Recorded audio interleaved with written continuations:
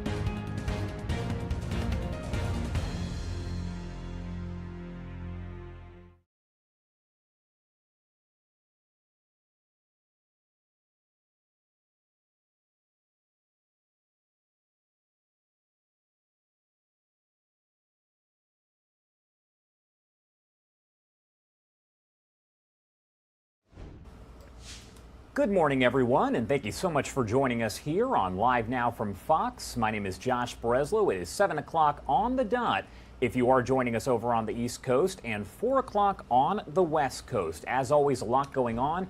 I do want to get right to it because we do have some breaking news here.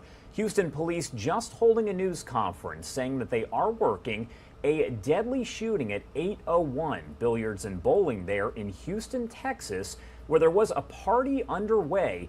It did end around the time of that shooting, but they did also say that 2 members of rap group Migos were at the scene of that deadly shooting. They have not confirmed if the 2 were hit by gunfire, but I do want to play a news conference here that just wrapped up with Houston police. Yeah. No, okay. It's all good. I'm loud. He's going to suck in your microphone. Don't worry.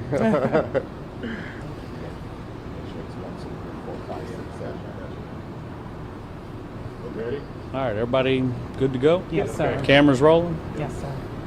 All right, good morning. I'm Sergeant Michael Arrington with the Houston Police Department's Homicide Division. I'm here with Commander Steven Spears, who's also with the Homicide Division. We're just giving you a brief update on the investigation that occurred here at 1201 San Jacinto. At approximately 2:30 this morning, our officers were dispatched out here to a shooting that had just occurred. Upon arrival, they located multiple shell casings on the 3rd level of the building at the 810 Bowling and Billiards. I guess it's a bowling and pool hall. We were informed that there was a private party being held at the event last night that ended at approximately 1 a.m., but the party carried over till about 2 a.m. till they were cleared out. That's when the shooting occurred, where it left 1 male deceased on scene and 2 others that were transported to area hospitals nearby. We are still in the process, in the early stages of this investigation, trying to gather all the information we can, and we're looking for the public's help or anybody who was at the party or at the event that witnessed this to call the Homicide Division at 713-308-3600. If they want to remain anonymous, they can call Crime Stoppers at 713-222-TIPS. We're looking for any information on this shooting at this time. You know the conditions of the 2 people taken to the hospital? We have investigators and officers heading that way now. We do not know. We know they're still alive and in surgery, but other than that, don't know the actual condition until we get there. Like I said, the one that is here is deceased. He's a black male in his late 20s. And like I said, we won't release any information on him until we're able to get more information either from the medical examiner's office once they positively identify him from the autopsy, or if a family member or friends or family come forward and give us information of who he is and things like that. We're hearing rappers were involved in the shooting. Can you at least confirm that? I mean, I can't confirm that. I can tell you that there are rappers at the party. I don't know if they're involved in the shooting, but like I said, it's still in the early process of the investigation. So once we find out more, we'll release that in either a press statement to y'all later on, or we'll give you another press conference. So you haven't identified if the rappers are Migos? We were told by several witnesses who attended the party they were here at the bowling alley. Yes, we were informed that they were here. The yes. Migos, Quavo, and Takeoff? Yes. Sarge, is there any surveillance cameras out there that y'all probably will be looking at during the daytime? They do have surveillance video cameras here in the complex. Our investigators have reviewed the cameras and are still in the process of reviewing them. So once they're finished doing that, we'll have more information, like I said, later on. Like I said, still early in the process, and once we get all that information, we will provide it to you. You mentioned that this was a private party. Was it private, or was it sort of like VIP closed off area and the general public who may have purchased tickets? If you're aware As far as that detail, I was just informed that it was a private party, or a private event. So We were told there was some sort of argument between two groups. Do we know how this started? Do you guys have information on that, at least? no, but whoever you're talking to, have them call us, and we'll get the information. And more than welcome to get that information from them as well. We also heard that security guards were involved. Did you hear anything about that? Like I said, Okay. we're still in the process. And I'm sure you all are getting a lot of calls, as we are as well. Just to address it, just what can we expect moving forward with this case? It appears it could be high profile. Just what do you want the public to know moving forward on this matter?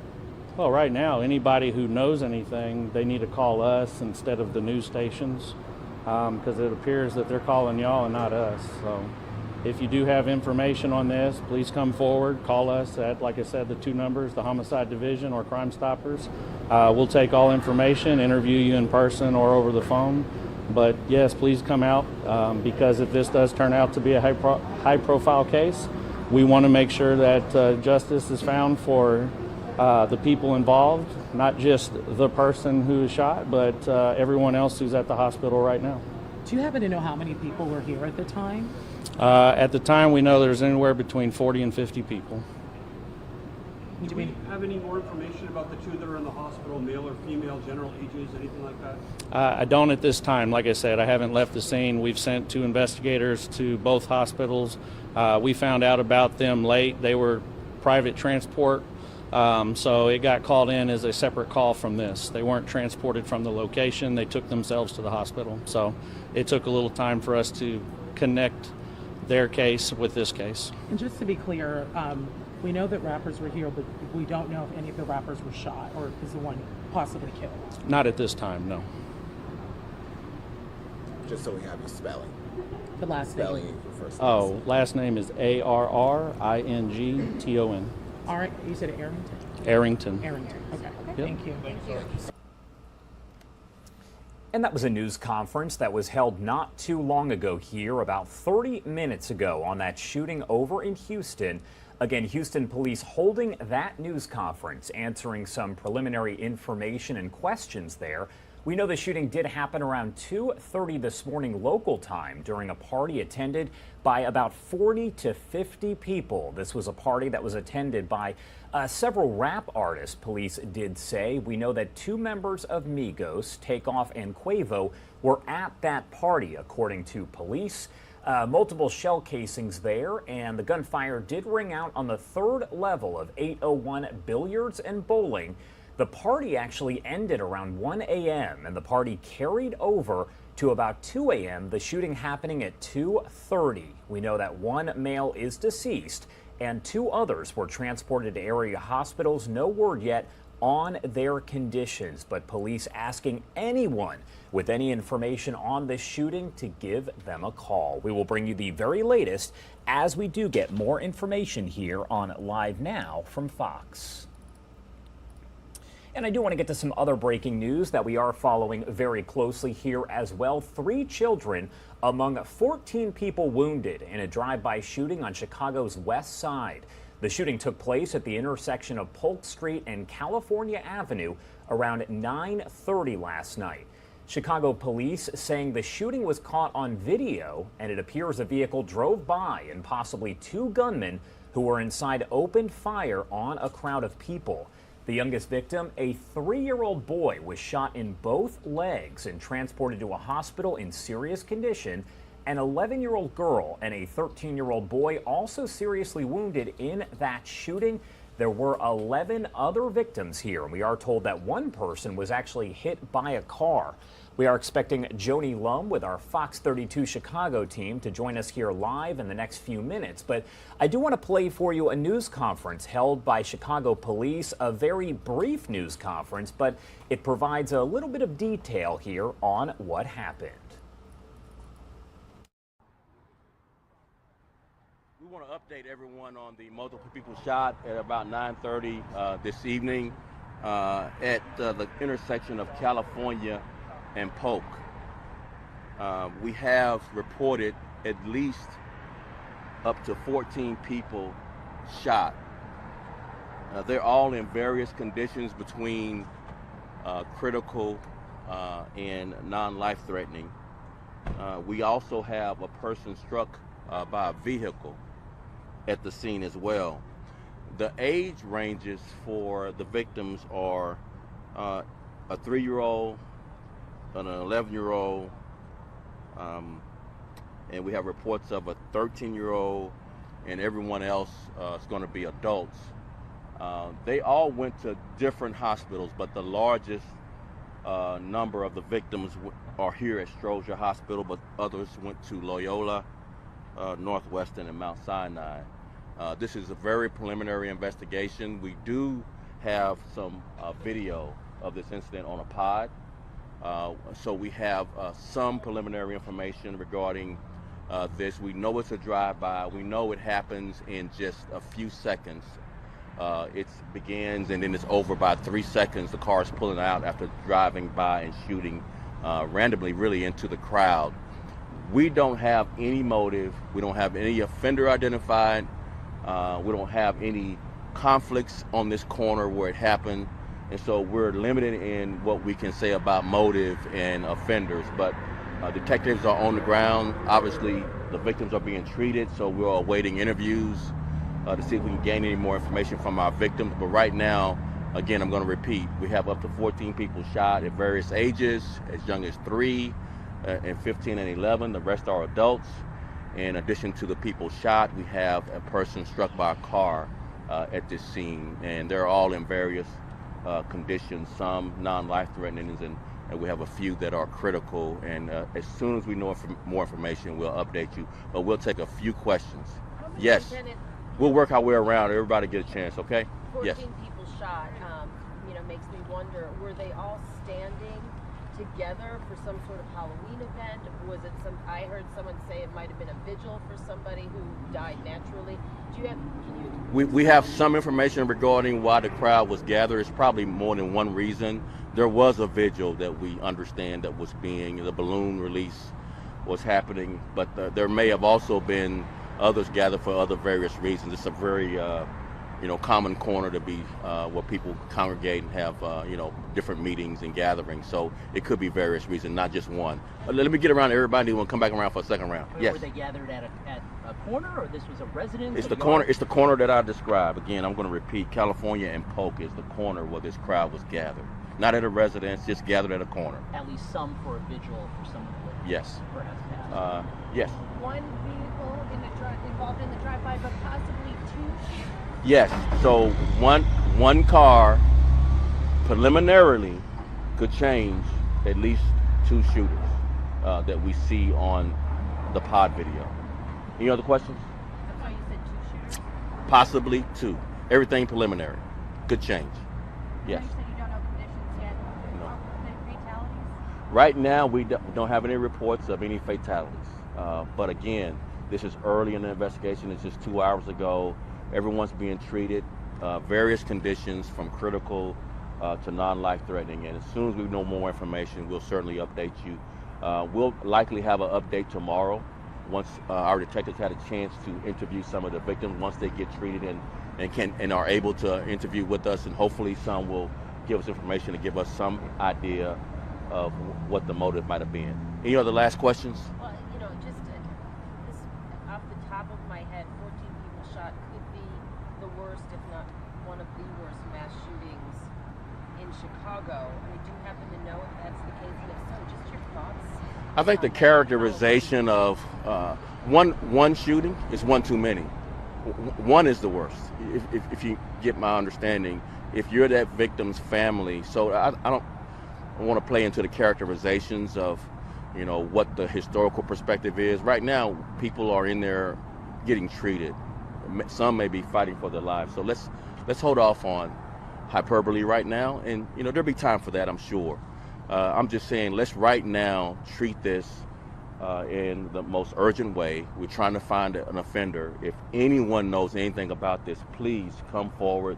CPD tip is an anonymous way to report, and there can be a reward up to $15,000 on anything that might lead to charges and/or convictions on this. One last question. You worried about retribution? What is the department? We always worry about retaliation, obviously, but we don't know enough about this, whether it involves a gang conflict or some personal conflict yet.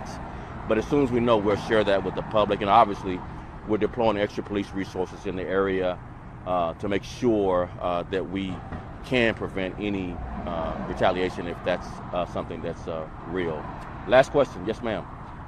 Just the age ranges. I want to see. I know the youngest you said was 3 years. We have a 3-year-old, possibly a 15-year-old, possibly 11-year-old. Again, we haven't gotten a chance to interview everyone yet, but that's what we have right now. 15 or 13? Because I thought you said 13. 5, 11, 13 or 5, 11, 15? Right. 3, 11, and 13. But you don't have like a general age range. It's just the other. Some people are in their 30s, 40s, and 50s. Yeah. All right. Thank you all very much. We'll appreciate it. Thank you. All right, so again, 14 people, including 3 children, they are wounded in that shooting on Chicago's West Side. Several of those victims did suffer serious injuries. A lot left to figure out here. Our Fox 32 Chicago's Joni Lum is following this story and joins us live with the latest information. Joni, thank you so much for being here. What do we know? And good morning. Well, we are at Stroger Hospital where 2 of those children are being treated. As you just heard Superintendent David Brown say, 3 children were seriously hurt in this mass shooting that happened on Chicago's West Side. In all, 14 people were shot. 1 person was hit by a car as she was trying to run away from the scene. The scene was California and Polk Streets on Chicago's West Side. People were out there gathered. It was Halloween night, but some of those people were gathered for a memorial vigil when this shooting broke out. Police say that a dark SUV drove up and 2 people inside that SUV started firing randomly at the crowd. Then that car just sped off. So police, fire department, ambulances, they all came to the scene. It was a chaotic scene. Some witnesses said that they were trying to help the wounded as well. So many people were hurt and down in the street. People were taken to 4 area hospitals here in Chicago. We have 5 people at the hospital where I am, 6 at Mount Sinai, 2 at Northwestern, 2 at Loyola. The woman who was hit by a car, she's suffered scrapes and cuts, so it appears that she's going to be okay. But the 3 children, they are in serious condition. There are 2 men who are in critical condition, and you just heard the police superintendent say that they are going to devote more police resources to that area just in case there might be some kind of retaliation for this mass shooting. Reporting live, I'm Joni Lum. Now back to you. Joni, do we know at this point when there will be another news conference? We assume it's going to be at some point today, but have police said anything about that? Superintendent Brown didn't say when he would provide an update, but since they do have video of this shooting and they saw it happening in seconds, we are hoping that they'll be able to provide at least maybe a description of the car so that the public can be aware of this. All right, Joni Lum, thank you so much for being here. We appreciate it. You're welcome. All right, time now is 7:18 if you are joining us over on the East Coast, and 4:18 on the West Coast. As you can see, a lot going on. We are following this mass shooting with 14 people wounded there in Chicago on the west side. We will continue to follow that and bring you more information as we do get it. We're also following this shooting in Houston, Texas at a party early this morning where it was attended by several rappers, including two from the popular group Migos. We're talking Quavo and Takeoff. As we do get more information on that, we will also bring that to you live, raw, and unfiltered, as we do here on Live Now from Fox. 7:18 on the East Coast. I do want to step away for a quick 2-minute commercial break, but much more of our coverage of all of these stories and, of course, the upcoming election coming up here on Live Now from Fox. Stay with us for the latest.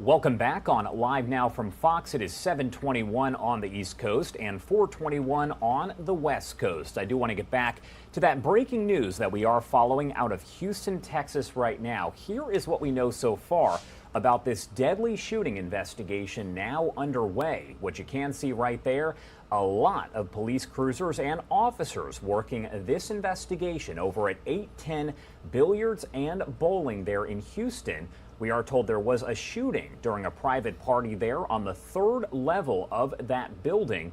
We know that one man was shot, pronounced deceased on the scene. He is in his late 20s, and 2 other people were taken to area hospitals. No word yet on the severity of those injuries here, but reporters were asking if Takeoff and Quavo from Migos were at this party.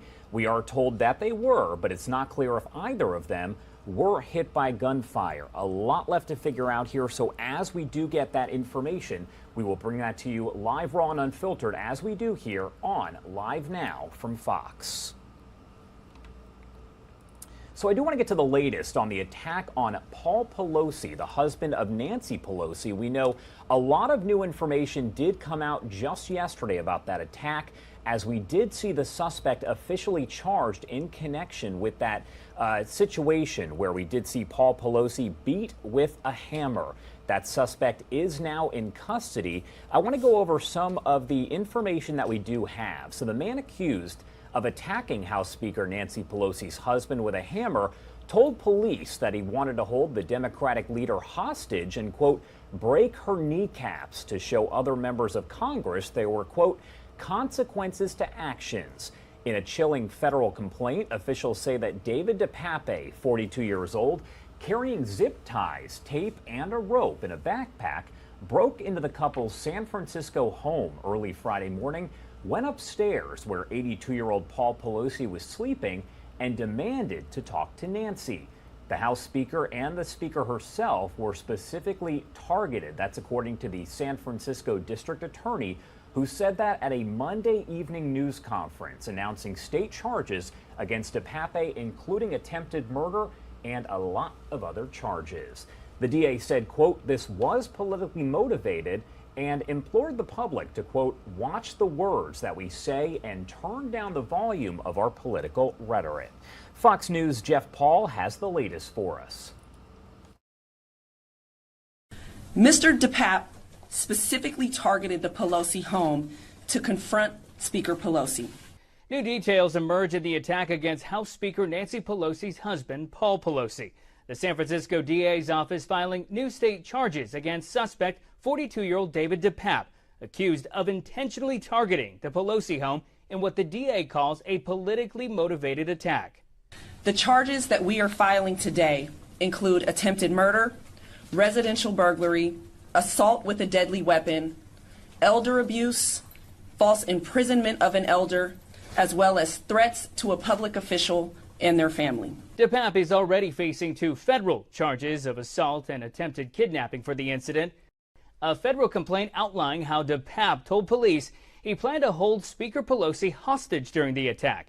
Investigators allegedly found a backpack full of supplies to aid in his effort. What we also have learned is that the defendant brought to the location of the Pelosi residence a second hammer, as well as zip ties, rope, and a roll of tape. The disturbing 8-page document also revealing Dept wanted to physically hurt the Democratic leader. He wanted to, quote, break her kneecaps as a sign to other congressional leaders there would be consequences to their actions. And it's very sad to see that we are once again at a point in history where people believe that it's okay to express their political sentiments through violence. The complaint further alleges Dept didn't leave after Mr. Pelosi called 911 because, like the American founding fathers with the British, he was, quote, fighting against tyranny without the option of surrender. Dept is set to be arraigned in San Francisco on Tuesday. Jeff Paul, Fox News. Jeff, thank you. And our continuous coverage does continue now. By breaking Nancy's kneecaps, she would then have to be wheeled into Congress, which would show other members of Congress there were consequences to action. That's according to the complaint about Dept. That is what he allegedly told investigators. Dept told police of his plans to hold Speaker Pelosi hostage to, quote, talk to her, and viewed her as the leader of the pack of lies told by the Democratic Party. If she were to tell Dept the truth, he would let her go, and if she lied, he was going to break her kneecaps. Dept is charged federally with influence, impeding, or retaliating against a federal official by threatening or injuring a family member. He also faces 1 count of attempted kidnapping of a U.S. official on account of the performance of official duties. In the meantime, lawmakers on both sides of the aisle speaking out about what happened and the divisive political rhetoric ahead of the 2022 midterms. Fox's Madeline Rivera with those details from Washington. 42-year-old David Dept is facing 2 federal charges, assault and attempted kidnapping, after police say he attacked House Speaker Nancy Pelosi's husband on Friday. Investigators are revealing new details, saying Mr. Pelosi had been asleep when Dept entered his bedroom looking for the speaker. We have nothing to suggest that these 2 men knew each other prior to this incident. It was a forced entry into the rear door of the home, and that he ultimately did make his way upstairs, which is where he ultimately confronted Mr. Pelosi. Authorities say 2 officers who had responded to Mr. Pelosi's 911 call witnessed DePapi hitting the 82-year-old man's head with a hammer. After restraining DePapi, police say they found a roll of tape, white rope, 1 hammer, 1 pair of rubber and cloth gloves, and a journal in his backpack. They also recovered zip ties in the bedroom and hallway near the front door of the house. I'm just sickened and disgusted by what happened. Democrats and Republicans have denounced the attack, but the incident once again underscores heightened tensions in today's political climate. The sort of rhetoric that we've heard in too many ways in too many places can lead to violence by a small number of Americans who think that when we describe our political opponents as our enemies, we're calling for them to be attacked. Some lawmakers are now calling for a security assessment for members of Congress and their families. Family members currently do not receive protection. In Washington, Madeline Rivera, Fox News. All right, Madeline, thank you so much for that report. Another story that we will be following very, very closely. Coming up in just a bit, we will play the latest news conference here where the DA just yesterday did announce those charges against the man accused of attacking Paul Pelosi. What you are looking at right now is not much. There is a lot of fog there, and that is a look at what should be the Capitol building or possibly the White House. Hard to tell, but it is a view of D.C. right now. I do want to talk about the midterm races because we are 1 week away from Election Day. One of the most hotly contested battlegrounds is over in Arizona, where races for senator and governor could have ramifications far beyond the state. Fox News senior correspondent Alicia Acuna has that story for us. Obama is heading to Arizona Wednesday to make the closing argument for Democrats on the ticket. On the GOP side, it's a Republican on the ticket doing the heavy lifting for her party. Let's go vote! Woo! Gubernatorial candidate Kari Lake is drawing big crowds. Other Republican candidates are now drawing on her popularity to help them. We got to vote for Blake. He's going to be great. He's going to send astronaut Mark Kelly back to outer space in search of his brain. Fox News Power Rankings has Republican Senate candidate Blake Masters in a toss-up race against Democrat incumbent Mark Kelly. And while Lake is in a toss-up race of her own, she is also pitching in outside Arizona. Hello, Pennsylvania. Hey, Michigan, it's Kari Lake. In Arizona, registered Republicans are almost equal to the number of unaffiliated voters.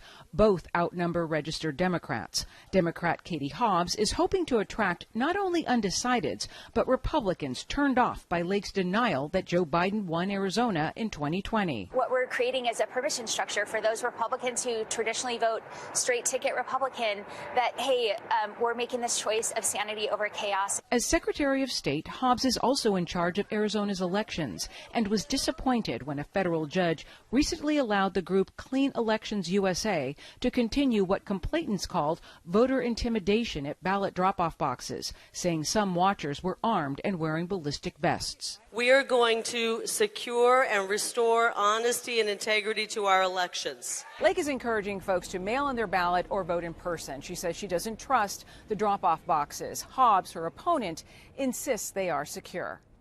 In Paradise Valley, Arizona, Alicia Acuna, Fox News.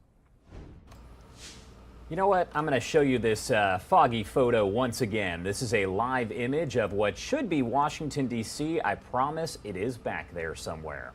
Voters have just a few days left to decide which party will control Congress, and the balance of power in the Senate could come down to just a few key states, and one of them is Nevada.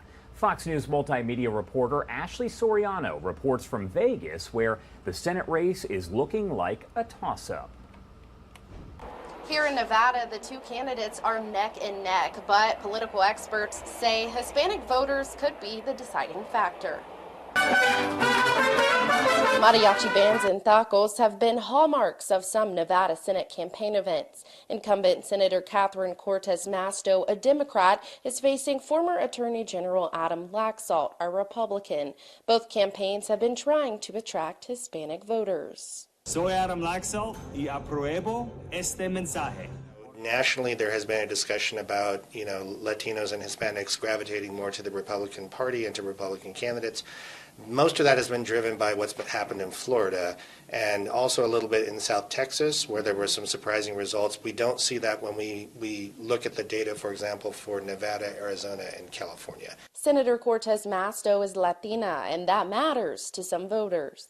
Know that she has sangre Latina, and that's very important to us. And I told my daughters, you know what, one day I want you, continue with the traditions. If one day you guys will be a senator or something, I want you to remember where we're coming from.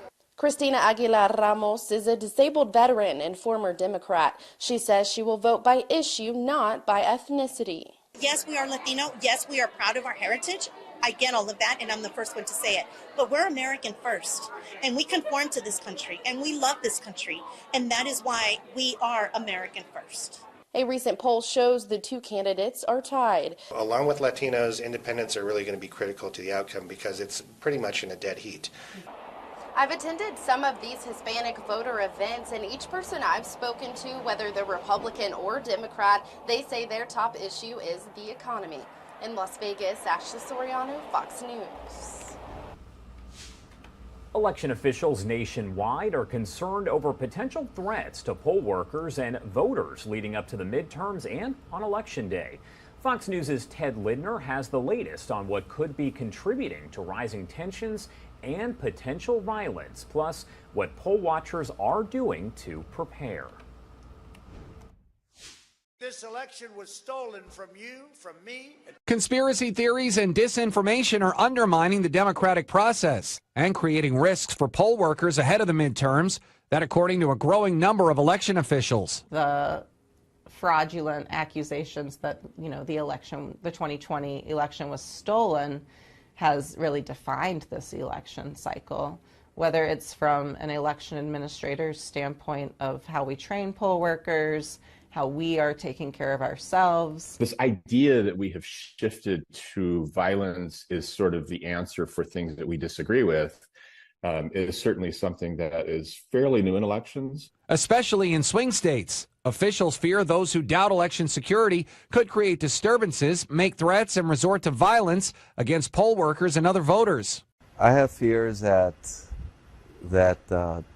there will be people outside of polling places who look intimidating, that may carry arms. The Department of Homeland Security recently warned extremists could use their anger and fear over election fraud to justify violence. The concerns leading some poll watchers to receive additional training on how to de-escalate tension and keep people safe. If someone's refusing to leave the polling place and you've issued them an order to leave, we have a direct line, and there will be officers that will respond to support you. Congress has distributed roughly $900 million in election security funding to states ahead of the elections, with the money used to update voting machines and advance cybersecurity protections. Ted Lindner, Fox News. All right, Ted, thank you for that report. The Supreme Court considering a pair of cases that could have huge ramifications for one of the most divisive issues of the last 50 years in this country. We're talking about affirmative action. Monday, the justices heard arguments about whether race-based decisions on college admissions should be stopped. Fox News chief legal correspondent Shannon Bream has more on that.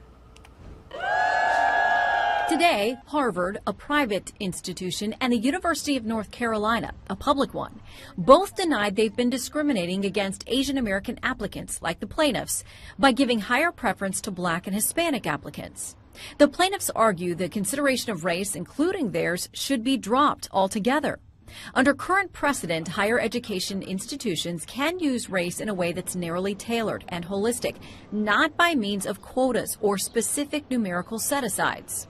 The schools argue that's what their current framework does, and that it's necessary in order to reach the goal of a diverse student body. Justice Kagan expressed worry to one of the attorneys arguing race should be banned from admission decisions, that eliminating those race-conscious policies could have a much broader impact across society in fields like business, law, and the military. Now, if universities are not racially diverse and your rule suggests that it doesn't matter, well, then all of those institutions are not going to be racially diverse either. Justice Gorsuch asked advocates arguing in favor of the current policies how they justify them amid allegations that there's an entire cottage industry telling Asian applicants how to, quote, beat Asian quotas. Coaches tell applicants to disguise their backgrounds and their names to the extent possible in order to secure what they view as an even footing in the admissions process. Earlier this month, a Washington Post George Mason University poll asked Americans whether they would support the Supreme Court banning colleges and universities from considering a student's race and ethnicity when making admissions decisions.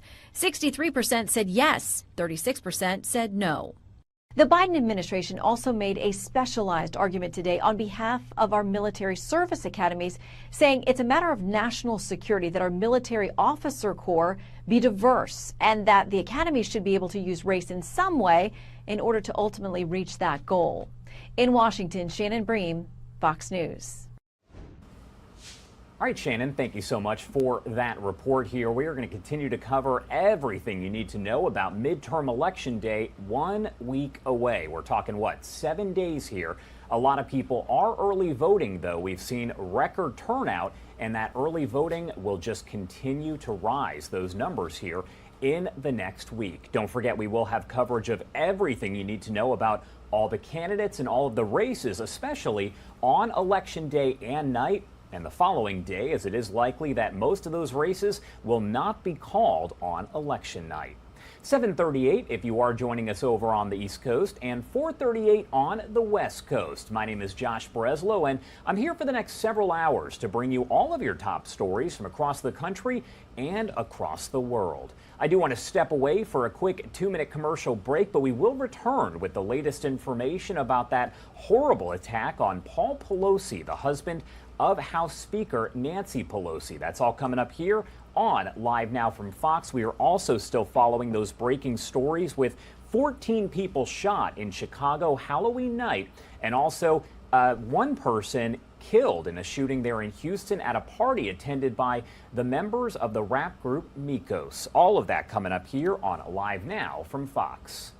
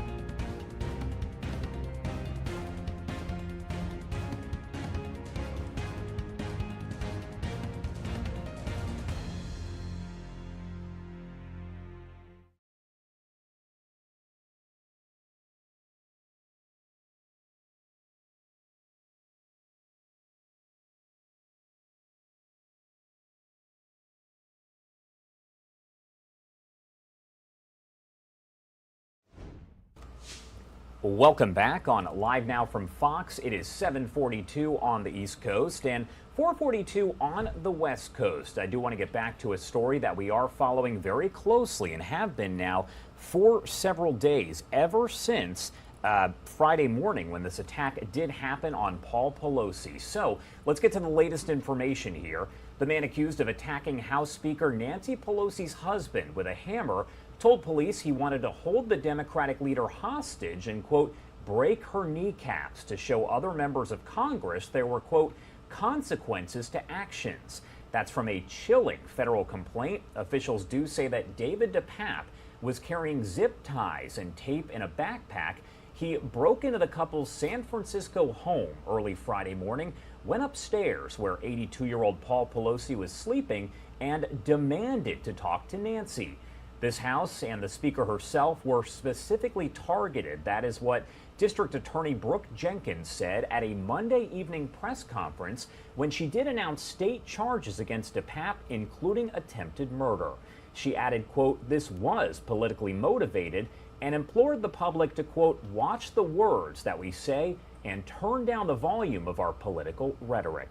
She also gave an interview right after that news conference. It's fairly brief, but I do want to play it for you raw and unfiltered right now here on Live Now from Fox.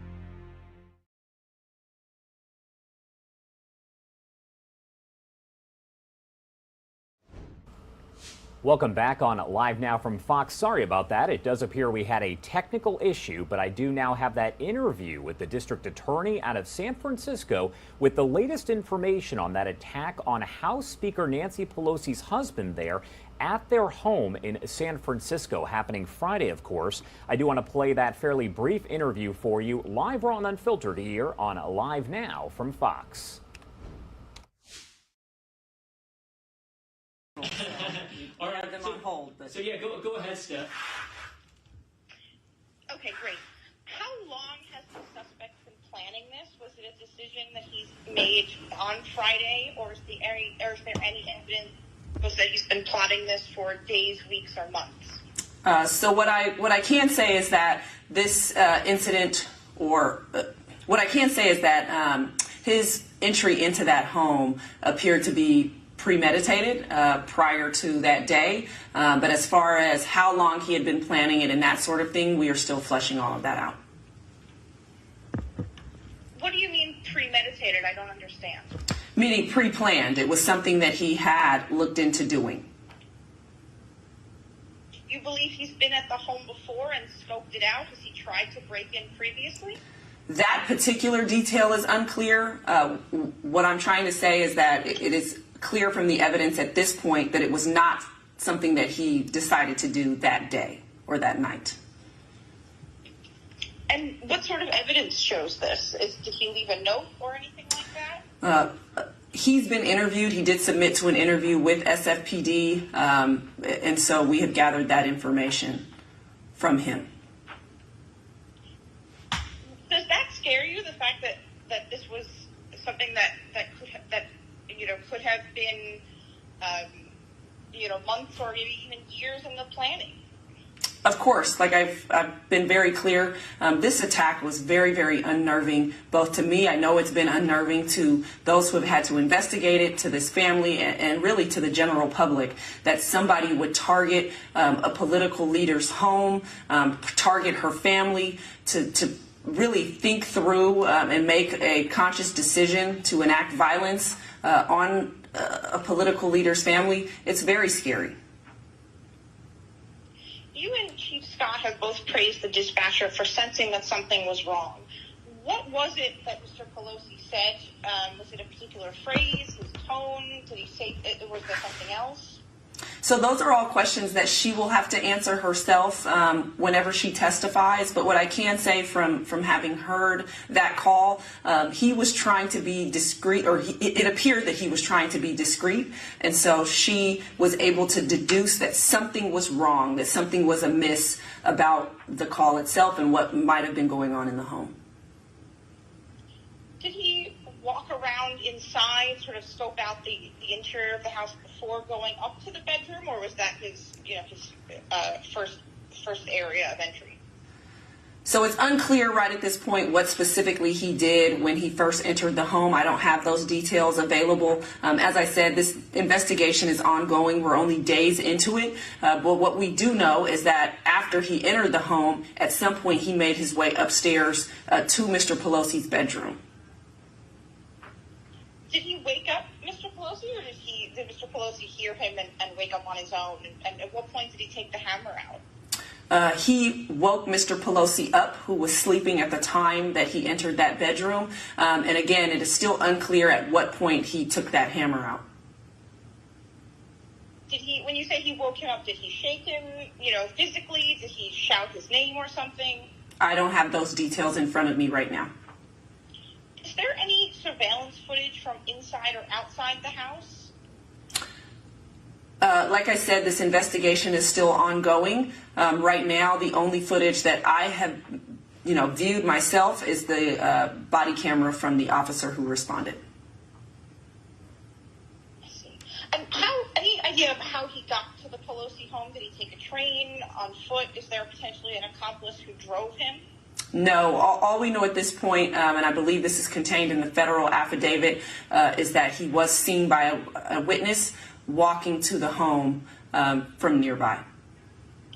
Is he believed to have been working with anyone else, or a member of, say, the Oath Keepers, or any other of those sort of right-wing organizations? At this time, that investigation is still ongoing, and so we're going to make sure that we protect what that investigation is about and what specifically they're doing and looking into, because we need to make sure that this case isn't compromised, and so that's not something I can speak to right now. What does the body camera video show? As you've probably heard, it shows the attack itself. I see. And is there the fact that you believe that he's potentially been to the home before, and the fact that this was premeditated, should this have been caught beforehand? Was he on anyone's radar that signs were missed, that this could have been thwarted before it got to this point? So I want to be very clear that I have not said that he'd been to that house before. My statement earlier was that this was something that he did not do at the last second, that it's something that appeared to be pre-planned. I don't have the details of whether or not he had been to that home before or scoped it out before. Like I said, we're only days into this investigation, but what I do know is that this was not something that he did at the spur of the moment. I see. Thank you. As you know, there's so much misinformation about this, as you've discussed, some of it implying impropriety by Mr. Pelosi. Is there any risk of that misinformation hurting your prosecution or hampering the gathering of evidence? We certainly don't want the public being exposed to misinformation. That never helps when you're trying to move forward with a prosecution. But our main objective right now is to make sure that this investigation is completed, and is completed in the most the way that it needs to be completed. We want to make sure that the people who are speaking with the investigators are giving all of the information that they need, are providing accurate information, aren't being affected by this misinformation that's going around. And so that's what's most important right now. Hey, Steph, it sounds like the DA has another meeting, only has maybe a minute left. Is there maybe one more question you have? Do you think he researched the home of the Pelosi's to find the address? You know, how did he know to go there? Well, it certainly appears that he researched the address. Unfortunately, as public figures, our addresses are still oftentimes made available. People can look those things up online. And so, unfortunately, he was able to determine what her address was. And did he have any guns? Was there a concern of a firearm being involved at any point? At this point, based on what was found in the home, there were 2 hammers that he brought with him, as well as a roll of tape, a rope, and zip ties. And no guns found in the garage, correct? What I can tell you is we have no evidence that he brought a gun to that home.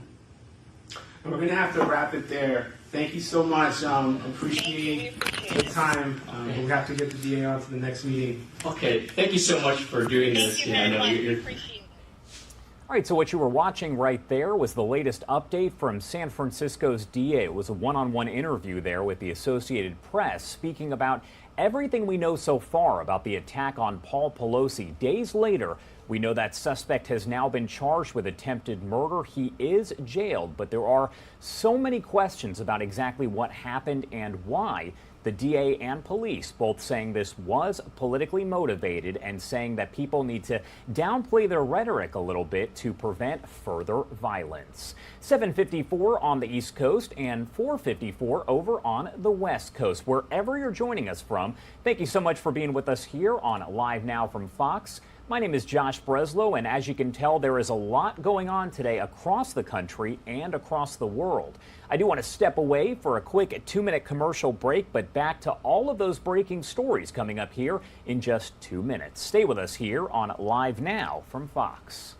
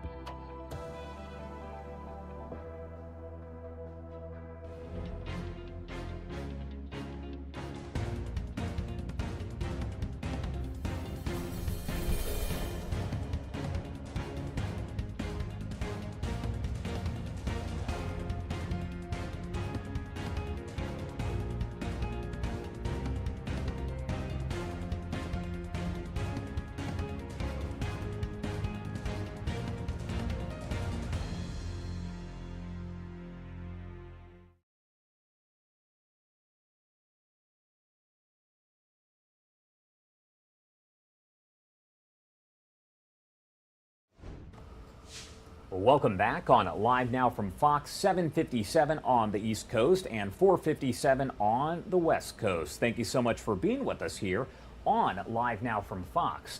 I want to get back to this developing story out of Chicago. That is where 14 people were wounded in a mass shooting on Halloween night.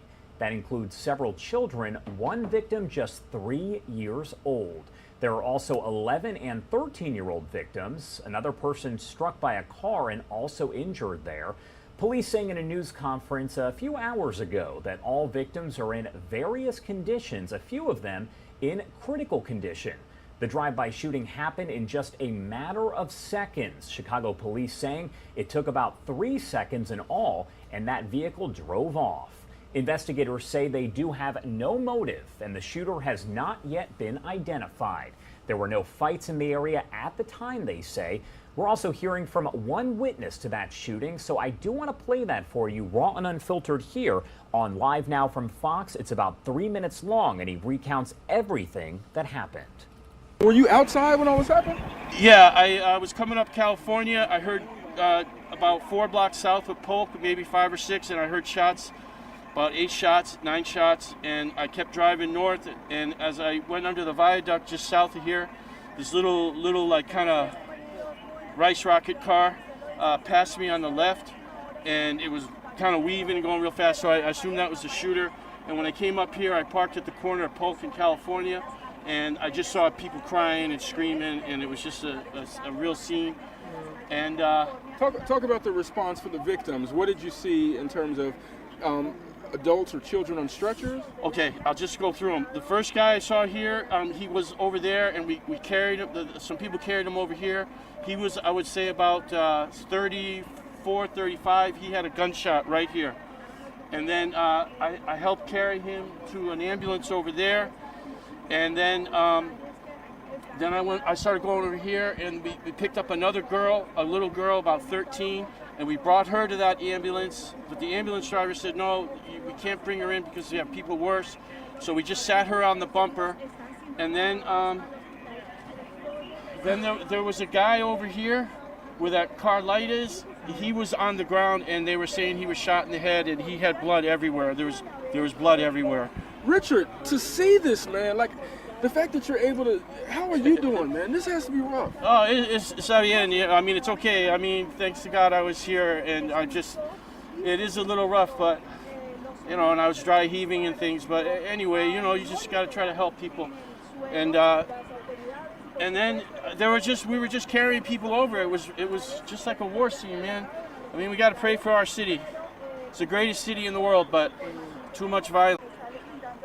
She was about, I'd say 13, 14. She was sitting on the bumper of the ambulance. Like I said, the guy there was about 35. The guy really bad, I think he was the worst. He looked like he was like maybe 40. And then to the right of him, closer to the house, there was another, it looked like a boy, like maybe a 16-year-old. And then in the street, there was a woman there. She was shot, and she looked like about 30, 35. I hope she's not that old, but anyway. And then I took this one little girl. She had a shot right here below the knee, and she was just sitting by herself right next. They were kind of staging all the people right there on the corner, and she was just sitting there like, I said, sweetie, you okay? You got shot? And she was like, yeah. And she pulled up, and she had a shot right here. And her mom was really hysterical because I think someone else, the mom got shot or something. I got you. But okay. So I took that little girl to Mount Sinai. All right, that is the latest there on that mass shooting in Chicago. 14 people wounded, a person hit by a car as well. A lot left to figure out, but 3 of those victims are just children. I do want to get to the latest on another breaking story that we are following very closely. Houston police holding a news conference just a short time ago to explain exactly what happened with this other shooting, where we know that one person has died and 2 others at last check were taken to hospitals and are in serious condition. The shooting did happen on the third level of 801 Billiards and Bowling there in Houston, Texas. Multiple shell casings have been recovered. Now, police do say there was a private party being held that ended at 1 a.m. The party continued to carry over, and that is when the gunfire broke out.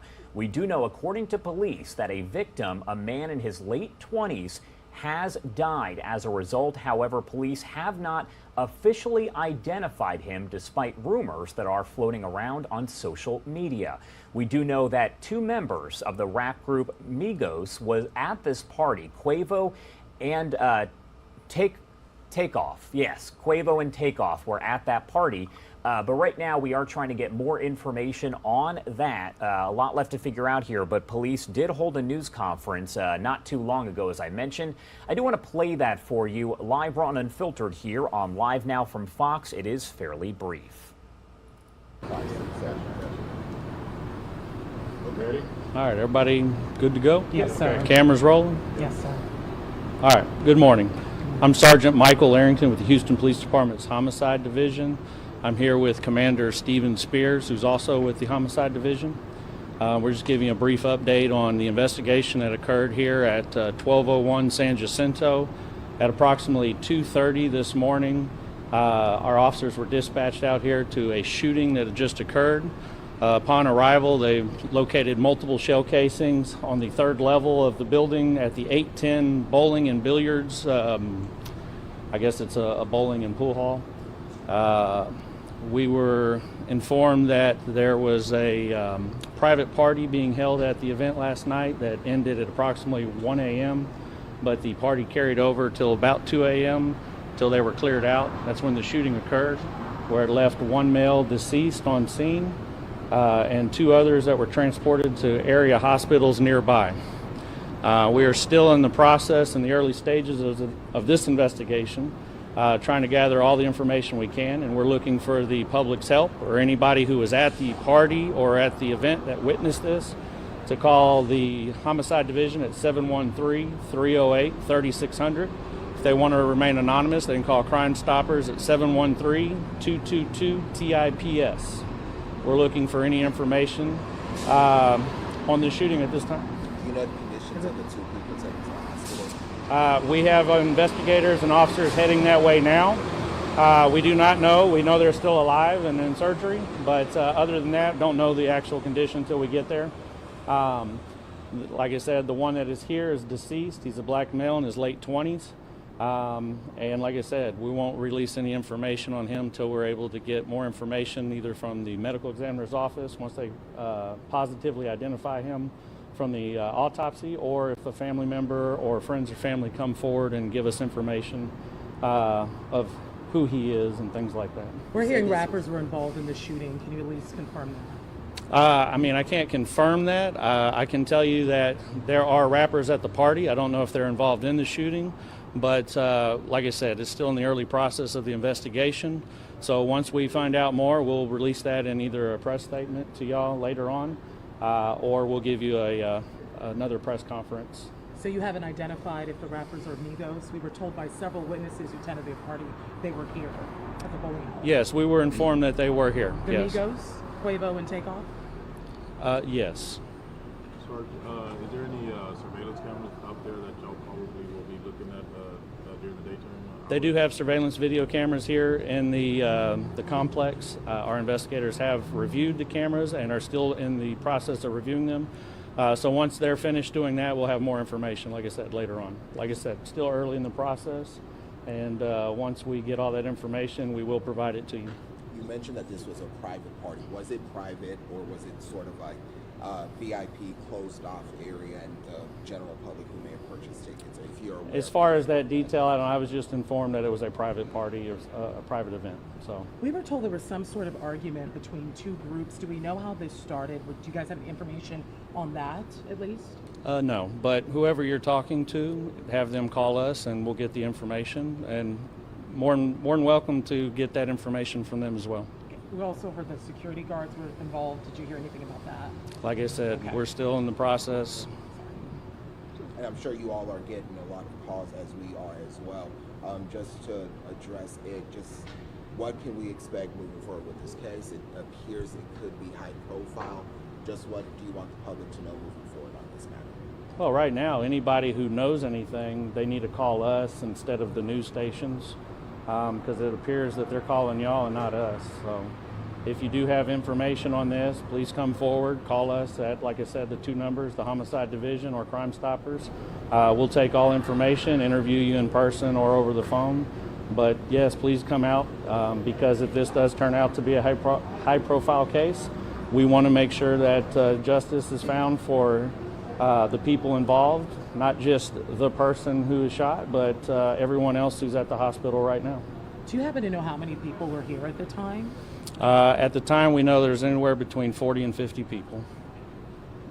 Do we have any more information about the 2 that are in the hospital, male or female, general ages, anything like that?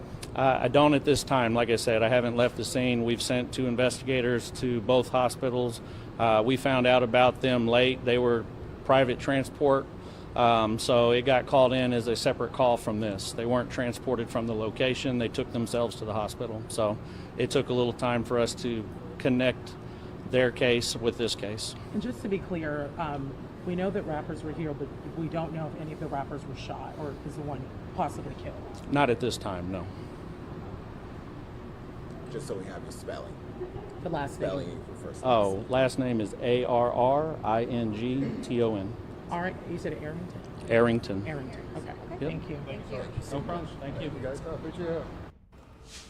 All right, that was the latest news conference held maybe about an hour ago at this point on that deadly shooting in Houston at 801 Billiards and Bowling. We know that Migos members Takeoff and Quavo were there at that party. However, police have not confirmed or denied whether they were hit by a gunfire. A lot left to figure out here, but once we do get that information, we will make sure to bring it to you live, raw, and unfiltered as we do on Live Now from Fox. I want to get back into the headlines here in a story that we have been following for several years here at Live Now from Fox. In a major breakthrough Monday, Indiana State Police announced the arrest of Richard Allen for the 2017 double murders of teens Liberty Libby German and her best friend Abigail Abby Williams, both teenagers. Allen, 50 years old, worked as a pharmacy technician at CVS in Delphi, which is a town of about 3,000 people. He has now been charged with 2 counts of murder. We haven't closed the door on the investigation, the Carroll County prosecutor said during a news conference yesterday. He said, "We are not presuming anything at this point." Officials did not disclose key details, including how the girls were killed or the evidence that they have obtained so far. There is a lot to this case that all began on February 13th of 2017. German's sister dropped off the girls at the entrance to the Delphi hiking trail near a bridge there at about 1 p.m. during a day off from school. The teens did not show up at a predetermined meeting spot, so their families did report them missing several hours later. Now, 1 day later, on February 14th, 2017, a search team found German and Williams dead in a wooded area half a mile from the bridge where they had been dropped off. That's about 70 miles northwest of Indianapolis. Fox News breaks down a little bit more about this case. A major breakthrough in the Delphi double murder investigation. 2 teen girls killed out in the woods outside of the small town in northern Indiana more than 5 years ago. Indiana State Police arrested a local man for the murders, 50-year-old Richard Allen. Allen is suspected of killing 14-year-old Libby German and 13-year-old Abby Williams. I am proud to report to you that today, actually last Friday, was the day, and an arrest has been made. Abby and Libby were killed while out on a hike in February of 2017. Their bodies found the next day. Before the girls were killed, they left behind several clues for police, including a picture of the suspect and even a recording of his voice telling the girls to go down the hill. According to court documents, the killer may have staged the bodies and taken an item from the scene. As for what they found linked to this suspect, that is sealed. This investigation is far from complete. and we will not jeopardize its integrity by releasing or discussing documents or information before the appropriate time. The families are still processing this news, grateful for some closure in this case. I don't know. It was very bittersweet, you know. They said it was kind of a strange feeling. Allen pleaded not guilty, but he's being held without bond. He'll be back in court in January. Reporting in Delphi, Indiana, I'm Alexis McAdams, Fox News. Another major story that has been developing over the last several days. South Korean officials admitting responsibility and apologizing Tuesday for failures in preventing and responding to a Halloween crowd surge that killed more than 150 people and left several people shocked and very angry. The government facing growing public scrutiny over whether the crush Saturday night in Seoul in a popular nightlife neighborhood could have been prevented, and who should take responsibility for the country's worst disaster in years. The National Police Chief said an initial investigation found there were many urgent calls from citizens notifying authorities about that potential danger of the crowd gathering in Seoul. He said police officers who received the calls failed to handle them effectively. This is considered to be an active investigation. Fox News' Alex Hogan brings us the latest. A week of mourning taking place across South Korea after Saturday's stampede left more than 150 people dead. Thousands were out celebrating Halloween at the time. On Monday, a team of investigators arrived in the Itaewon district of Seoul looking for answers. Police are viewing surveillance footage and combing through social media videos. We didn't know really what was happening to us or in that moment. We didn't have any knowledge, but there was a lot of panic and confusion. South Korean authorities say the stampede was the deadliest in the country's history. It appeared to start when a large group tried cramming into a narrow alleyway. The chaos trapped some victims for more than half an hour.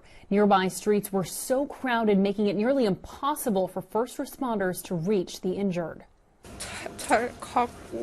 I can't even imagine how much pain you were in. I am so sorry. I really hope you rest in peace. In Seoul, a growing memorial now pays tribute to those who died. Many of those killed were in their 20s and 30s, among them 2 college students from the U.S. Friends and family say they're in disbelief that something like this could happen. I couldn't imagine such a thing happening. Although I don't know the victims, it doesn't feel like a far-off story. South Korean officials say they expect the death toll to rise in the coming days. In London, Alex Hogan, Fox News. I do want to stay international right now. Russian troops intensifying their attacks on critical infrastructure in Ukraine. Missile barrages hit the capital of Kyiv and some other major cities.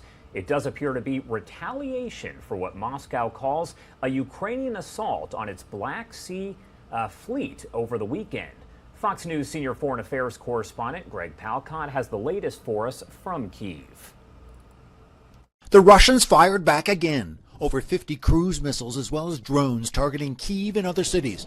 The majority knocked down by Ukraine's air defenses, but some got through. Civilian infrastructure, including the electrical grid, water supply, heating systems in Moscow's sites. The goals of the strikes were achieved. All designated targets were hit. This was the scene in one Kyiv neighborhood. It's getting to be a regular Monday thing here in Kyiv. We are told at least one Russian missile and a drone hit a nearby target, also knocked out the windows there. I saw one rocket flying over my house and I heard another one. I feel bad. It's very dangerous. 80% of Kyiv's 3 million residents are without water, 350,000 without power. Kyiv Mayor Klitschko says Russia's actions are like historic horrors. This is genocide of Ukrainian population. They want to freezing people in our hometown. No water, no electricity, no heating before the winter. Russia's attacks followed alleged Ukrainian drone strikes on its Black Sea fleet. Ukraine denies responsibility. Moscow also said it was backing out of the UN-brokered deal to get grain out of the war zone. Ukraine says, though, that ships are leaving ports anyway. The most effective step to address the ongoing food security crisis would be for Russia to immediately return to the arrangement and to end its war against Ukraine. The latest U.S. military aid package helping Ukraine fight. Experts say Moscow's battlefield stumbles are forcing it to hit the Ukrainian home front harder. The word tonight from officials here is that some water and electricity has been restored to residents. But as Mayor Klitschko reminded us, it could be a long, cold winter. In Kyiv, Greg Palcott, Fox News. Staying international here, the protests in Iran are getting bigger and more violent, leading to threats of a major crackdown by the country's hardline security forces. Fox News senior foreign affairs correspondent Amy Kellogg has more from Milan. After more than 40 days of violent protests, Iranian officials are pushing back against a growing movement aimed at toppling the regime. The head of Iran's hardline Revolutionary Guards warning protesters over the weekend to stop the demonstration, saying the guards would, quote, turn up at your door to take revenge. And on Monday, officials announced public trials for 1,000 people detained during the protests, which they claim are part of an American plot. Through their media, they make you confront your own people, community, and soldiers. Be aware that this ominous sedition will bring you no happy ending. But that's not deterring thousands of protesters from hitting the streets. This weekend saw some of the biggest demonstrations since the death of 22-year-old Mahsa Amini at the hands of Iran's morality police. The U.S. now preparing new sanctions while strongly denying any connection to the protest movement. These protests are about the Iranian people and their demands. And we also are trying to be very careful to not play into the regime's disinformation. But critics say sanctions aren't enough. The White House needs to show more support for protesters as the violence escalates. The Iranian people have been on the streets protesting, in some cases being killed or beaten, and there's been complete silence because this administration wants their nuclear deal. Officials in Iran say that some of the protesters will be charged with collaborating with foreign governments. In Milan, Amy Kellogg, Fox News.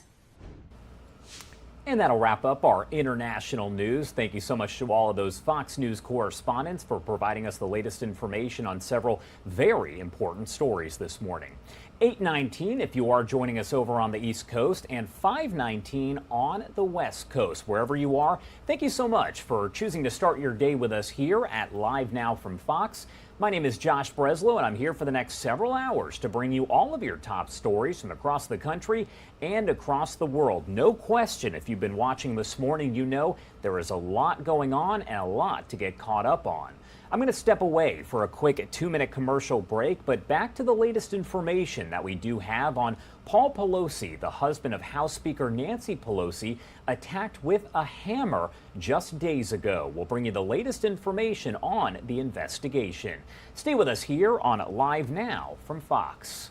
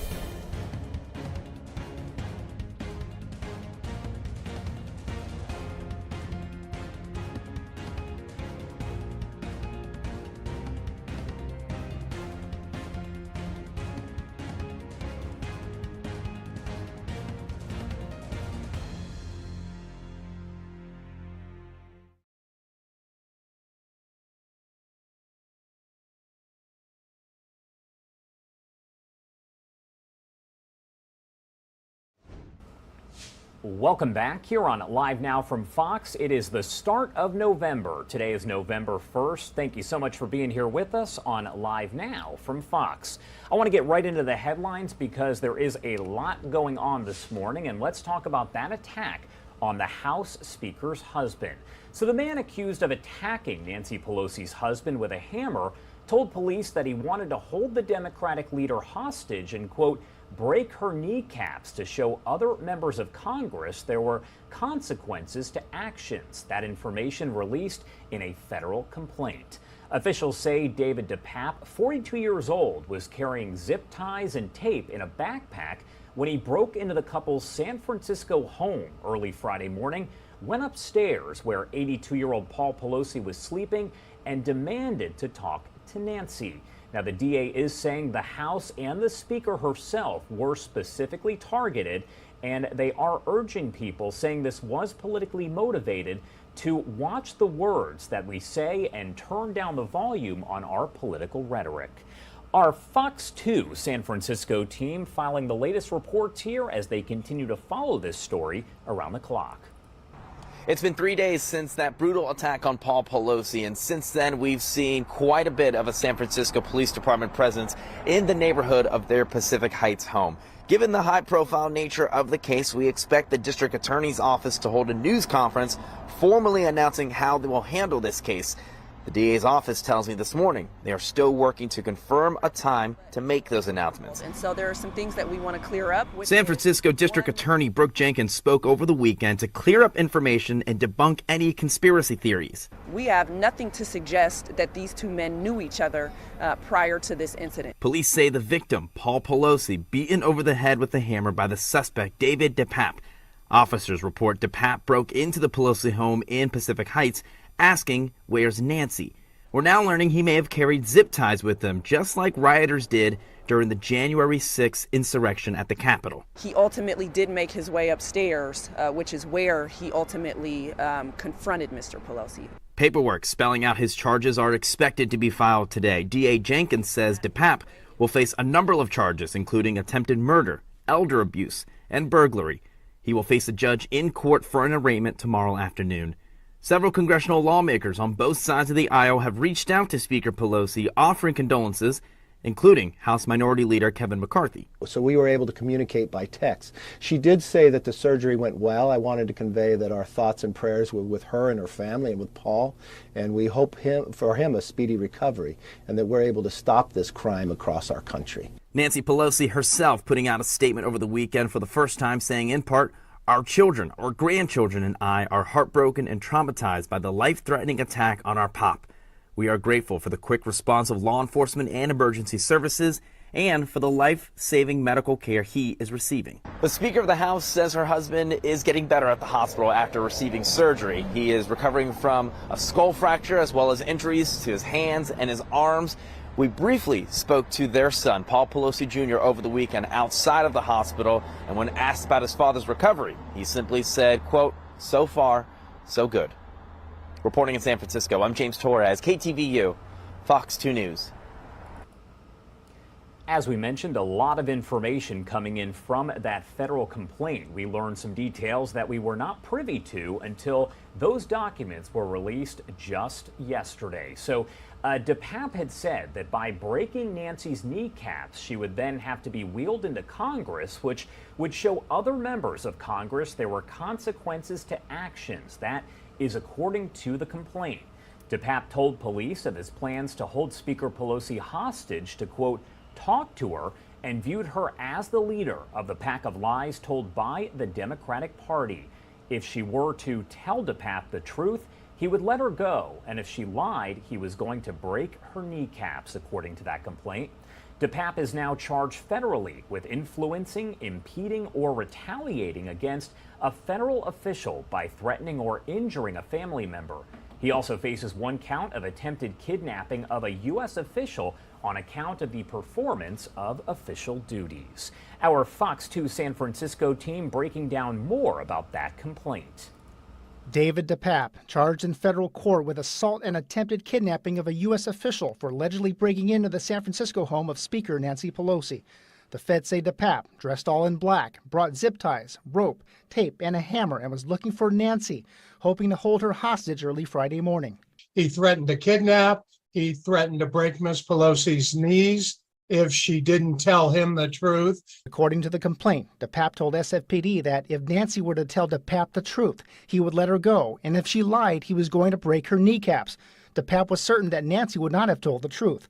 In the course of the interview, Dept articulated he viewed Nancy as the leader of the pack of lies told by the Democratic Party. But when Dept realized that Speaker Pelosi wasn't home, the feds say he instead attacked her 82-year-old husband, Paul Pelosi.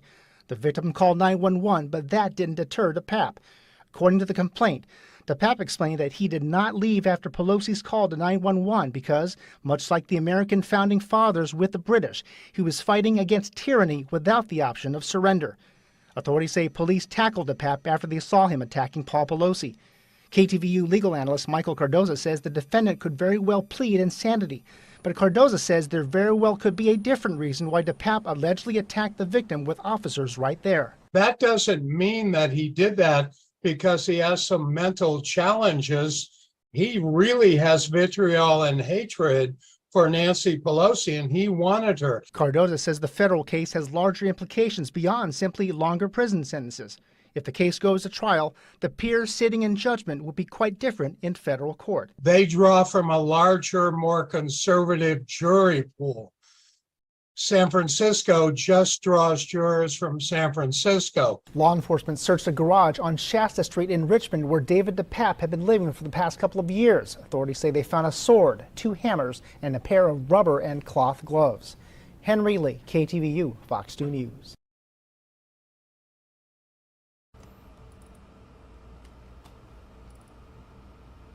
And thank you so much to our San Francisco team for filing those reports. As we mentioned, they have been following this very closely in the days afterward. We have been tapping into their coverage to make sure we bring you the very latest information. Here at Live Now from Fox, we are a culmination of all of our local affiliates across the country. We're kind of like a central hub to provide all of their reports to you, so we have the latest information on everything going on across the country and across the world. So in the meantime, lawmakers on both sides of the aisle are speaking out about what happened and the divisive political rhetoric ahead of the 2022 midterms, which now are just 1 week away. Fox's Madeline Rivera has details from Washington. 42-year-old David Dept is facing 2 federal charges, assault and attempted kidnapping, after police say he attacked House Speaker Nancy Pelosi's husband on Friday. Investigators are revealing new details, saying Mr. Pelosi had been asleep when Dept entered his bedroom looking for the speaker. We have nothing to suggest that these 2 men knew each other prior to this incident. It was a forced entry into the rear door of the home, and that he ultimately did make his way upstairs, which is where he ultimately confronted Mr. Pelosi. Authorities say 2 officers who had responded to Mr. Pelosi's 911 call witnessed Dept hitting the 82-year-old man's head with a hammer. After restraining Dept, police say they found a roll of tape, white rope, 1 hammer, 1 pair of rubber and cloth gloves, and a journal in his backpack. They also recovered zip ties in the bedroom and hallway near the front door of the house. I'm just sickened and disgusted by what happened. Democrats and Republicans have denounced the attack, but the incident once again underscores heightened tensions in today's political climate. The sort of rhetoric that we've heard in too many ways in too many places can lead to violence by a small number of Americans who think that when we describe our political opponents as our enemies, we're calling for them to be attacked. Some lawmakers are now calling for a security assessment for members of Congress and their families. Family members currently do not receive protection. In Washington, Madeline Rivera, Fox News. And we will continue to bring you the latest information as we do get it. I do want to go back to this breaking story that we have been following. 3 children among 14 people wounded in a drive-by shooting on Chicago's West Side last night. So we're talking Halloween night. The shooting took place at 9:30 p.m. at the intersection of Polk Street and California Avenue, if you are familiar with that area. Chicago police say the shooting was caught on video and appears that a vehicle drove by and possibly 2 gunmen who were inside opened fire on a crowd of people. Now, the youngest victim was a 3-year-old boy who was shot in both legs, police say, and was transported to a hospital listed in serious condition. An 11-year-old girl and 13-year-old boy were also seriously wounded in the shooting. No word yet on their current conditions. There were also 11 other victims, including a 56-year-old woman, 31-year-old man, 37-year-old man, and 51-year-old man. Police saying that they're not aware of any sort of fight going on in that area prior to this, so they are trying to piece together how this happened. They say they have no motive and no suspect in custody. We also know that a woman was struck by a vehicle as she was crossing traffic during the shooting. We do also know from police there was a vigil and balloon release taking place right there at the time of that shooting. We will continue to follow that story and bring you updates here on Live Now from Fox. 8:33 if you are joining us on the East Coast, and 5:33 on the West Coast. Thank you so much for starting your day with us here at Live Now from Fox. If you look off to the left side of your screen, you can see that we are following several very important top stories today. We're also following the latest here out of Houston, where one person is dead and 2 wounded in a shooting at a Houston party on the 3rd floor of 801 Billiards and Bowling. We know 2 members of Migos, a very popular rap group, were there at the party, but police have not confirmed whether they were hit by gunfire. Also coming up here in just about 30 minutes, it is the sentencing for Nikolas Cruz, who was convicted of murdering 17 people in that shooting at Marjorie Stoneman Douglas High School back in 2018. A lot going on, as I mentioned, but I do want to step away for a quick 2-minute commercial break. We will get back into the headlines here in just a few.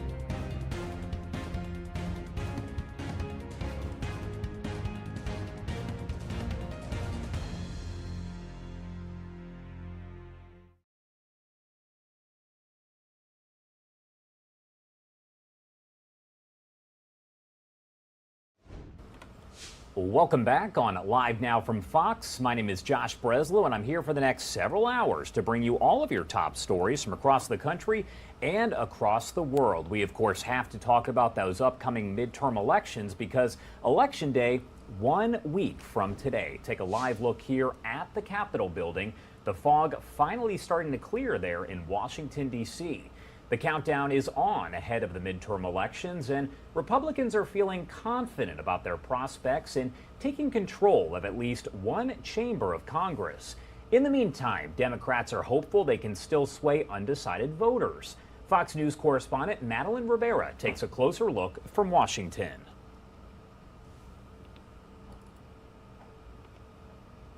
Happy Halloween. Some people may be feeling the jitters more than usual this Halloween.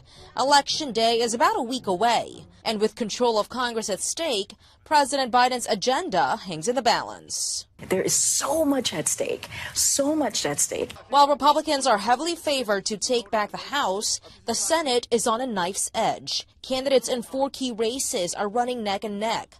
A new poll shows Democratic incumbent senators in Nevada and Georgia either locked in a dead heat or leading narrowly over their Republican opponents. Senator Mark Kelly, the Democratic incumbent in Arizona, holds the biggest lead, ahead of his Republican challenger by a 51% to 45% margin. In Pennsylvania, Democratic Lieutenant Governor John Fetterman is up slightly against Republican celebrity Dr. Mehmet Oz, but several Republicans are bullish about their prospects. We're going to get 52 plus. Herschel Walker will win in Georgia. We're going to keep all 21 of ours. As the midterm election season heads into the final stretch, Republicans and Democrats are rolling out heavy hitters to barnstorm battleground states and stump for their colleagues. President Biden and former President Obama are ramping up their schedules, but it's unclear if their support will sway voters. Obama may be the most popular Democratic surrogate right now, but I don't think he's going to move a whole lot of votes. At least 22 million people have already voted, according to the U.S. Elections Project. By comparison, roughly 122 million people voted in the 2018 midterm elections, the highest voter turnout of any congressional election since 1978, per the U.S. Census Bureau. In Washington, Malta Rivera, Fox News. As I mentioned, 1 week left until Election Day, and we're talking about the crucial midterm races. One of the most hotly contested battlegrounds is over in Arizona, where races for senator and governor could have ramifications far beyond the state. Fox News senior correspondent Alicia Acuna has that story. Former President Obama is heading to Arizona Wednesday to make the closing argument for Democrats on the ticket. On the GOP side, it's a Republican on the ticket doing the heavy lifting for her party. Let's go vote!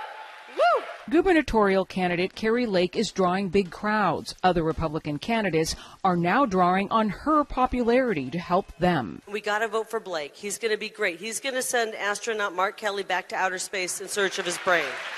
Fox News Power Rankings has Republican Senate candidate Blake Masters in a toss-up race against Democrat incumbent Mark Kelly. And while Lake is in a toss-up race of her own, she is also pitching in outside Arizona. Hello, Pennsylvania. Hey, Michigan, it's Kari Lake. In Arizona, registered Republicans are almost equal to the number of unaffiliated voters.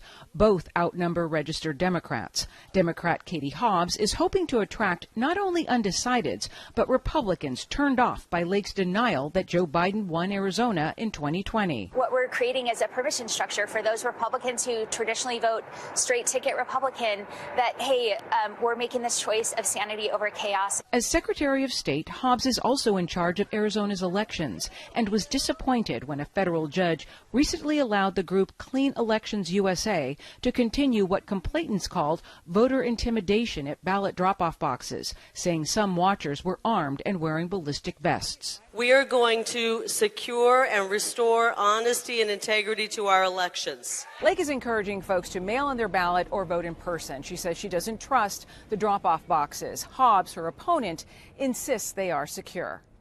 In Paradise Valley, Arizona, Alicia Acuna, Fox News. All right, well, voters do have 1 week left to decide which party controls Congress, and the balance of power in the Senate could come down to just a few key states, and one of them is Nevada. Fox News multimedia reporter Ashley Soriano reports from Vegas, where that Senate race is looking like a toss-up. Here in Nevada, the two candidates are neck and neck, but political experts say Hispanic voters could be the deciding factor. Mariachi bands and tacos have been hallmarks of some Nevada Senate campaign events. Incumbent Senator Catherine Cortez Masto, a Democrat, is facing former Attorney General Adam Laxalt, a Republican. Both campaigns have been trying to attract Hispanic voters. Soy Adam Laxalt y apruebo este mensaje.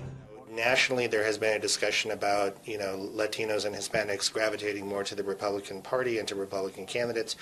Most of that has been driven by what's happened in Florida and also a little bit in South Texas, where there were some surprising results. We don't see that when we look at the data, for example, for Nevada, Arizona, and California. Senator Cortez Masto is Latina, and that matters to some voters. Know that she has sangre Latina, and that's very important to us. And I told my daughters, you know what, one day I want you, continue with the traditions. If one day you guys will be a senator or something, I want you to remember where we're coming from. Cristina Aguilar Ramos is a disabled veteran and former Democrat. She says she will vote by issue, not by ethnicity. Yes, we are Latino. Yes, we are proud of our heritage. I get all of that, and I'm the first one to say it. But we're American first, and we conform to this country, and we love this country, and that is why we are American first. A recent poll shows the two candidates are tied. Along with Latinos, independents are really going to be critical to the outcome because it's pretty much in a dead heat. I've attended some of these Hispanic voter events, and each person I've spoken to, whether they're Republican or Democrat, they say their top issue is the economy. In Las Vegas, Ashley Soriano, Fox News. Ashley, thank you so much. Election officials nationwide concerned over potential threats to poll workers and voters leading up to the midterms and on Election Day 1 week from today.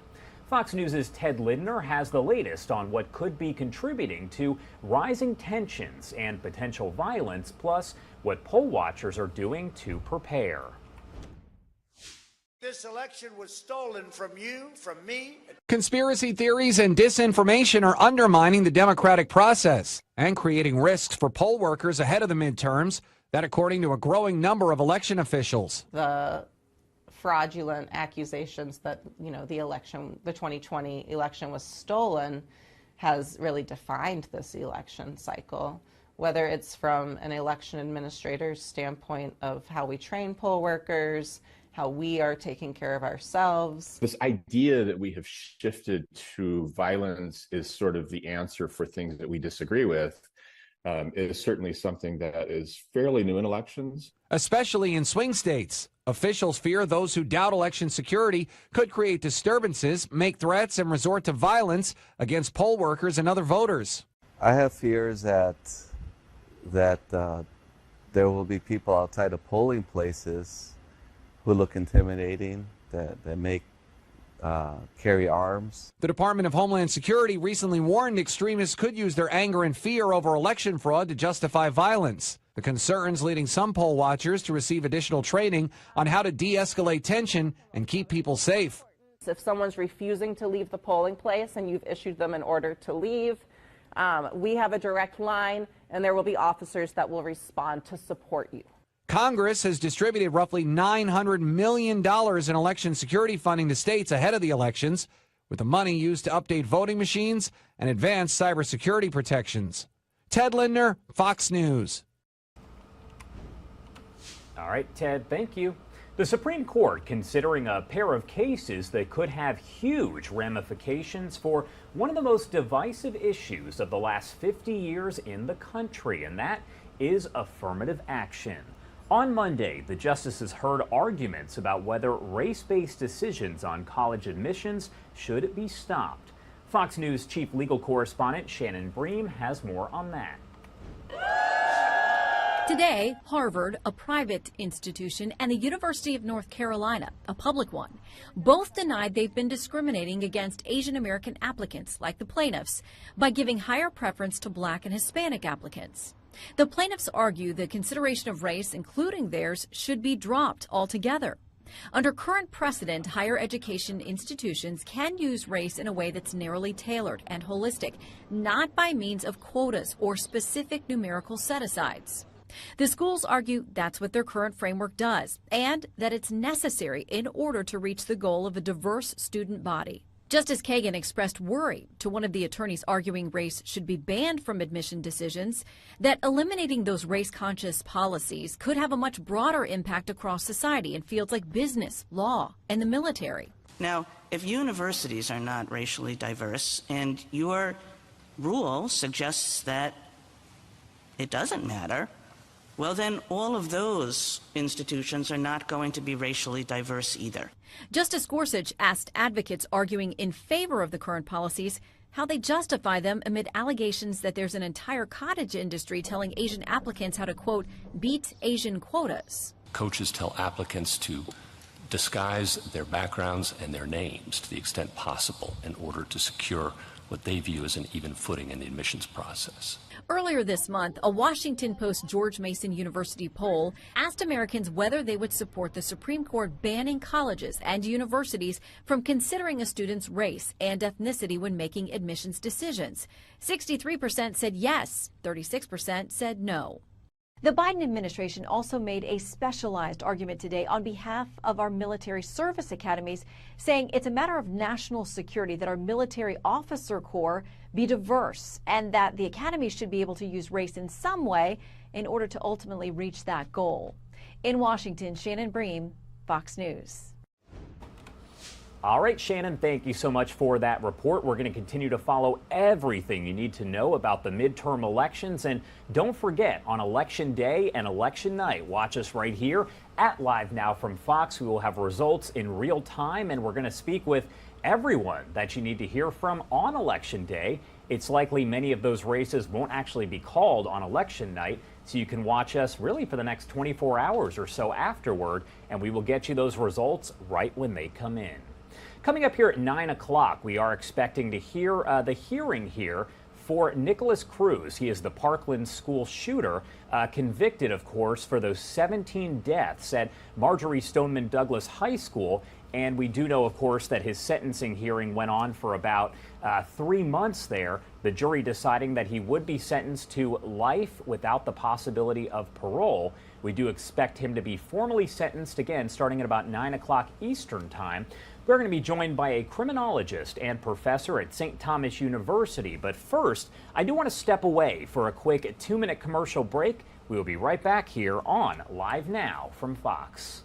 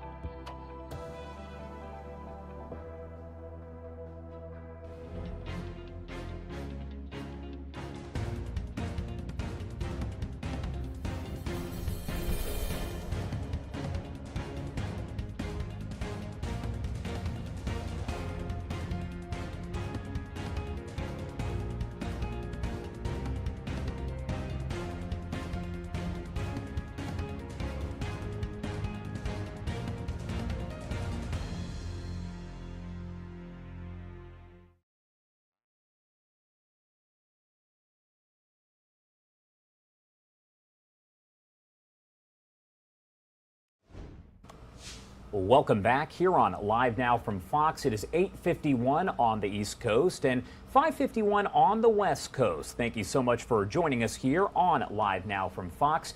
As you can see, we do have a lot going on, and coming up here in about 10 minutes, we do expect to start the sentencing hearing for Nikolas Cruz. He, of course, pleaded guilty to killing 17 people at Marjory Stoneman Douglas High School in South Florida back on Valentine's Day 2018. Just a few weeks ago, we did have the jury say that he would not be sentenced to death, but would instead be sentenced to life in prison without the possibility of parole. However, there is a chance that we could hear from victims' families, and this hearing could go on for more than a day. I do want to bring in Dr. Debbie Goodman, a criminologist and professor at St. Thomas University. She helped us break down everything as all of this was going on during that hearing, and she is now back to explain more about what we can expect to happen during this hearing. Dr. Debbie, thank you so much for being here. My pleasure. Thank you, Josh. And today will be a day of high and raw emotion.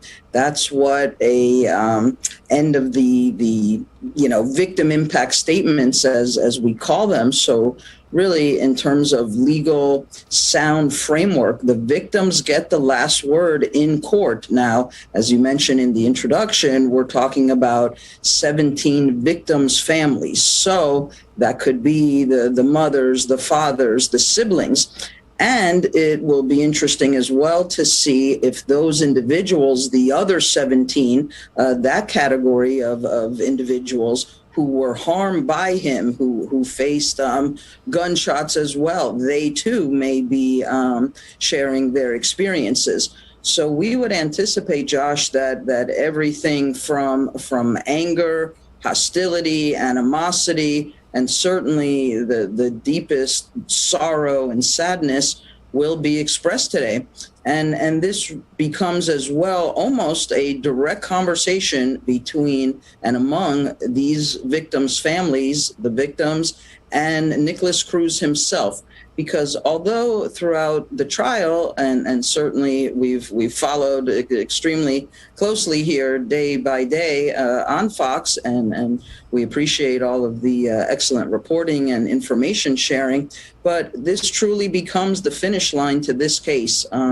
You and I were together, as you mentioned, during the actual assessment and conversation here of the verdict.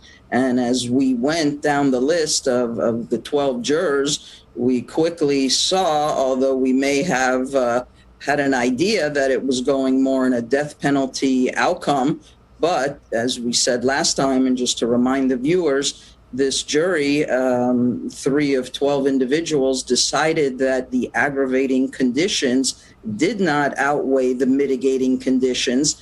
And again, a reminder of what that is. We know that a mass shooting in and of itself is beyond atrocious and astounding.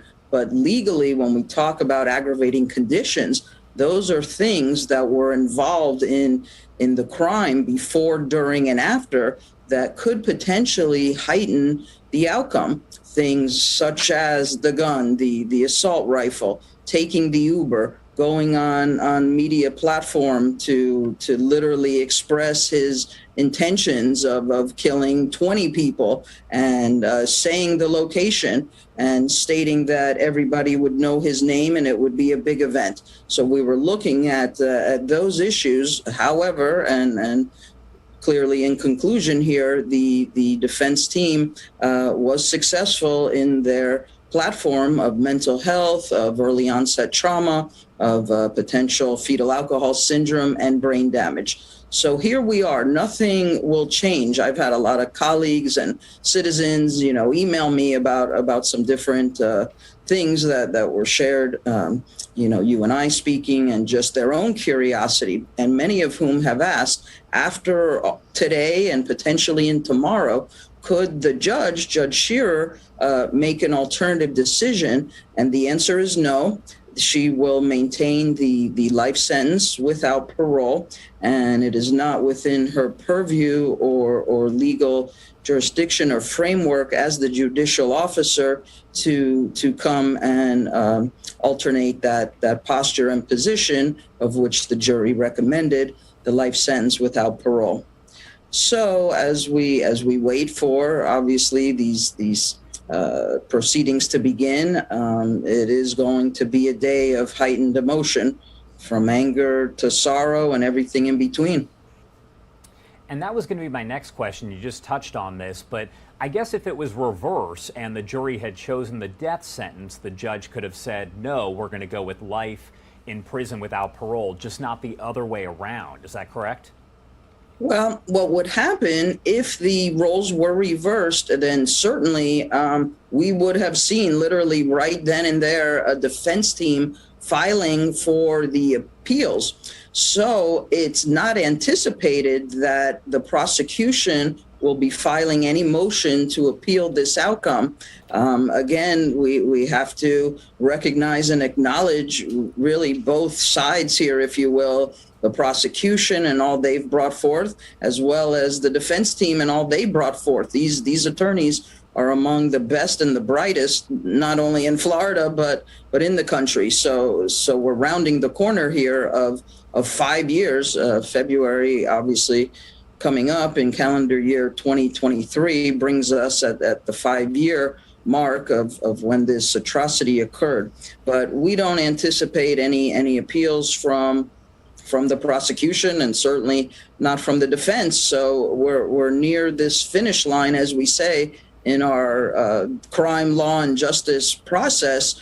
But it is going to be very important for these families to be able to say what they want to say, and they will be addressing it directly to Mr. Cruz. And I would imagine, Josh, that even his attorneys, Ms. McNeil and their defense team, is most likely they've already counseled him. They'll counsel him again this morning to really not demonstrate any type of negative nonverbal behavior. You know, for those of us following the entirety of this process, his reactions at times, you know, with the hand in the head and piercing his ears as if he can't bear to tolerate or hear any of this. And even when you and I spoke last on the verdict reading, we were watching as well his nonverbal. And I imagine that he was directed and told clearly not to create any type of smile nor smirk. And we'll see what he looks like or acts like today. And why might people who already testified, I guess, at the actual sentencing trial, why might they speak again today? Well, here's the issue about victimology, Josh, and the viewers. As we've discussed before, there are 3 levels here of victimization. The primary is when the decedents themselves, sadly, tragically, are 14 students and our 3 adults. They're the primary victims. But then we have the secondary level, and we're going to hear that today. Those would be the mothers, the fathers, the siblings, and such. And then the tertiary, these investigators and people involved and experts, they too. It's really a tremendous and horrific ripple effect when something of this magnitude happens in any city in our country. There's far-reaching outcome and output of how they feel. And they get a right to express this, which is why there will be a variety of testimony from a variety of individuals. But even throughout the trial, hearing from them, people aren't robots. They're not without care and concern. Yes, they provide, of course, the due diligence of what it is their role is in the process, but the emotions run very deeply, because many of these individuals themselves have children, and they are mothers and fathers and coaches and community leaders aside from what their professions might be. So it's a day of emotion for sure, but something very important as well in victimology that I can tell you as a criminologist, this part of the process is in part what we call victim restoration. We recognize and understand that these victims' families can never fully be whole, if you will, or be the types of individuals they were preceding the massacre. But when they get to express and they can speak in terms of what's going on in their lives without their loved ones, we try to help to restore them, and this is part of that process. So I guess what are the odds that the judge starts this hearing and just goes right to the sentencing and this is over in a few minutes? It sounds like that's not going to be the case, and there's really no chance of that happening. Right. So being involved, as you know, with these processes in many cases, I would not anticipate that as the likely option, that it would be a quick process. It will, I would imagine, last at least today and potentially into tomorrow, because this becomes the humanitarian aspect of making sure that these victims, the victims' families, that nobody feels rushed, nobody feels pressured. They've gone through so much. Nearing, if this is current, are we starting? Or was that footage? Nope. Oh yeah. So that is yeah. footage, Okay. yeah. Exactly right. So, so I won't look at the screen. I'll just speak with you. But nonetheless, I don't anticipate it being in any way a quick day, because that could create the additional pressure on these victims, and they feel rushed, and they've been through so much for so long, rounding the corner here on 5 years since this tragedy, and certainly every day with their own process of how best to heal and overcome. And, you know, Josh and the viewers, we understand that death is a part of life, and individuals handle that differently. And certainly, I'm sure all of us in some way, we've lost a loved one. But in terms of these victims losing a loved one the way they have with by murder and in a massacre, that is a much different process than if we intellectually recognize that an elder perhaps in our family may have a health issue, and we understand what's coming. But going from one day to the next and going through grief and shock and the enormity of stress and strain and sorrow and emotion, that's just truly this lifelong process. And I could tell you something else on the victimology side, that when victims feel that the justice system has rendered the outcome that they either individually or collectively agree with, their process of healing is different. And so many of whom, if not all of whom, of these 17 victims don't feel that that happened here. So there's still this open wound of non-closure, because they don't feel that the outcome is what they wanted and what they anticipated. Yeah, and what you're looking at right now, obviously you can see myself and Dr. Debbie Goodman, but off to the left side of your screen, that is a live look inside the courtroom. We normally see the seal at the start of that, and once the camera pans down, you start to see the people who will be there as watching the sentencing, of course. And we do know the sentencing hearing was set to begin at 9 o'clock. It is now 9:05 on the East Coast, so likely to start any minute now. And of course, we'll bring that full here when it does start, so you can listen in to everything that is going on here. And Dr. Debbie, one thing that we talked about a little bit is when the actual verdict came in for the sentencing, it appeared it happened so quick that just about everyone thought that he was getting the death penalty. And then in the end, it turned out that the jury had decided fairly quickly that they wanted to go with life in prison without the possibility of parole. Right. And again, you and I were together, and our viewers, and I have to say, Josh, then and now, I'm still shocked by the outcome. I can tell you as a criminologist that all of the factors, all of the elements of first-degree murder, times 17, everything was there to remind the viewers: planning, premeditation, willful with malice. All of the aggravating conditions were there: the gun, the AR-15, taking the Uber, concealing the weapon, the magnitude of and the number of victims, going on social media. So for me as a criminologist, I always look at everything A to Z. I did not see one misstep, one mishap. I followed it again every day very carefully. So it was a surprise to me as well. And again, as we went down the list of questions and hearing these jurors say that, yes, they agreed the aggravating factors were there. Yes, they agreed it could potentially be a death penalty case, but it was, as you recall, and to remind the viewers, that very last question in which they were asked, do the aggravating conditions outweigh the mitigating conditions? And when we started to hear no, that's when we knew this is now a win and a victory for the defendant and the defense.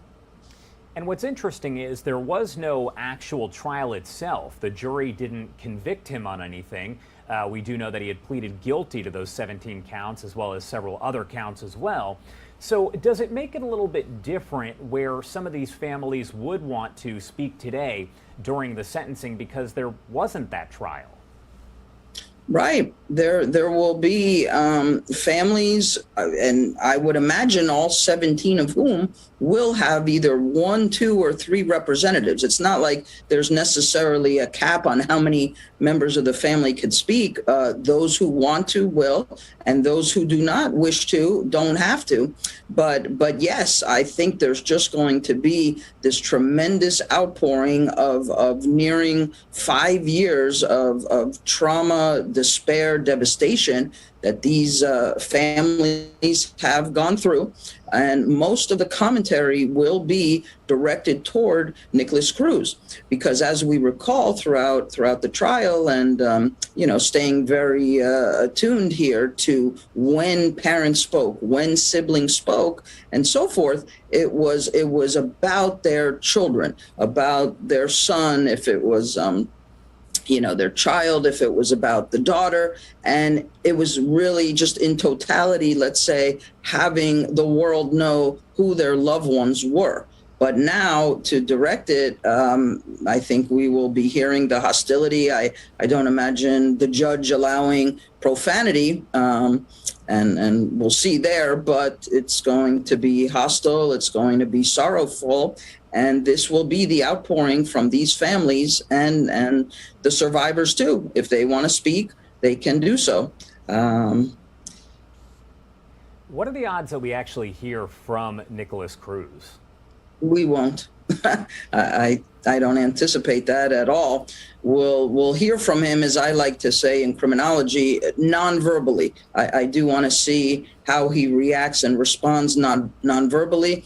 I imagine he'll maintain the posture and position, whether his attorneys have directed him to do so or not. I wouldn't imagine him making eye contact with the families. I think his head will be down, as it has been throughout the trial. At some point, remember, he apologized. Now, how sincere and genuine that may or may not be, we really don't think there was any genuineness or sincerity to it. He was directed to do that, but we'll see how it plays out and pans out. It'll be interesting to see as well which family member speaks first. I think that will set the tone for the rest of the day, and ultimately whether it goes into the latter part of the afternoon and or into tomorrow, we'll certainly be analyzing it all and discussing.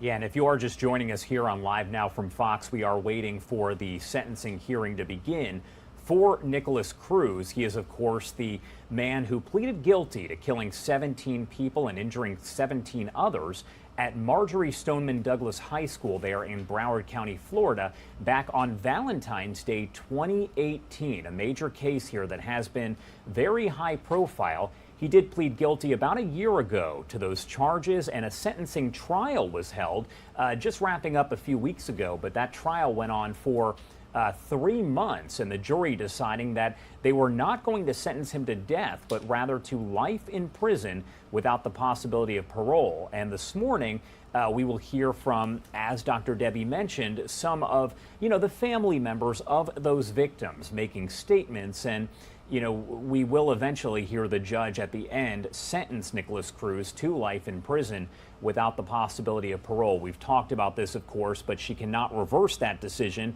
and go over to death.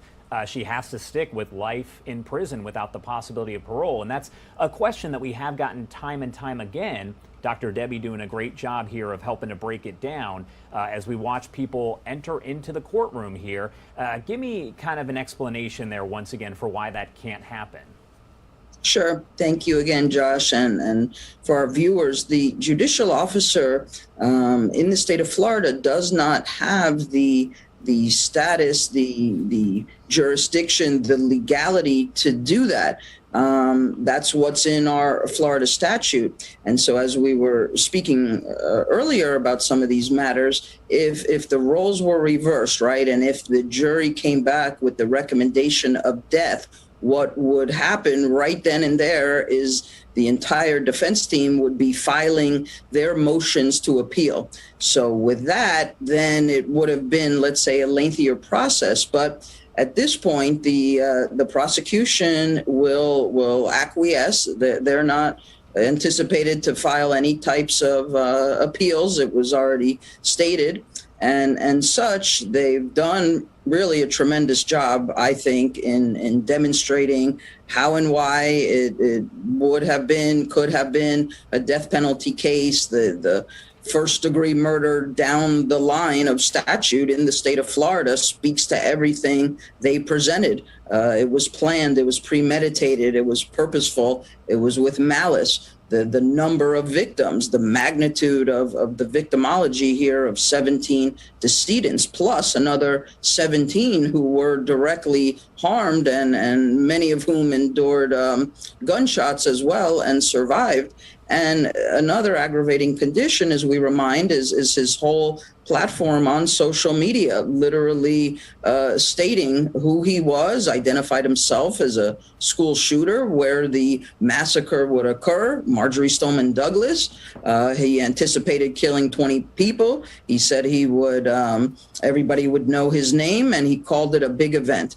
So really, the prosecution, I think, and many of the colleagues in our field of crime law and justice agree that the prosecution did all they could do. And now the however, the defense came in with their platform of mental health, of potential fetal alcohol syndrome, of brain damage and early onset trauma. And so they did what they needed to do, and were successful in so doing, was present the reasonable doubt. And that's what we saw when we were together and our viewers for these verdicts being read. Down the list we went of 12 individuals, and 3 of whom did not agree that the aggravating conditions outweighed the mitigating conditions, and hence that is within the framework of Florida law, and therefore they could not agree to a sentence of death. Of course, and if you are just joining us, you are taking a live look inside that courtroom there in Broward County, where this sentencing hearing is expected to begin momentarily. It was set to start at 9 o'clock Eastern Time. It is now 9:15 a.m. Eastern Time. Sometimes these things, do take a little while to get started. I imagine, though, Dr. Debbie, that even though Nikolas Cruz is not there just yet, I'm looking to make sure when I say that, he will be there for the sentencing hearing, correct? Yes, he's anticipated to be there. So that would be quite a twist if for some reason or another he is not there. But he's to be there to directly receive these messages from these families and how they feel and how they are reacting and responding to him singularly making a horrendous decision to kill their loved ones. And he's supposed to directly be there to receive this what we call the victim impact statements, and the impacts of these families will be forever. They've already been impacted. It's not as if they will recover from this devastation. As we know, through grief and bereavement, just in our everyday lives, let's say losing a loved one, Josh, you're familiar, and the saying goes that the loss of the parent is the connection to the past, the loss of the spouse is the connection to the present, and the loss of the child, which so many of these families are dealing with, is their loss, a profound loss to their futures. Because many parents obviously love and care and want the world for their children, and then time stops. And it's almost like a timestamp of what their last memories will be, what their last conversations will be. And it's heartbreaking and it's gut wrenching because we did hear some of that throughout the process already. But again, today is going to be a real roller coaster for these families, for all of us in our field, and we certainly extend our care and concern in terms of even to be able to do this and speak one more time on behalf of their loved one. But it is part of the healing process to respect, love, and admire their loved ones through their own voices, recognizing that's what they want to do.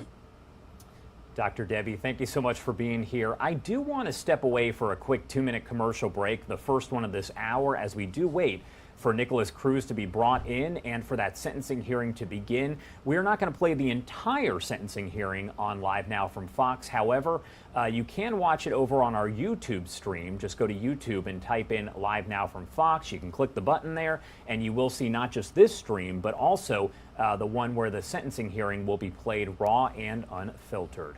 But we will be right back after this quick 2-minute commercial break.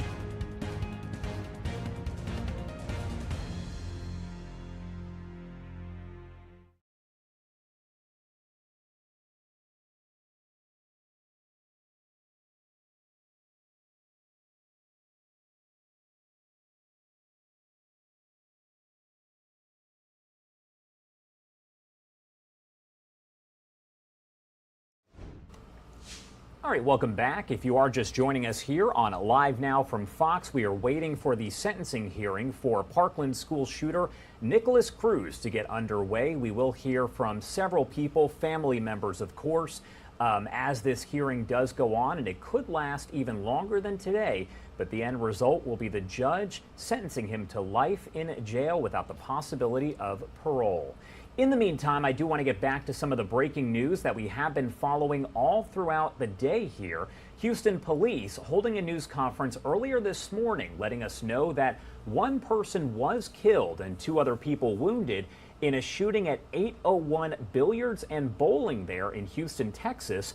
There was a party there on the 3rd level, a private party being held that ended at about 1 a.m. However, the party continued to carry over, and around 2:30 a.m. local time, that is when the gunfire started. We know once again a man in his 20s has died. 2 other people taken to area hospitals. Police asking for the public's help in finding any sort of witnesses who might have been there and might have any more information. He does say, the police spokesperson, that this could be a fairly high-profile shooting. We do know, of course, that Migos members Takeoff and Quavo were there at this scene here. They were at the party when that gunfire broke out. Police at this point have not confirmed whether they were hit by that gunfire. As we wait to get more information, we will bring that to you live, raw, and unfiltered, as we do here on Live Now from Fox. Some other breaking news that we have been following. This comes out of Chicago. That is where we do know that 14 people were shot on Halloween night in a drive-by shooting. We are working to get more information, but what we know so far is that those 14 people were wounded in that mass shooting, including several children. One victim, just 3 years old, a 3-year-old boy. There were also 11 and 13-year-old victims as well. Another person there struck by a car. Police did say in a news conference that all victims are in various conditions. The last news conference they held was last night, and at last check, a few of those victims were in critical condition. The drive-by shooting did happen, we're told, in just a matter of seconds. Police say it took about 3 seconds as that gunfire rang out. There is no motive. The shooter has not been identified, and police say there were no fights in the area at the time this all played out. As we do get more details on that, that is another story that we will continue to update here on Live Now from Fox.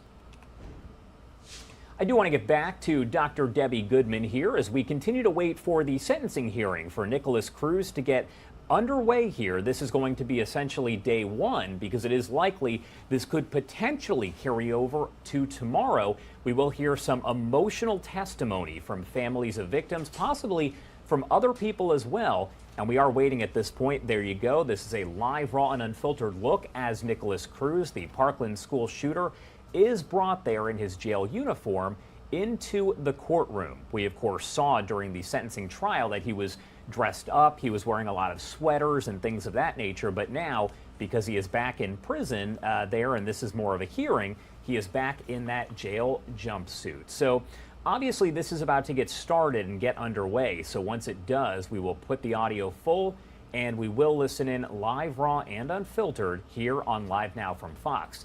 Dr. Debbie, we've gone over this a few times, but for people just joining us, what are we expecting? Well, actually, we may have audio now, so let's listen in. Thank you.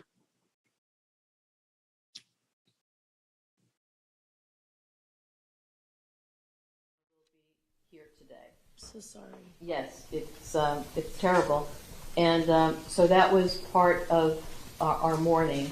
Okay. So the other thing I'd like to say is that the Montaltos, Anthony Montalto, Gina Montalto's brother, is in school. Okay. And he doesn't get out of school. He will be here after his lunch break with his father, Mr. Tony Montalto. So if we could, I don't know what time we'll conclude this morning with our witnesses. Okay. It's shifting for their statements. Okay. And if we could take a break so that we could accommodate the Montalto family. Just let me know what you need to do and when, and I'm happy to accommodate you. I appreciate that, Your Honor. The first family, on behalf of Mr. Christopher Hickson, Your Honor, we would like to call Miss Debbie Hickson.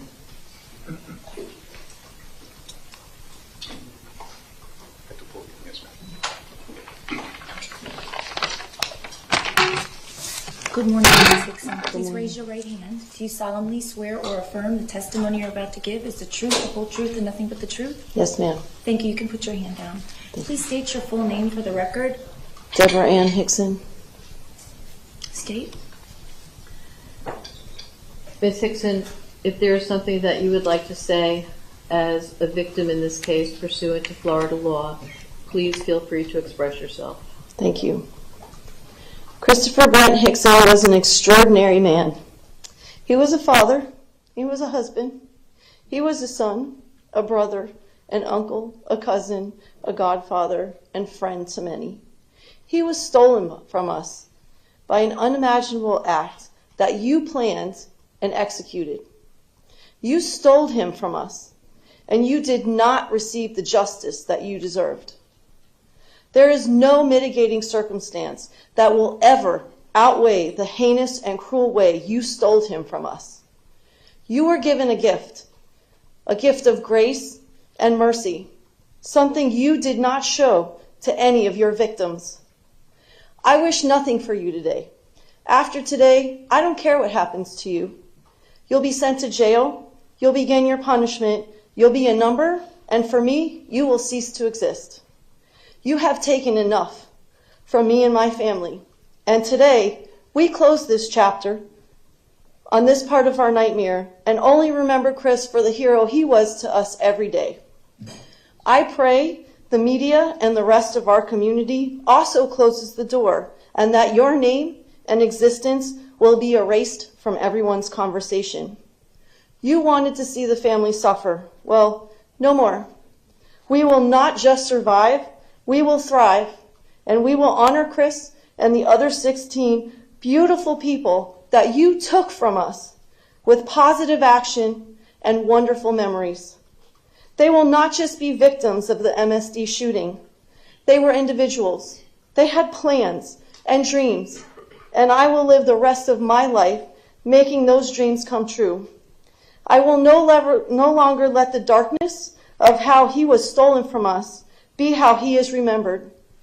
I will take my pain and turn it into purpose and continue to shine the bright light of Chris's life to help others. Thank you. Thank you, Mrs. Hickson. Thank you.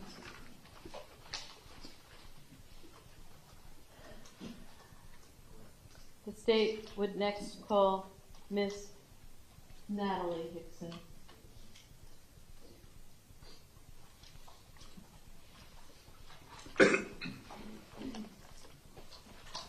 Good morning. Good morning. Please raise your right hand. Do you solemnly swear or affirm the testimony you're about to give is the truth, the whole truth, and nothing but the truth? Yes. Thank you, ma'am. You can put your hand down. Please state your full name for the record. Natalie Hickson. Okay, state. You may inquire. Ms. Hickson, is there something you'd like to say on your brother's behalf? Yes. Please proceed.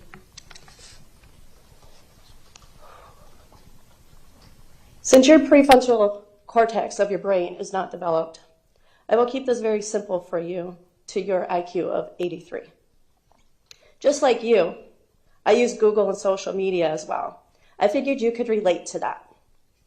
According to Google, the definition of victim is a person harmed, injured, or killed as a result of a crime, accident, or other event or action. You are not a victim of anything. Again, according to Google, the definition of entitled is believing oneself to be inherently deserving of privileges or special treatment. This is who you are, entitled.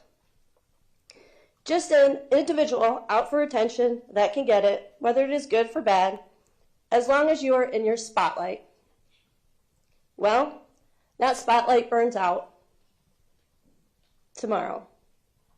Nobody's going to remember your name or who you are or what you did, because after tomorrow, nobody cares about you or what is going to happen to you, because it ends. Since social media is so important to you, this came across my TikTok For You page. Sadly, I can't remember the fellow educator that this quote belongs to, but you are born looking like your parents, but when you die looking like your decisions. My brother Chris, on February 14th, died a hero. Not just to our family, but to countless others of individuals that he touched. You, however, you will die as nothing, because you are nothing. Thank you. The state would next call Mr. Thomas Hickson.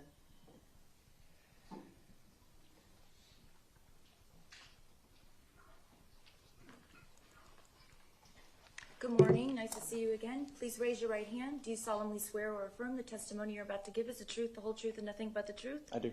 Thank you, sir. You can put your hand down. Please state your full name for the record. Thomas Emmanuel Hickson. Okay, state. You may inquire. Mr. Hickson, is there something that you'd like to say on behalf of your father, Mr. Christopher Hickson? I would. Please.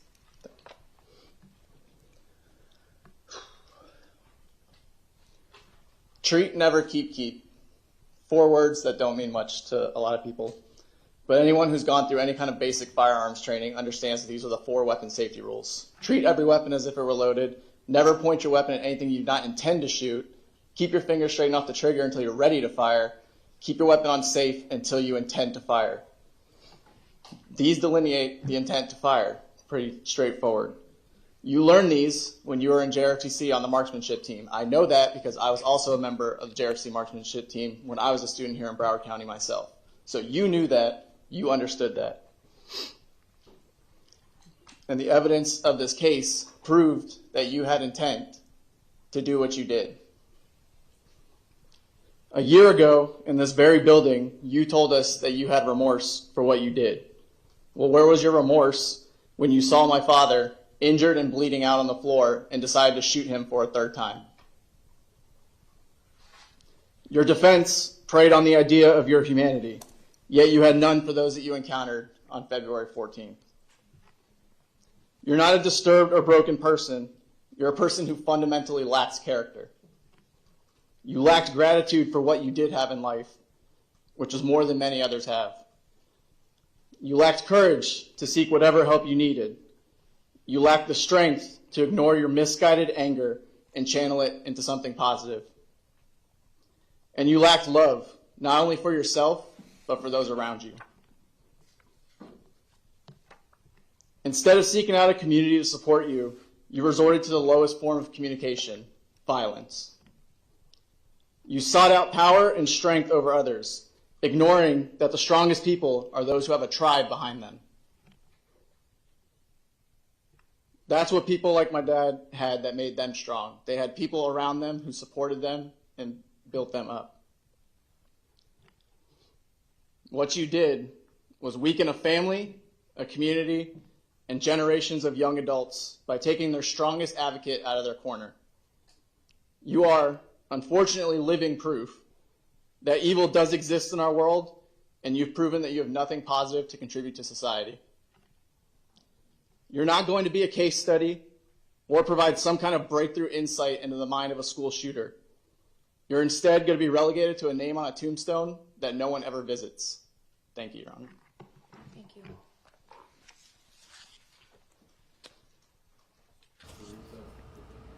If you are just joining us here on Live Now from Fox, it is 9:34 on the East Coast and 6:34 on the West Coast. This is the sentencing hearing now underway for Parkland school shooter Nikolas Cruz as he is sentenced to life in prison. The victims' families are speaking pretty much directly to him. Let's listen back in.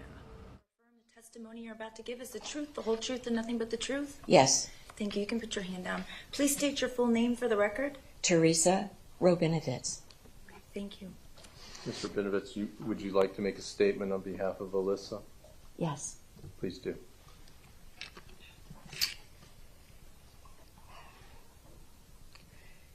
Two weeks prior to February 14, 2018, I bought Valentine's Day cards at the nearby dollar store, only to have met a cashier. As I checked out, that would change my life forever. Those cards are still in my closet, untouched. In addition, minus one day, your family would have been my neighbors directly across the street on Lakeview Trail in Mar-a-Lago. And I would have been the first person to come over to your house and bring you brownies and welcome you to the neighborhood. But no, instead, I was sent an Instagram picture in dialogue with you pointing an AR-15 directly at my townhouse. Nicholas. I have a great idea for you while you're spending your time in jail. You should write a book on how you and your defense counsel beat the judicial system and got away with murder. And speaking of the judicial system, the Florida Supreme Court should look at the law that was changed in 2016 that allows the minority rule in the case of a death sentence verdict. If killing 17 innocent people and wounding 17 more does not warrant the death penalty, then what possibly does? I'm too old to see you live out your life sentence, but I hope your ever-breathing moment here on earth is miserable, and you repent for your sins, Nikolas, and burn in hell.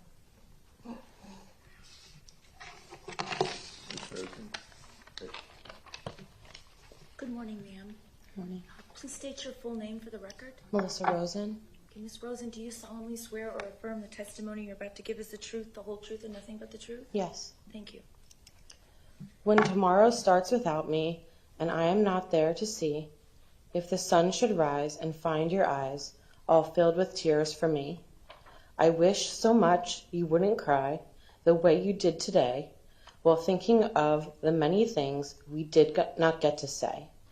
I know how much you love me as I love you, and each time that you think of me, I know you'll miss me too. But when tomorrow starts without me, please try to understand that an angel came and called my name and took me by the hand, and said my place was ready in heaven far above, and that I'd have to leave behind all those I dearly loved. But when I walked through heaven's gates, I felt so much at home, when God looked down and smiled at me from his great golden throne. He said, "This is eternity, and all I promised you.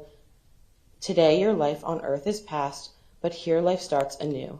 So when tomorrow starts without me, don't think we're far apart, for every time you think of me, I'm right here in your heart."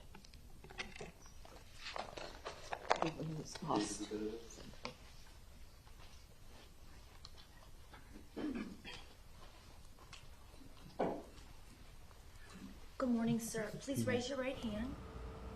Good morning, everyone. If you are just joining us here on Live Now from Fox, my name is Josh Breslow, and I'm here to bring you all of the top stories from across the country and across the world. It is 9:39 on the East Coast and 6:39 on the West Coast. We will get you back to this Parkland sentencing here in just a few, but I do want to step away for a quick 2-minute commercial break. Much more coming up right after this.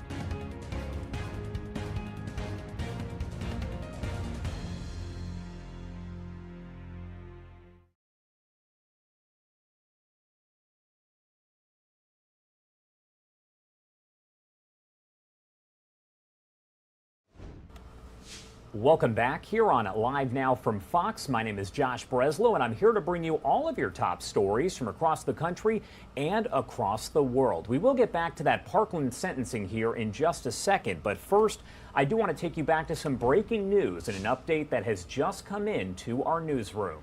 A representative does confirm that rapper Takeoff has died in a shooting outside of a Houston bowling alley. Takeoff, who was part of Migos along with Quavo and Offset, was 28 years old. Houston police say officers responded shortly after 2:30 a.m. local time to reports of a shooting at 810 Billiards and Bowling.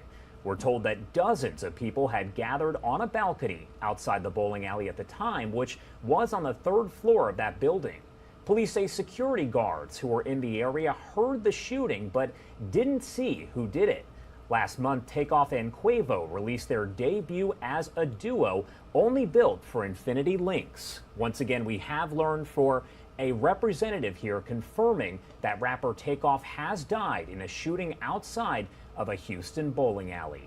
As we do get some more information on that, we will bring that to you live, raw, and unfiltered as we do here on Live Now from Fox. I do want to take you back out here.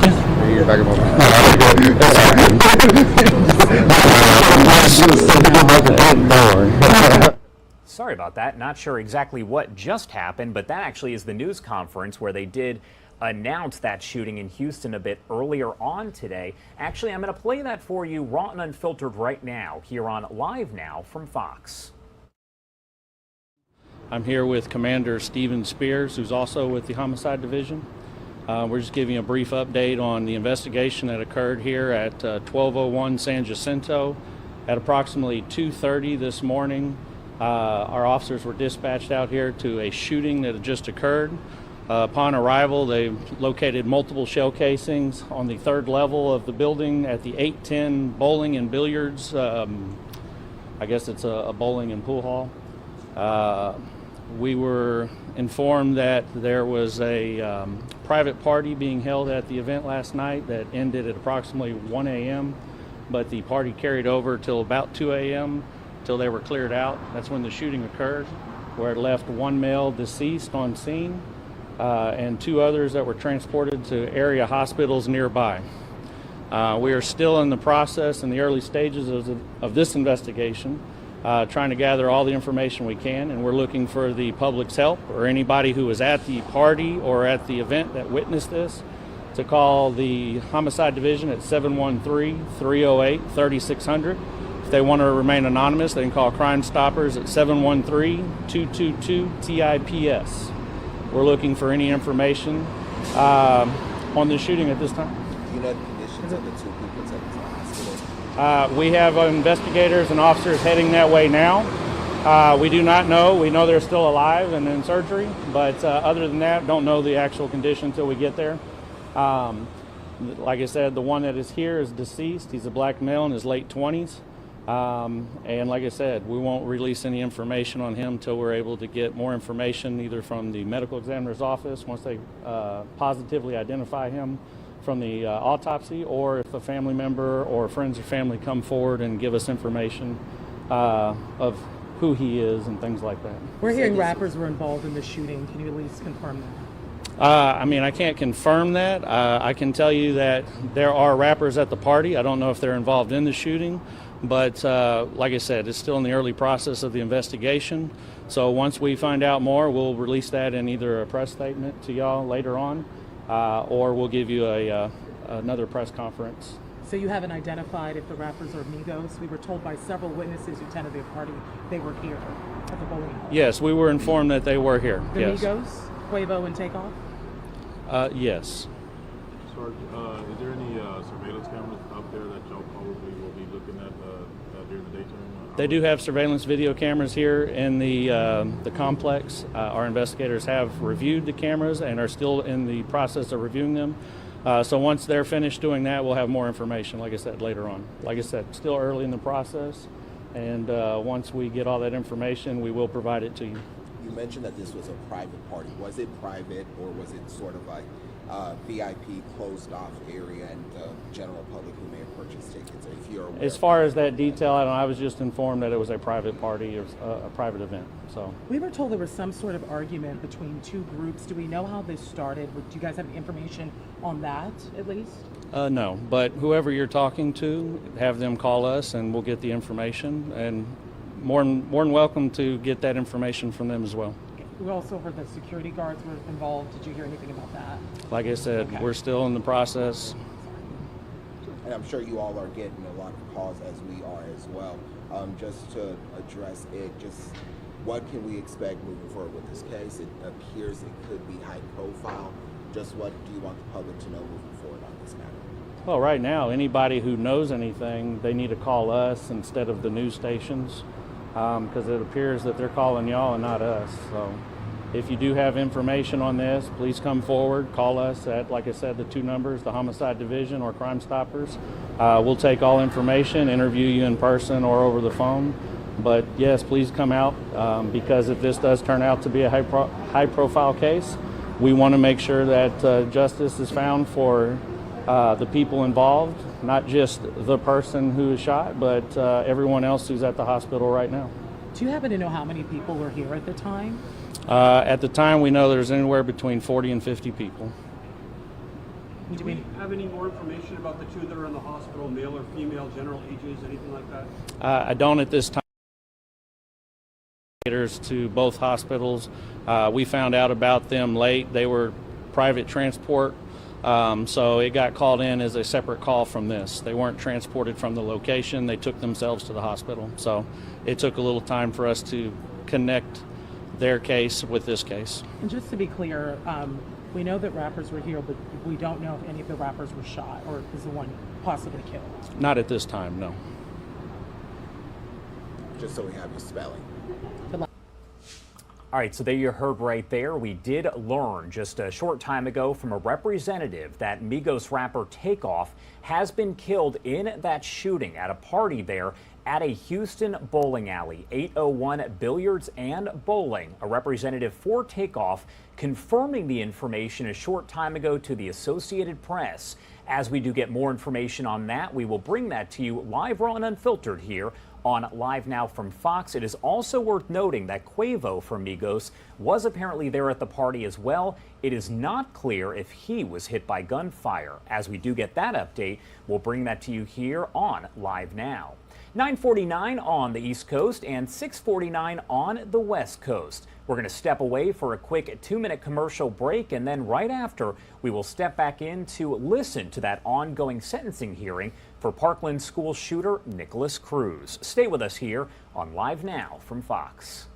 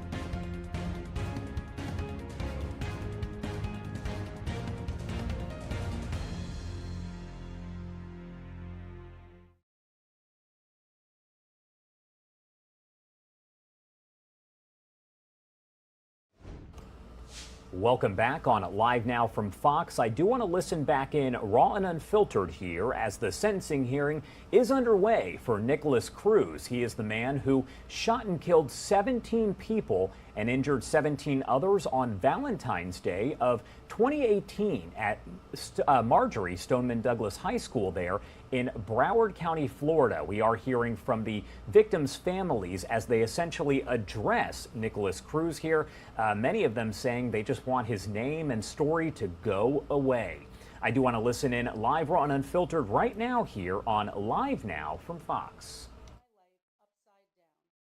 Alyssa's grandfather, my late husband, lost his desire to live, which in turn cost him his life through illness.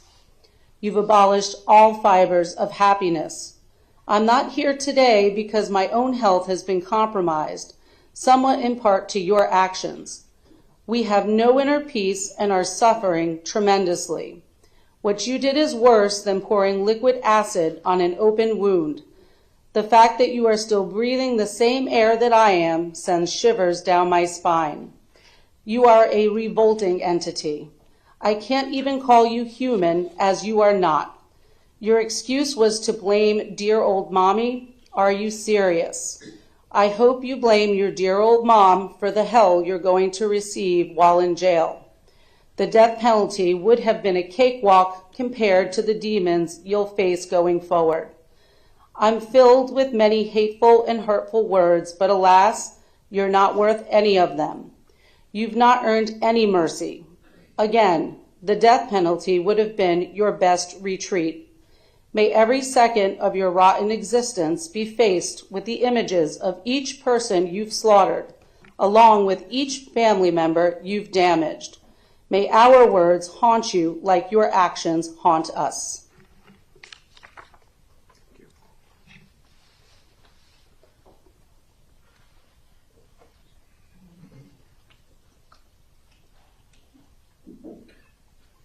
Your Honor, at this time, could we have a 5-minute break Absolutely. just to see who's here? Absolutely. Why don't we make it 10? We're going to be in recess until about 5 minutes after 10 o'clock. Thank you. Thank you.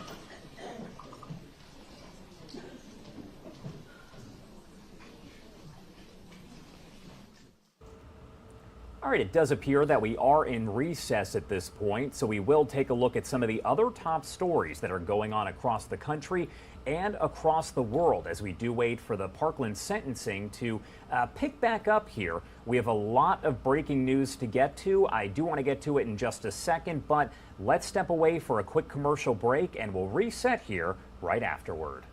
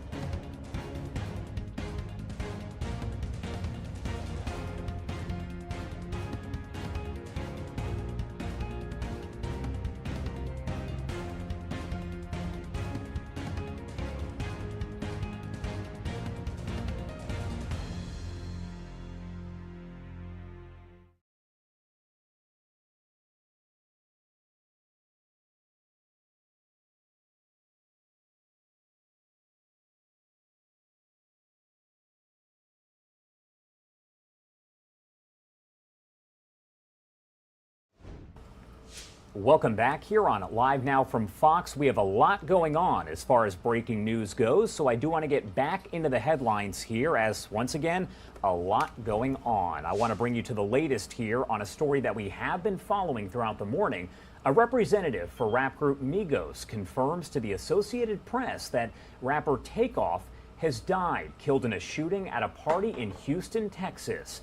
Police confirmed the shooting happened around 2:30 this morning local time on the third level of a building. As you can see right there, it is 801 Billiards and Bowling, where a private party was apparently being held. That party ended at about 1 o'clock this morning local time. The party, though, apparently carried over, and that is when gunfire erupted. We do once again know that Migos member Takeoff has been killed in that shooting. 2 other people, we're told, were transported to area hospitals, but it is not clear on their condition. We also know that Migos member Quavo was there as well at the party. Not clear if he was hit by gunfire. This is going to be a high-profile shooting case, so we will continue to bring you the latest here on Live Now from Fox as we do get it. I want to get back to another story that we have been following as well. This one coming in out of Chicago. And you can see right here a look at this pretty active scene as police were working to gather some more information. 14 people wounded in a mass shooting on Halloween night. That includes several children, one victim just 3 years old. There are also 11 and 13-year-old victims in this shooting as well. And we also learned that another person was struck by a car there. Police did say in a news conference that all victims are in various conditions and a few of them are actually in critical condition. No arrests have been made. There is no motive, and apparently there were no fights in the area at the time. But as police do look for some more information here, I do want to play for you a witness interview with Fox 32 Chicago, providing a little bit more about how all this played out. Were you outside when all this happened? Yeah, I was coming up California. I heard about 4 blocks south of Polk, maybe 5 or 6, and I heard shots. About 8 shots, 9 shots, and I kept driving north, and as I went under the viaduct just south of here, this little like kind of rice rocket car passed me on the left, and it was kind of weaving and going real fast, so I assumed that was the shooter. And when I came up here, I parked at the corner of Polk in California, and I just saw people crying and screaming, and it was just a real scene. And talk about the response for the victims. What did you see in terms of adults or children on stretchers? Okay, I'll just go through them. The first guy I saw here, he was over there, and we carried him. Some people carried him over here. He was, I would say, about 34, 35. He had a gunshot right here. And then I helped carry him to an ambulance over there. And then I started going over here, and we picked up another girl, a little girl about 13, and we brought her to that ambulance. But the ambulance driver said, no, we can't bring her in because we have people worse. So we just sat her on the bumper. And then there was a guy over here where that car light is. He was on the ground, and they were saying he was shot in the head, and he had blood everywhere. There was blood everywhere. Richard, to see this, man, like the fact that you're able to, how are you doing, man? This has to be rough. Oh, it's at the end. I mean, it's okay. I mean, thanks to God I was here, and it is a little rough, but, and I was dry heaving and things, but anyway, you just got to try to help people. And then we were just carrying people over. It was just like a war scene, man. I mean, we got to pray for our city. It's the greatest city in the world, but too much violence, right? Children and adults, gunshot victims. Okay, there was a little baby, like I think it was a boy. He was about 2 years old, and he was in the ambulance there. Then that little girl that wasn't that badly hurt, but she was shot. She was about, I'd say, 13, 14. She was sitting on the bumper of the ambulance. Like I said, the guy there was about 35. The guy really bad, I think he was the worst. He looked like he was like maybe 40. And then to the right of him, closer to the house, there was another, it looked like a boy, like maybe a 16-year-old. And then in the street, there was a woman there. She was shot, and she looked like about 30, 35. I hope she's not that old, but anyway. And then I took this one little girl. She had a shot right here below the knee, and she was just sitting by herself right next. They were kind of staging all the people right there on the corner, and she was just sitting there like, I said, "Sweetie, you okay? You got shot?" And she was like, "Yeah." And she pulled up and she had a shot right here.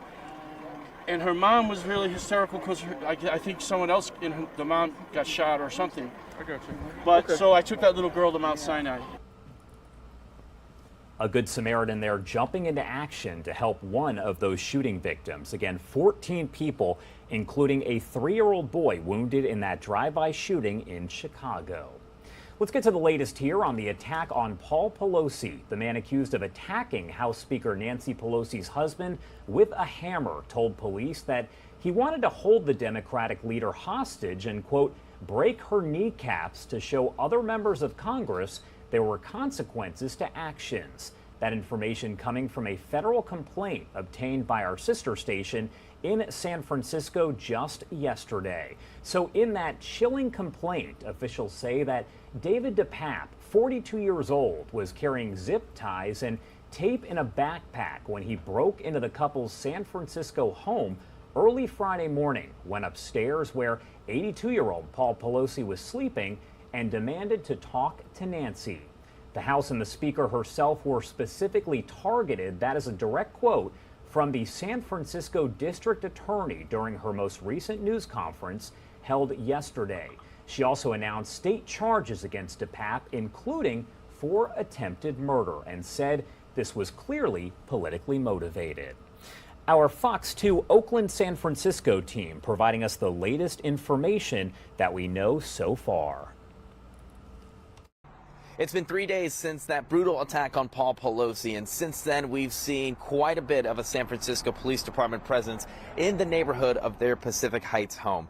Given the high-profile nature of the case, we expect the District Attorney's Office to hold a news conference formally announcing how they will handle this case. The DA's office tells me this morning they are still working to confirm a time to make those announcements. And so there are some things that we want to clear up. San Francisco District Attorney Brooke Jenkins spoke over the weekend to clear up information and debunk any conspiracy theories. We have nothing to suggest that these two men knew each other prior to this incident. Police say the victim, Paul Pelosi, beaten over the head with a hammer by the suspect, David Dept. Officers report Dept broke into the Pelosi home in Pacific Heights, asking, "Where's Nancy?" We're now learning he may have carried zip ties with him, just like rioters did during the January 6th insurrection at the Capitol. He ultimately did make his way upstairs, which is where he ultimately confronted Mr. Pelosi. Paperwork spelling out his charges are expected to be filed today. DA Jenkins says Dept will face a number of charges, including attempted murder, elder abuse, and burglary. He will face a judge in court for an arraignment tomorrow afternoon. Several congressional lawmakers on both sides of the aisle have reached out to Speaker Pelosi offering condolences, including House Minority Leader Kevin McCarthy. So we were able to communicate by text. She did say that the surgery went well. I wanted to convey that our thoughts and prayers were with her and her family and with Paul, and we hope for him a speedy recovery and that we're able to stop this crime across our country. Nancy Pelosi herself putting out a statement over the weekend for the first time saying, in part, "Our children, our grandchildren, and I are heartbroken and traumatized by the life-threatening attack on our pop. We are grateful for the quick response of law enforcement and emergency services and for the life-saving medical care he is receiving." The Speaker of the House says her husband is getting better at the hospital after receiving surgery. He is recovering from a skull fracture as well as injuries to his hands and his arms. We briefly spoke to their son, Paul Pelosi Jr., over the weekend outside of the hospital, and when asked about his father's recovery, he simply said, quote, "So far, so good." Reporting in San Francisco, I'm James Torres, KTVU, Fox 2 News. And thank you so much to our Fox San Francisco team for providing all of this information. They have been covering this from the start on Friday morning. And by breaking Nancy's kneecaps, she would then have to be wheeled into Congress, which would show other members of Congress there were consequences to the actions. That is part of that federal complaint we've been talking about against the suspect, David Dept. Dept told police of his plans to hold Speaker Pelosi hostage to, quote, talk to her, and viewed her as the leader of the pack of lies told by the Democratic Party. Our Fox affiliate in San Francisco breaks down more about that complaint. David Dept, charged in federal court with assault and attempted kidnapping of a U.S. official for allegedly breaking into the San Francisco home of Speaker Nancy Pelosi. The feds say Dept, dressed all in black, brought zip ties, rope, tape, and a hammer and was looking for Nancy, hoping to hold her hostage early Friday morning. He threatened to kidnap. He threatened to break Ms. Pelosi's knees if she didn't tell him the truth. According to the complaint, Dept told SFPD that if Nancy were to tell Dept the truth, he would let her go, and if she lied, he was going to break her kneecaps. Dept was certain that Nancy would not have told the truth. In the course of the interview, Dept articulated he viewed Nancy as the leader of the pack of lies told by the Democratic Party. But when Dept realized that Speaker Pelosi wasn't home, the feds say he instead attacked her 82-year-old husband, Paul Pelosi. The victim called 911, but that didn't deter Dept.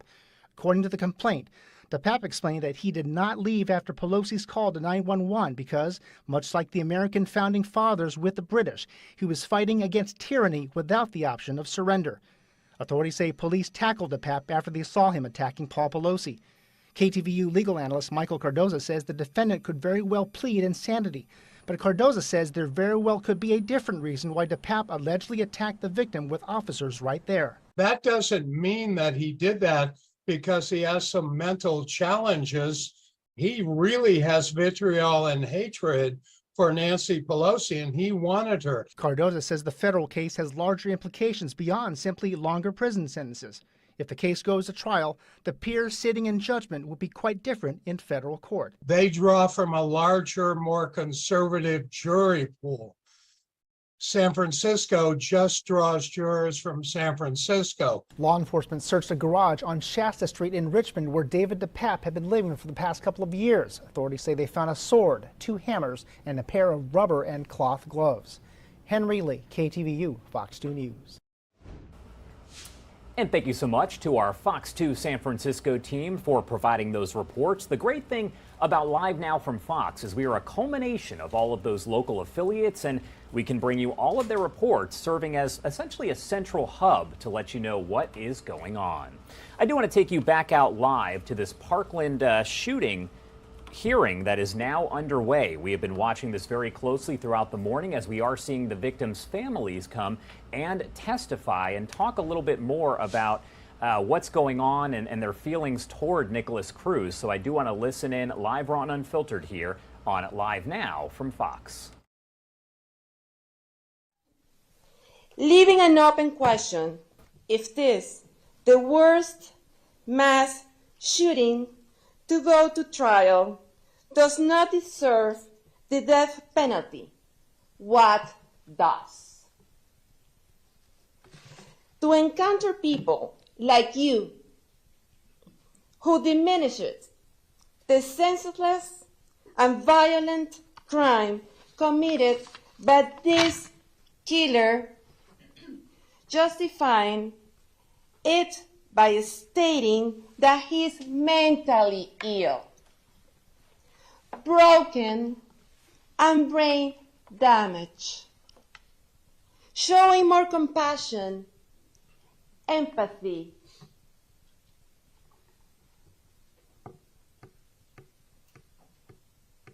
and humanizing him the way you all pejoratively to us and our killed loved ones during the whole trial, where we patiently, hurtfully, and with composure, we, the families, we, the victims' friends, we, the injured, contain ourselves to voice our pain and outrage towards you all. Watching and listening day by day how embracing arms, note exchanges, signs of affection is like a sadist fetish towards the victimizer. And that is what's all made by each one of you. You were delightful to do that. Shameful, despicable behavior by you people, stating loud and clear that killing is not an aggravating factor. Then what it is? We need more to hear from real, honest, and ethical people. Mitigating factors did not exist. You understand that? You built it. Evil is in his system, meaning your system. Simple as that. Imposing fear to control the jury's decision toward phrases such as courage over comfort. Do you remember that, Ms. McNeil, when you were wearing white, giving your closing arguments? Huh? Wake up at night and hear your heart. Gave me the strength to this day where the universe grants me and us the opportunity to say what should have been said at certain times. It is not anger or revenge that put me in this position. I want you to listen very well. I am far beyond those feelings. I have emptiness, I have sadness, and I have grief. I am broken. I am broken. I am broken. I am broken. I am broken, and I am broken. And you are all in the same team, because all of us now, we are broken. Me, our family and friends are shattered forever. But within all thoughts, one especially comes to mind at this moment. Karma.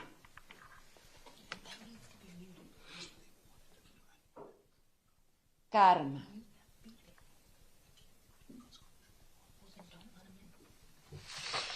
This is what you all will face for the rest of your miserable life, because you are all a team.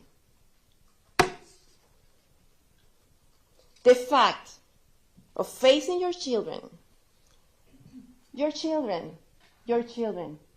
family members, and the society that surrounds you, when you confronted with the question, you victimized and defended a child,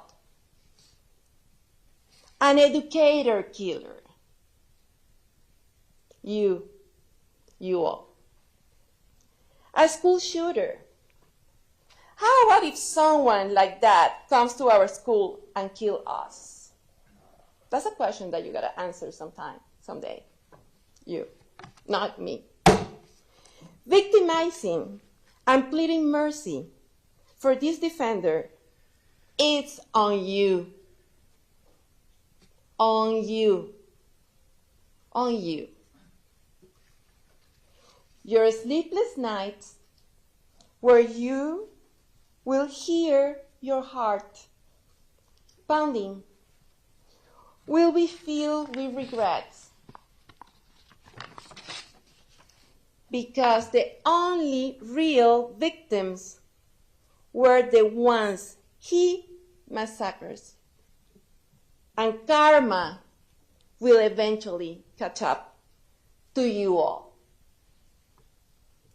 Now you, the defender, the killer, The defense said, we dehumanize you.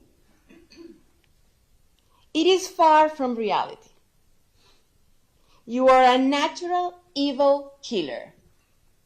I thought that the devil did not exist until death put us in front in this path. You had in your head enjoyment. Listen to me, defender. Enjoyment. While killing my son, Joaquin Oliver, and coming back to him to blow his brain out and splattering his blood all over. This is the recognition you wished for. Your living hell is about to get started. Your share of karma will bite you as well. Joaquin is the king. Joaquin is a legend for what he is and for what he will be. Nice, kind, humble. And you will remember every single day of your life about what Joaquin is. This is all I have to say right now. Let me add something else.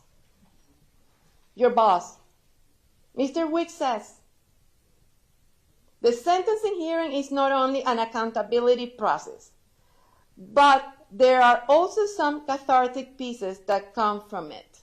So I thought that we were here to solve a problem, not to do a catharsis. Thank you, my honor. Ms. McCann, can you just give me 1 minute to figure out what's going on with the Zoom?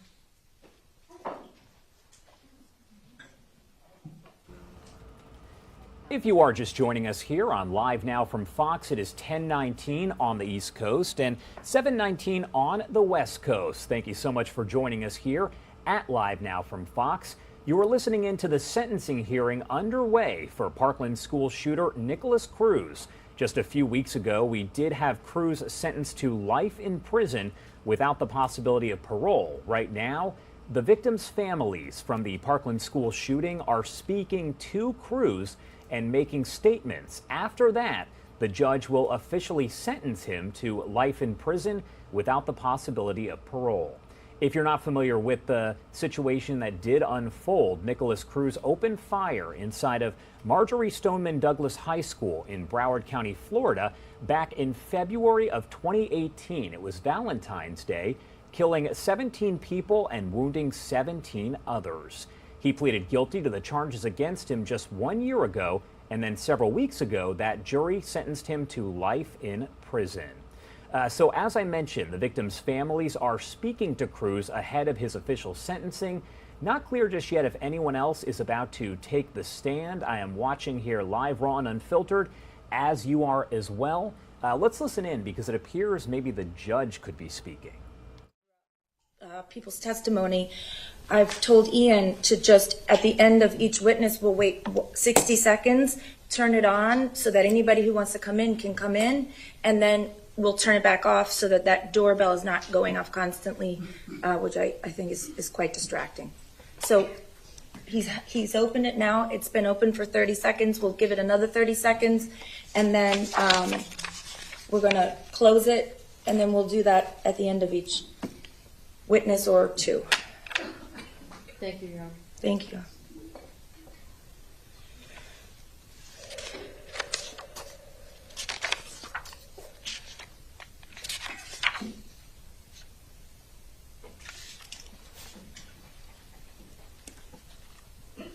Okay. Okay, State, you can call your next witness. Thank you, Your Honor. The state would next call Ms. Inez Hickson.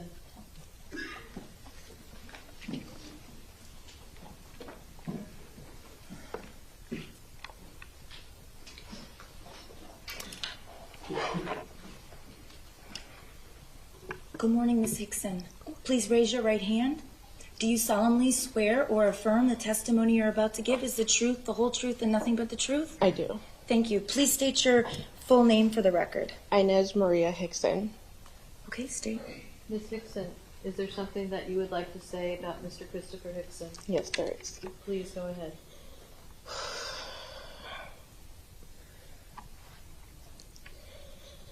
Okay. Sorry.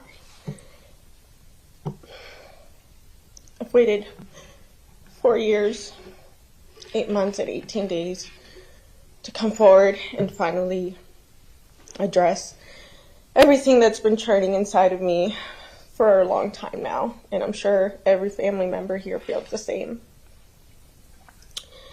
But I admit that I've been a coward, and I've hid from a lot of this for the last 4 years, 8 months, and 18 days. Because for me, I still struggle to this day to fathom. My mind cannot fully grasp how this could ever have happened.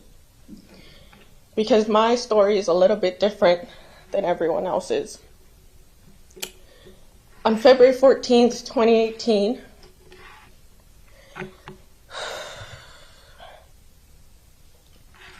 I was deployed on a United States aircraft carrier off the coast of Iran. On February 14th, due to time change, I flew my usual flight, and I never got the chance to check my email from my husband, as is standard procedure. By the time February 15th came around, and I read his email, I will never forget it. Babe, I'm on the way to the airport, but my dad didn't make it. He's dead. When I finally got the chance to call my husband off the ship, the first thing I said to him was, did they catch the car? Did they get the guy who got him, who ran him over? I didn't get a chance to read his previous emails that told me what had happened. My husband was at the airport at that time, making his way over to Florida from where he was stationed at the time. And when he told me what had happened, I collapsed to the floor.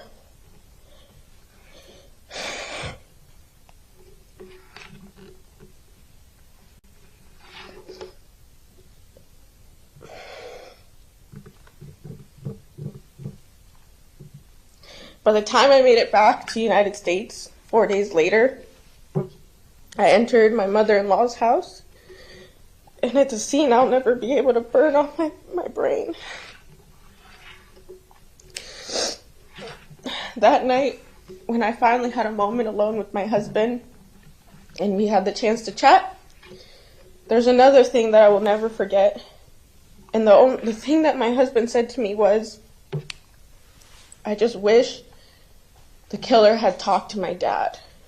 I wish he had reached out to him, because my dad would have shown him the love that he so desperately needed. My dad would have given him the guidance and support that every other person failed to give him. And that's exactly who Chris Hickson was. Beyond everything that everyone has said, he would have given the shirt off his back. He was a courageous, loving, and wonderful man. And I never got the chance to tell him that.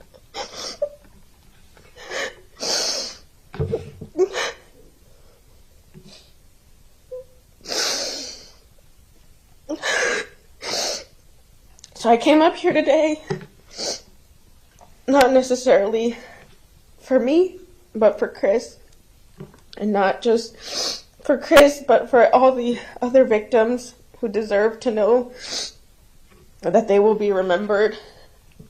And that unfortunately, I'm not the only service member that has had to go through the loss and murder of a family member in recent years due to the plague like him that are becoming a cancer in our country. As a service member, I took an oath to defend the Constitution of the United States against all enemies, foreign and domestic. And to the defendant, that's exactly what I view you as, a domestic terrorist. And everyone that does these heinous acts like you, because again, as I said, as I stood and stared off the coast of Iran and defended everyone in this country through my service, I thought I was the one in danger, but it was my family being slain back home. I wish no peace for you. I wish nothing but pain. And I hope that every breath you take, you remember that that's a breath you stole. You stole Chris from us, but we will honor his memory every single day. So in a sense, you also gave us at least that gift. There's a lot more I wish I could say, but I can't even look at you right now.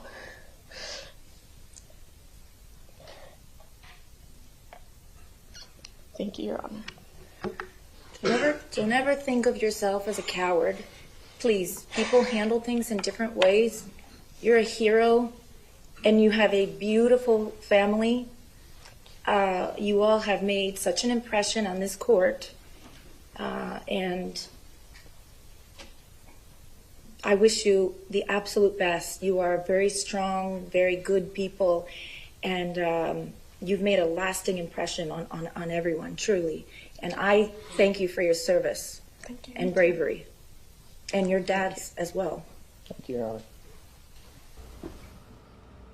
If you are just joining us here on Live Now from Fox, what you are listening to there is the sentencing hearing underway for Parkland school shooter Nikolas Cruz. He did plead guilty to killing 17 people inside of Marjorie Stoneman Douglas High School in Broward County back in February of 2018. A jury deciding just weeks ago that he would be sentenced to life in a prison without the possibility of parole. What you're hearing there are the victim's family members who are addressing Nikolas Cruz in the courtroom prior to that official sentencing where the judge will give him life in prison without parole.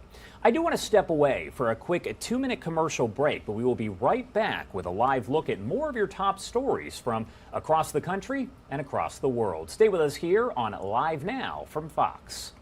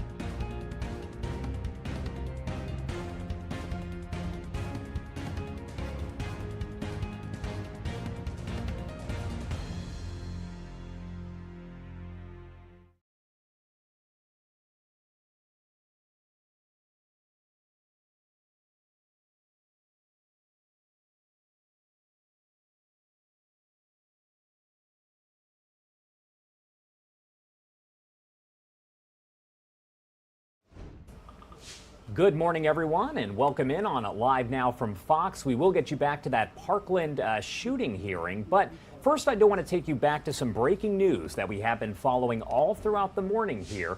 We are following this breaking news where a representative for rap group Migos confirms to the Associated Press that rapper Takeoff has died in a shooting at a party in Houston, Texas. Police did confirm the shooting happened around 2:30 this morning local time on the third level of a building at 801 Billiards and Bowling. There was a private party that had been underway. That party ended, and it appears that gunfire rang out. One person pronounced dead at the scene, and we have now learned that was rapper Takeoff.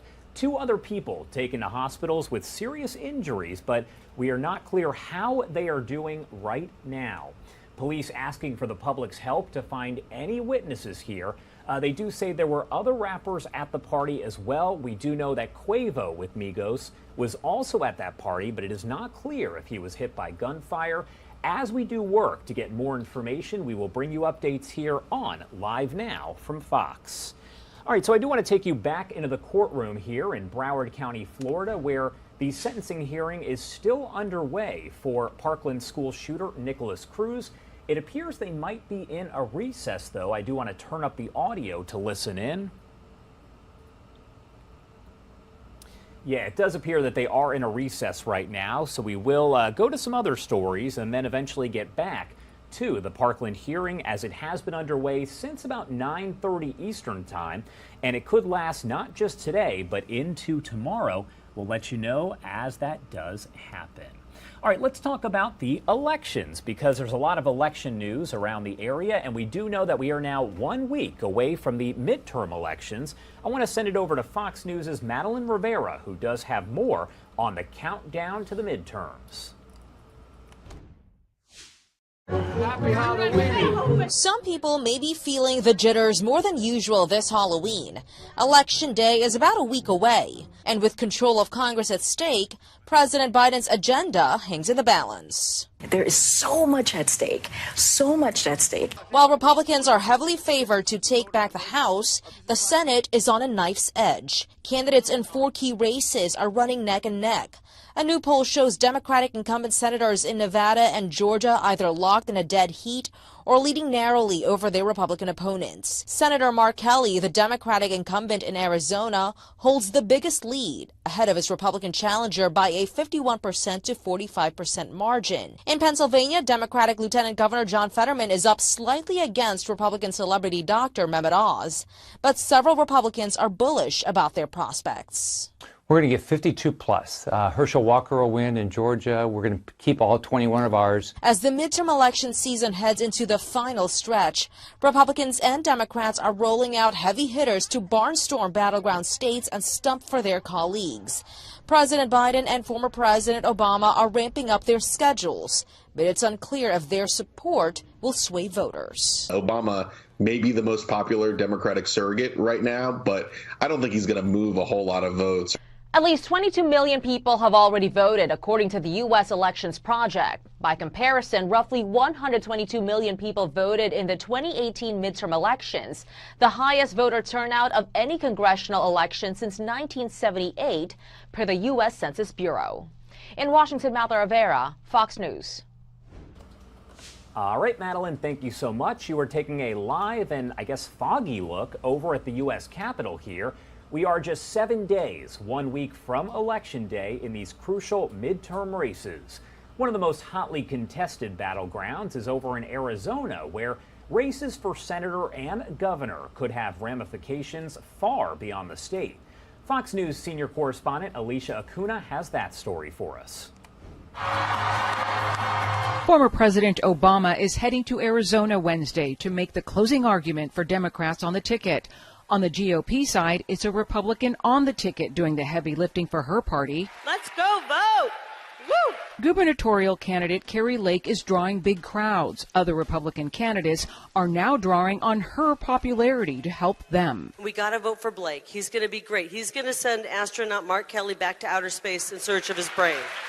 Fox News Power Rankings has Republican Senate candidate Blake Masters in a toss-up race against Democrat incumbent Mark Kelly And while Lake is in a toss-up race of her own, she is also pitching in outside Arizona. Hello, Pennsylvania. Hey, Michigan, it's Carrie Lake. In Arizona, registered Republicans are almost equal to the number of unaffiliated voters.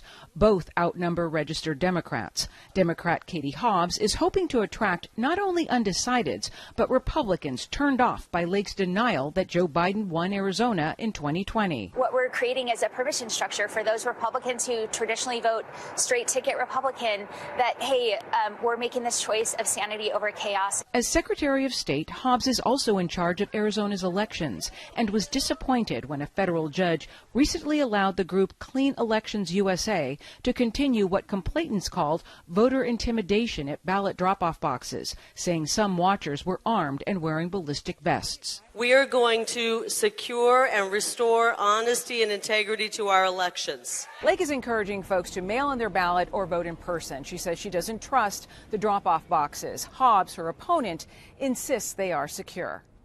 In Paradise Valley, Arizona, Alicia Acuna, Fox News. Well, voters have 1 week left to decide which party controls Congress, and the balance of power in the Senate could come down to just a few key states, one of them Nevada.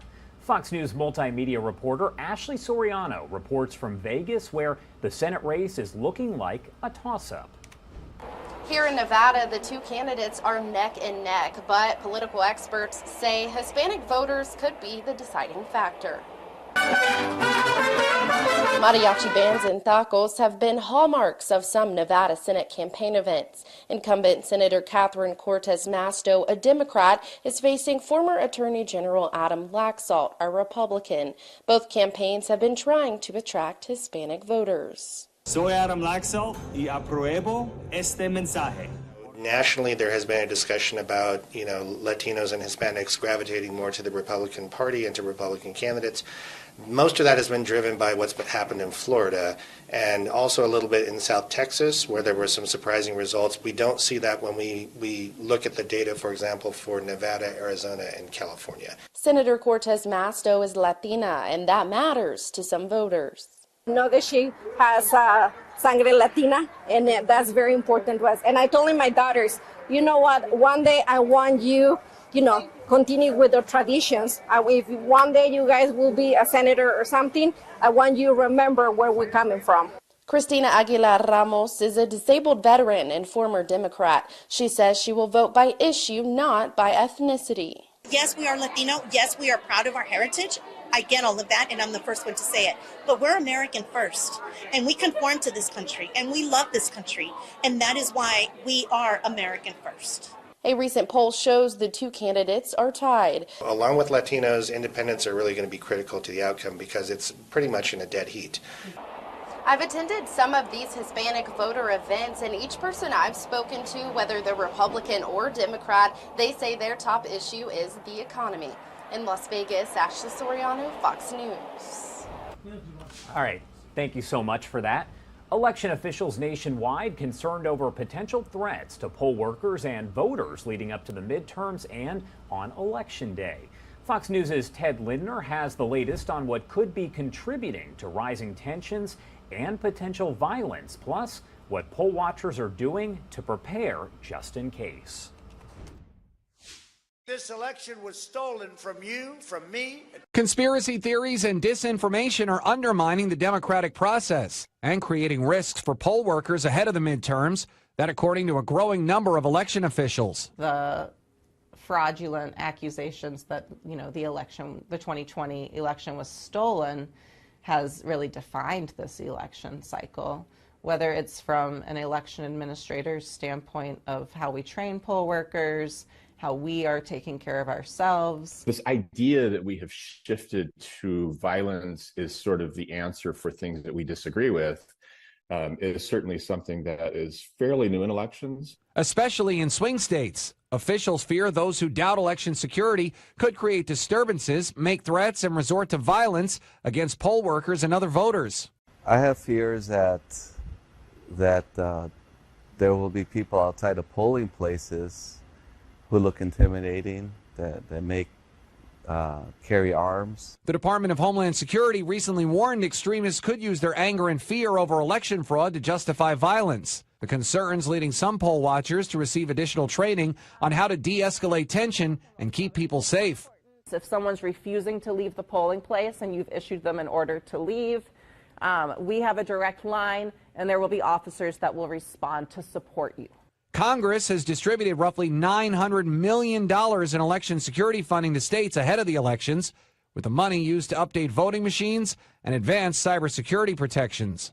Ted Lindner, Fox News. All right, welcome back here on Live Now from Fox. You can see court is now back underway as that sentencing hearing does continue for Parkland school shooter Nikolas Cruz. He will be sentenced to life in prison. However, the family members of his victims and some of the victims who did survive that attack are giving their statements. I want to listen in live, raw, and unfiltered. I feel betrayed by our justice system. I've put myself in a very vulnerable position by coming in and sharing about my pain, which I'm very private about,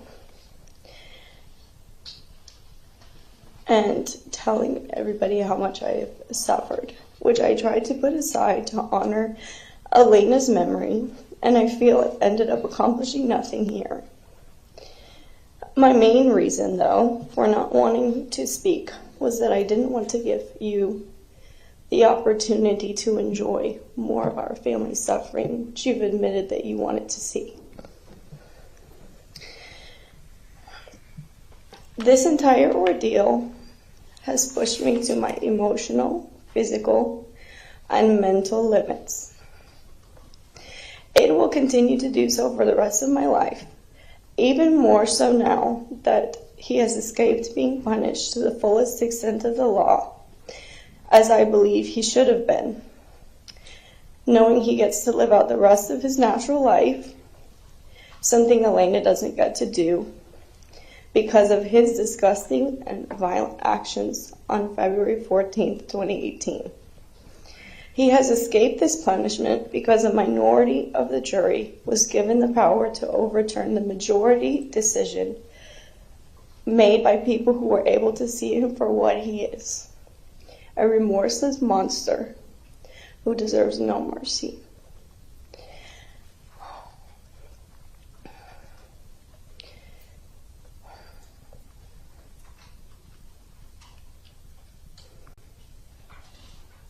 He has admitted to knowing what he did and described it in horrific detail. A person has to be incredibly sick to want to hurt another human being.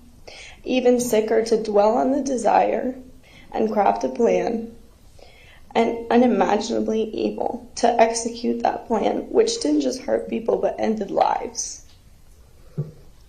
To add insult to murder, he was even arrogant enough to plan a disguise, believing that he would be able to escape his actions as my sister lay dying on a classroom floor, unable to escape his bullets. This incredible darkness that he has within him, which has been labeled here as mental illness, is something that should be considered unacceptable and intolerable.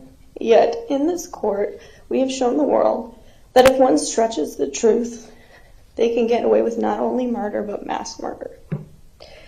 Every single sick, twisted little freak hiding in their room, searching up things on the internet like mass shooter hype videos of mass shootings, police response times, etc., will now look at this case and say to themselves, all I have to do is claim mental illness and I can get away with it.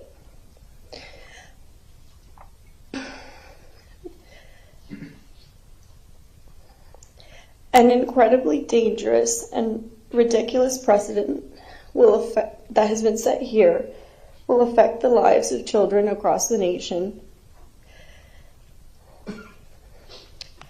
The defendant and I are the same age, and I can say for a fact that at the time he murdered Elena, he was old enough and mentally aware enough to understand the permanence of death, what that meant. He understood how much it hurt from his own personal experiences, and he fully understood what the consequences would be for murdering someone, yet he chose to do it anyway. I could sit here and complain, as he has, that I've had a hard life. I was bullied in school. I've lost 15 family members and loved ones since I turned 9, to sickness, suicide, accident, and now murder.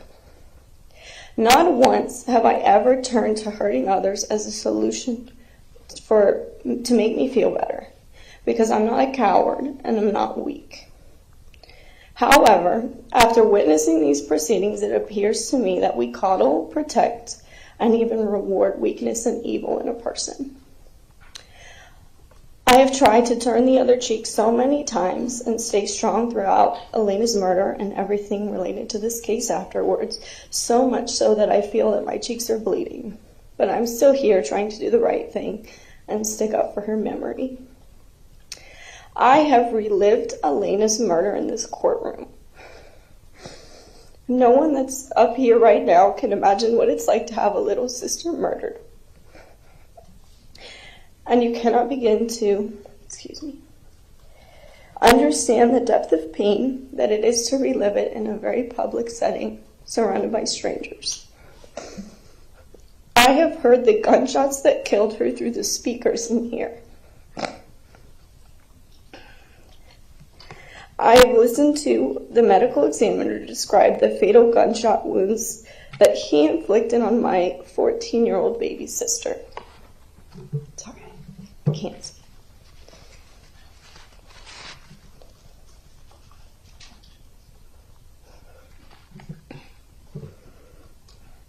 I gave a victim impact statement earlier in this trial in an attempt to follow the law and represent my sister's memory, all that's left of her, only to be met with myself, my family, and 16 other families of the defendant's murder victims being accused of only trying to attend looking for revenge.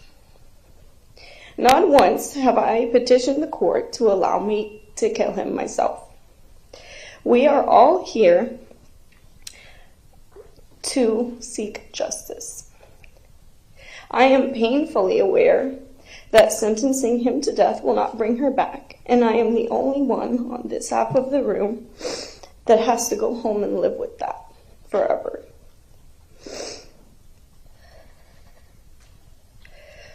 But what we've been told here is that 17 lives are worth nothing if you can make enough excuses for your actions. He has gotten everything he's wanted in this case, save 3 more victims, because as he stated, his goal was to take the lives of 20 innocent people. And we are left with nothing and a slap in the face to top it off. Elena was unable to protect herself from his bullets in that classroom, and this court has failed to protect her posthumous rights, her memory, and her family. I believe that who you are as a human being is, 1, how you treat other people. He showed no kindness, no mercy, no remorse while murdering Elena. He shot 139 rounds of ammunition in that building. He had 138 opportunities after his first bullet to stop. He could have stopped after the first classroom, after the first magazine, after the first floor, but he chose to keep firing, to climb multiple staircases, and to continue his rampage because he was enjoying hurting other defenseless and frightened human beings. He shot Elena through the heart. Why? Because she didn't pick a good enough hiding spot? Because she wasn't able to escape his line of fire fast enough in a moment of intense fear? He shot her multiple times, as he did every other victim, to make sure that she was dead. That is how he treats other people. Another thing that shows who you are as a human being is your actions when you are struggling. I understand that he believes his life has been hard. I don't think a single person in this courtroom today can say they have had an easy life, yet the rest of us keep trying to do our best, and he believes that he is above that charge. He chose to turn to violence to solve his problems, and is now being protected from the same punishment he needlessly inflicted on my sister because he's too scared to receive what he exuberantly dished out. The first major event of my adult life was when I was 19, when my sister was shot to death. And now my early 20s are ending with being told that no justice will be done in her memory. That she died, but it doesn't matter because his life wasn't cupcakes, rainbows, and sunshine. He gets daily meals, a roof over his head, and a bed to sleep in now. My sister's body is food for carrion. Her roof is 6 feet of dirt, and her bed is a coffin. She died scared. She tried to hide behind a desk, and he shot her multiple times, as I said, with one of the bullets hitting her in the heart. She died alone on a dirty classroom floor, and whether she suffered for 1 second, 1 minute, or longer, although I can't imagine she lived very long after a bullet tore through her heart, she had no chance of being rescued or saved, and he made sure of that. The building which you all have walked through is where her last breath, her screams of pain, and her blood have rotted away for years. I will never get to say goodbye to her. I will never get to look at her face again or crack jokes with her. The last time I saw her sweet face was when she was lifeless and cold, laying in a coffin. If I want to visit her or talk to her, I have to drive to a cemetery and talk to a plaque with her name on it. He is going to have the ability to see his family and call them. I get to spend the first half of every visit I make to her grave for the rest of my life trying to avoid thinking about how her body is beneath my feet and wondering if I'll see her in another life. Elena will never grow up. He stopped her at 14. She's never going to go to college, get a job, get married, meet any of her nieces or nephews, have kids, or even breathe again. But he'll be able to draw breath, and he has for the past 4.5 years that she has not. And he will get to continue to do so into old age. I believe that one who robs another human being, let alone 17 of them, of their power over their own life and the right to live out their natural lives, getting to keep both of those privileges is not an example of justice. Thank you. Megan, I am deeply sorry for your loss. Thank you. Thank you for being here. Thank you, Ms. Patty.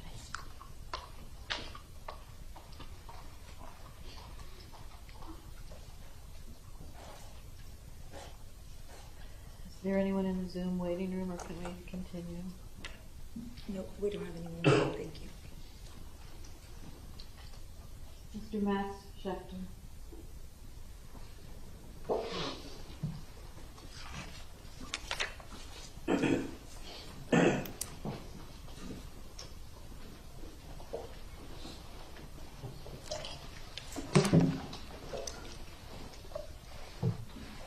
Good morning, sir. Good morning. Please, when you're ready, please raise your right hand.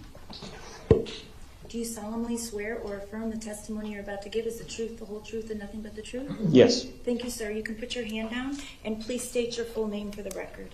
Max Schechter. Thank you. State whenever you're ready. Mr. Schechter, would you like to say something on behalf of your son Alex today? Yes. Please go ahead. Judge, thank you for your kindness to our families. And thank you for taking this trial so seriously. There's nothing more important to my family than receiving justice for Alex. I'd like to start with the victim impact statement that Karen and I gave earlier. It was really difficult. My wife and I tried to verbalize the pain that we feel every day, knowing that Alex is never coming home, and he was taken from us in such a horrible, horrible manner. The other very upsetting part of the victim impact statement was the restrictions that were placed on our statement. We were prohibited from talking about the murderer, the crime, and the punishment that he deserves. We wanted that creature to receive. To add insult to injury, the Florida state law instructed you to tell the jury to completely disregard everything that we had just said. It's not right, and I will work to fix this injustice for the next family. Both juror Melody Vinoy and Mr. Johnson said that the law failed the families, and I agree with them. I just rewatched the defense's closing argument, and one thing that really stuck out at me was their insistence that the jury that the murder had slipped through the cracks. The defense knows that that is a lie. They know Sheriff Bob Galtieri, the chair of the MSD Commission, had said that he had never seen an individual that has received more mental health services than the Parkland murderer. But in closing arguments, you reiterated over and over again that he didn't get the proper services throughout his childhood. Let's look at the facts and see if that was actually true. Dr. Kravitz, his psychologist when he was 8 years old, spent 15 sessions with him over 13 months.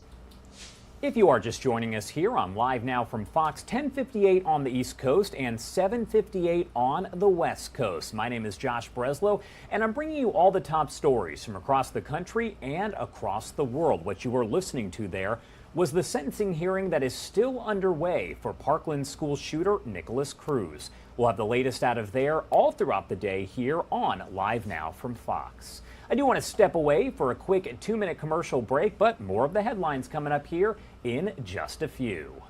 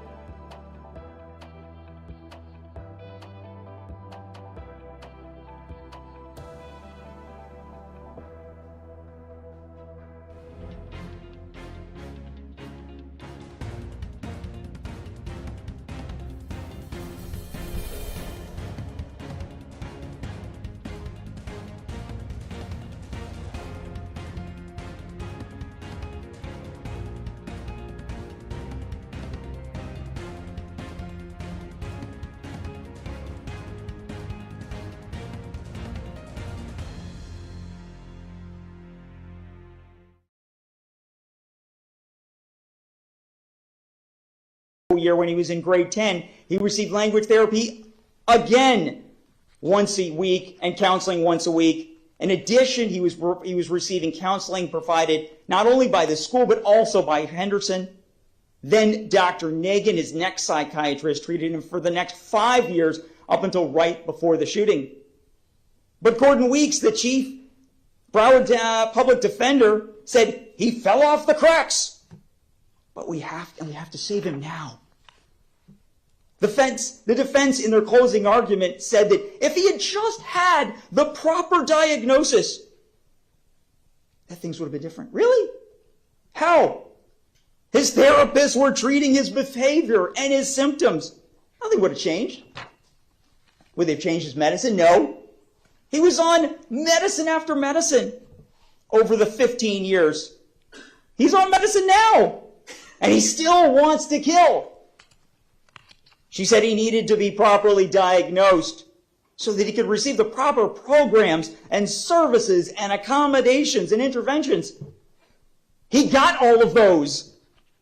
Altogether, he had well over 200 individual sessions with mental health professionals. Does that sound like somebody that fell off the grid? They tried everything. They couldn't have given him more services. Over the course of his life, starting at a very young age, he received more than most kids in America will ever receive. It's irresponsible for you to make a statement that is an outright lie. You're making the mental health crisis in America worse by misrepresenting what actually happened to the Parkland murderer, just so you can receive fame and notoriety and go on a book tour? There are so many people that really need mental health services and did not get them, but that's not the case with the Parkland murderer. His psychiatrists, his psychologists, counselors, ESE teachers, all testified to that effect. He was on medication for most of his life. The problem was that he didn't receive, not that he didn't receive services or medication. The problem was that none of it worked. Prior to the trial, I had a lot of hate and anger in my heart for his mother. Today is the anniversary of your mommy's death, isn't it? She's the one who bought him his first gun. But after learning more details of her life, living with that animal, during the trial, I understood how much she tried to do for the murderer. There are kids in foster care with no families, kids in abusive homes, and kids living with drug-addicted parents. But that's not the situation. He lived in a loving home. Linda Cruz loved him and tried to help him for the 18 years she was with him. She continued and she never gave up. She took him to doctor after doctor, tried medication after medication. God only knows how much money she spent. Of course there are going to be breaks. No one can be 100% consistent after 18 years, especially when nothing seemed to work. Dealing with those two monsters, I'm sure it was emotionally and physically exhausting. But she was pretty consistent between the ages of 3 and 18. When some things aren't working, you stop for a while. And she did, but then she went right back. And she continued all the way up through her death. She never gave up on him. You said that the Camelot counselor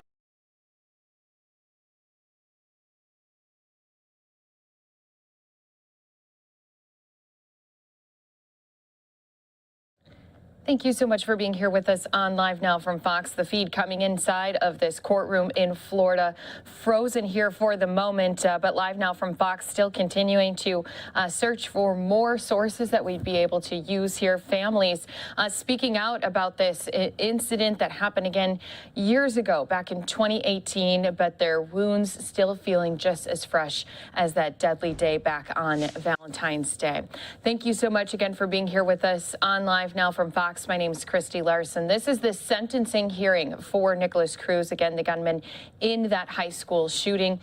He will be sentenced after the jury found him not only guilty, he had pled that, but also they had found him to be sentenced to life in prison instead of voting for and finding him to be needing the death penalty in this case. When we do have that source back, of course, that's what we'll be headed back into here for you on Live Now from Fox. We do have quite a few other events that we're keeping an eye on, including a shooting down in Houston where a representative for the Migos rapper Takeoff has confirmed that he died outside of that bowling alley due to that shooting. We did also have a lot of shootings happening in the city of Chicago. We'll be waiting and seeing if there is going to be any press conference held by Chicago police officers in that case, talking about those who were wounded, including a 3-year-old boy. So there's definitely been a problem when it comes to gun violence. It's something that some New Jersey officials were speaking to just a little bit earlier here this morning, especially when they are facing ghost guns. So I do want to play out just some of their press conference that they just held. As I mentioned, we'll be be trying to get back that shooting or the Parkland shooting trial feed as soon as we do see that. Of course, we'll be switching things up here for you on Live Now from Fox. But until that time, let's go out to Camden County, New Jersey, where again, police and officials are speaking to a new epidemic. It's called ghost guns, and they say they're being used more and more by criminals across the country. The gun was not fully loaded. It was 4 bullets shy of 50 rounds. And this was a young man that, again, previously was convicted of carrying a ghost gun, a gun that's untraceable, carrying 46 rounds of ammunition in there to do what? Not to protect himself, but to cause harm to others. And that's why it's so important that we continue to highlight the issue that we have here that's affecting our city. Throughout the entire state, we've recovered the most ghost guns here in Camden City in the last 3 years, and the number continues to grow. So with that said, we have some very special speakers. Of course, my boss, the Commissioner Director Lou Capelli, is going to share a few comments, followed by our great mayor of Camden City, Vic Starfin. Commissioner. Thank you, Chief, and good morning, everyone. I just first want to commend the men and women of the Metro Division of the Camden County Police Department for the great work they're doing in confiscating these illegal guns. The number of guns confiscated in 2020 was 300. In 2021, it was 332. And so far this year, our officers have confiscated 322 illegal guns. All illegal guns present problems to law enforcement. Each time one of these guns is confiscated, there is a potential danger to our officers. Each confiscation could result in a very bad happening within our department and within our city. Our officers are the professionals that make sure that these incidents don't occur, so that there has been safe confiscation of these guns over the years. But illegal gun ownership continues to be a problem.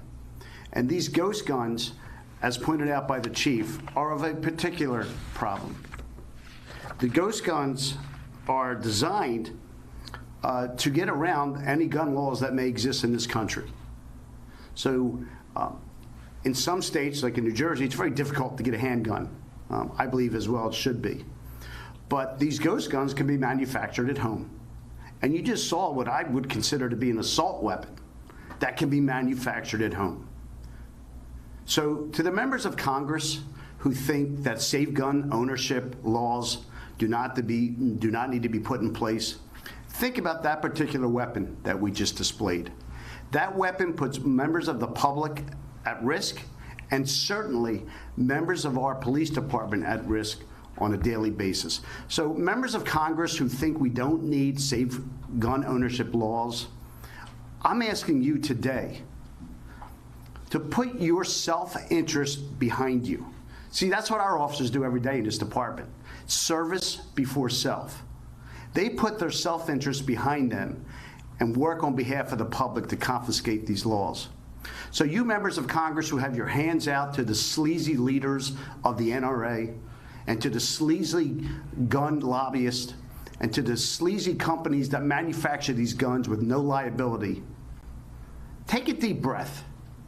Think about what that particular weapon that you currently permit in the United States of America could do to our police officers and to the members of our public. Wake up. Wake up. Nobody's up here saying there shouldn't be gun ownership. But what we're saying is that there should be safe gun ownership. Background checks at a minimum. The outlawing of ghost guns is something that needs to happen today and should have happened long ago in the United States. So once again, I just want to thank the members of our force, Chief, doing a tremendous job day in and day out. It's sad.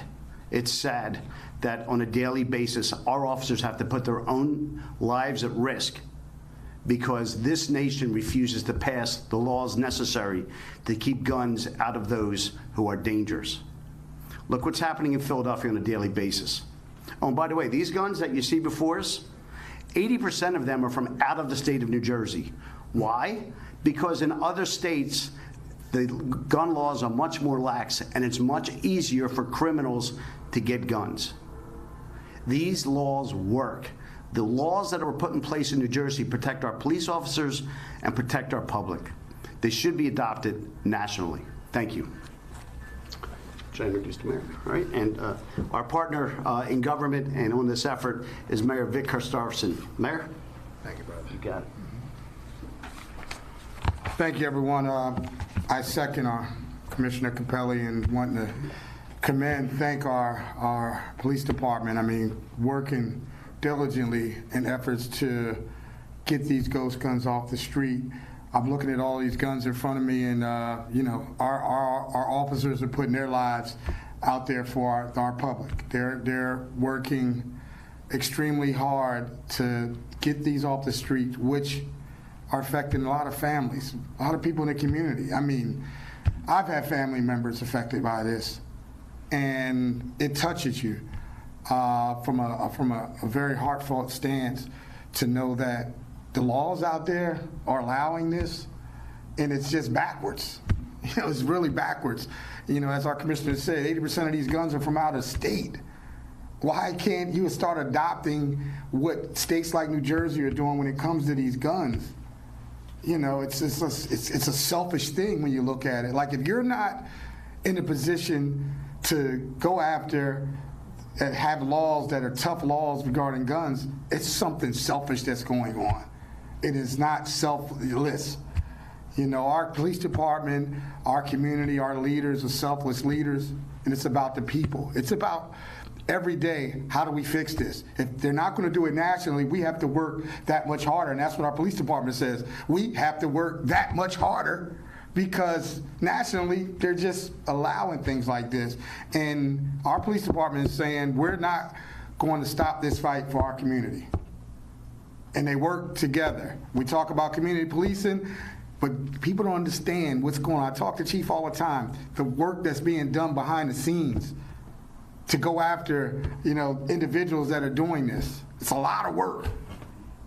You know, we talk about, you know, what the great job we do in the community, but our police department is doing an excellent job, working hard, and doing things that you don't see. But when you see this, you know it's a lot of work being done. So we have to get better. Nationally, background checks. We got to continue imposing our will on this. The communities, leadership, we have to continue imposing our will so nationally they start to get it. It's amazing they haven't gotten it. You look across the bridge every day, I get a news alert of what's going on. It's sad. It's a lack of leadership on a whole lot of levels. So ghost guns, you know, we just have to continue fighting. The consequences are hurting everybody. And keep the good work up. You know, the support's here. This is Team Camden. Everybody you see up here is always working at a high level to make our community better. And it makes me proud to know that what we have here is something that I'm glad to be a part of as a team member. So thank you all. Last year, the ghost guns had made up almost 20% of the total firearms taken from suspects or found at crime scenes. Police here speaking about it again today, raising more awareness and trying to get more work done to prevent the use of them in these crimes. We're going to continue listening in here with officials out of Camden County, New Jersey. Some viewers, though, first going to go out to a 2-minute break. Hear me if I'm up in front of the podium? I can't. You guys have to move on the microphone. You need me in the back? Okay. Actually, I mean, we could move the podium up a little. No, that's quite all right. I can work from back You here. can grab whatever pieces you need. That's fine. Yeah, that's why you get a room. That's okay. I'll take all my pieces. Yeah. I'm just going to take a couple of these. All right. So obviously we've seen that ghost guns have become increasingly more popular in the last couple of years. I can at least speak for here and being assigned to our NIBIN unit that we have seen an increase just in our recoveries of ghost guns, particularly in the last 3 years. It's been increasing ever since. They've pretty much become more popular because it's the equivalent, the best way to describe it is buying a model car kit. You can purchase a kit that has all the pieces to it, and then you can put it together at home. You just buy all the components, and once they come, you place it together. So the bottom part, which is your receiver, these come this way. They usually don't have the holes drilled out in them, which is how we get around the laws for having things serialized. Once it comes to you, it comes without the holes drilled in, and it's considered an incomplete firearm. Since it's incomplete, it's not required by law to have a serial number to it, which is how we're kind of circumventing the system in that way. Once you get that and you drill the holes into it, there's all the components that are on the inside. That's going to be your trigger and your firing pin and all the other pieces that come with the kit. Then on top of that, you can also buy your slide, and you can also buy a barrel for it, and all the other pieces that you'll put together, and when you're done, you'll have a fully functioning firearm. It becomes popular because obviously with these kits, there's no background check that's required for people to purchase these. So you're really circumventing some of the laws that we do have into place of the background checks that we need to check for people's criminal histories, and that's how so many of them that are hitting the streets. Our state in particular is a little more strict on those guidelines. You can't ship these to our state, but that also doesn't mean that people aren't getting them here from other states or having them delivered out of state and then picking them up and bringing them in. Thank you. Great job. You left all your pieces up here, that's okay. So it just goes without saying the issues that we do, challenges we continue to have in Camden City, because as you look at this display case here, there's about 70 weapons.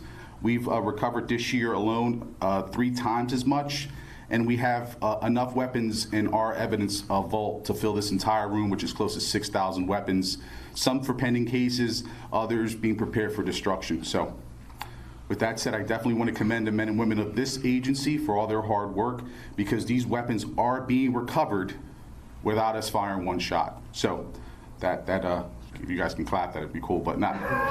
But that's a great job, and it's really commending all the work that we're doing out there in our community as well. I can't underscore the partnerships that we have with our community are stronger than ever, and they continue to get stronger every single day, and they help us with making these streets safer as well. And again, I commend the mayor. His partnership and leadership is tremendous, and he is our head coach for Team Camden, and of course my boss, Director Capelli, has been a tremendous supporter in anything we need to facilitate the good quality of life to continue to increase in Camden City. So with that, I guess questions, Dan? Yeah.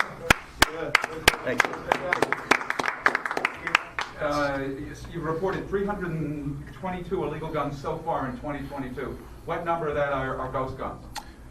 Do we have that number? Oh, yes, I do have that number as well. I'm sorry. I think, Jeff, at this point. So I have the numbers. I was prepared for you, Jeff. I was prepared. Let me get the number for you. Hold on one second.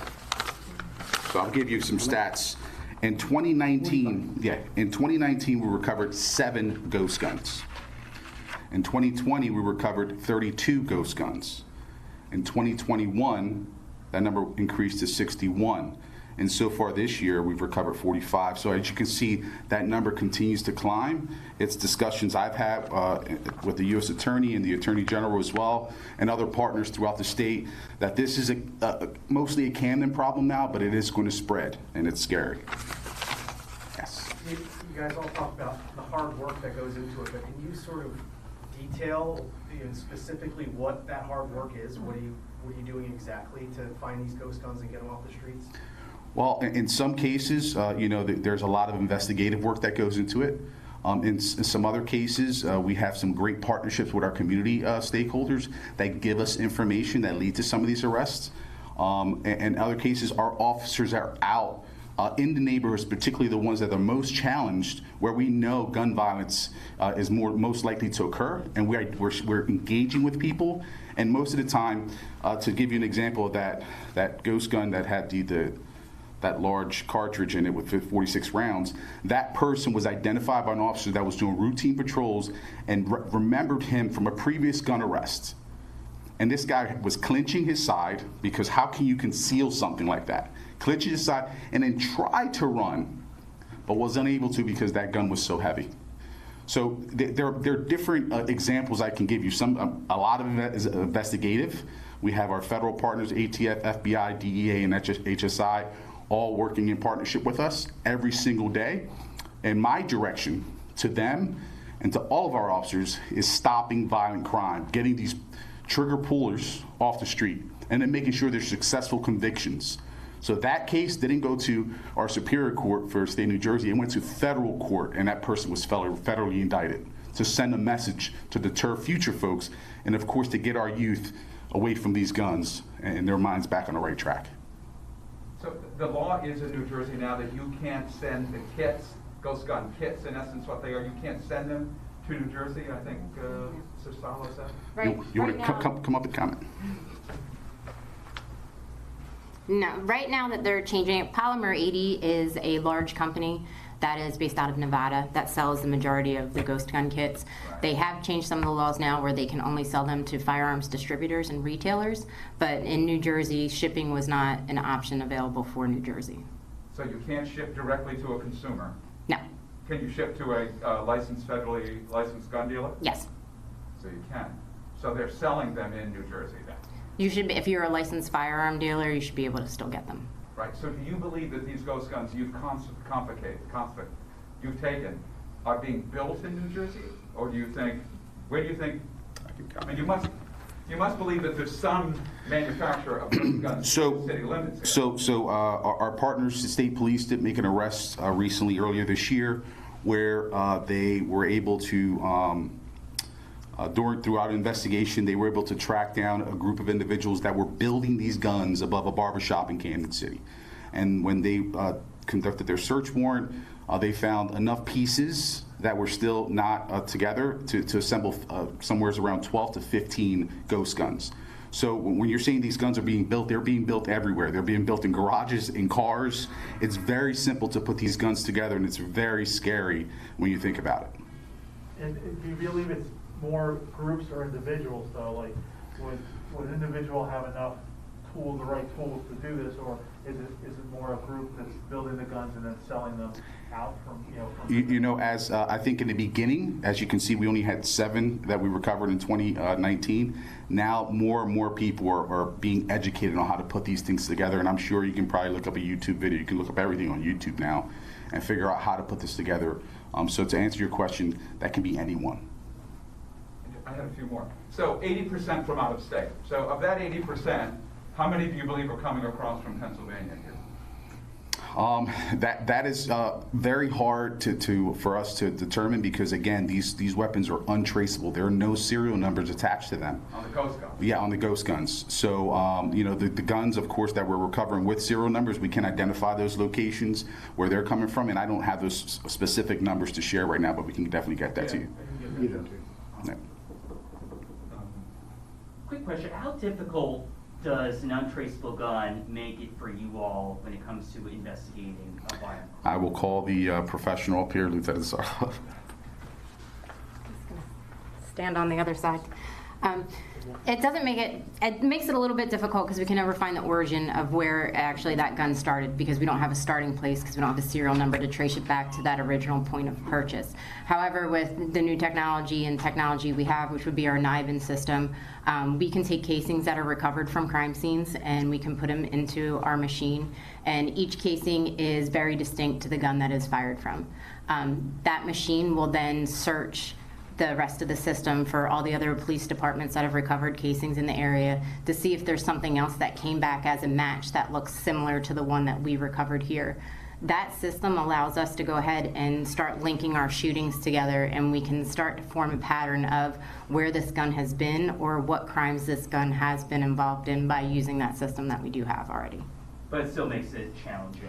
It does make it difficult, but there are ways for us to at least determine maybe where that gun, what crimes that gun has already been used in and where it has gone. And then from that point forward, it leads us with a lot of investigative tools that we can then use with collaborating with other police departments, even with Philadelphia, to find out what kind of information they have that can then link to what we have here to help identify suspects. You said that legal gun owners can get these kits.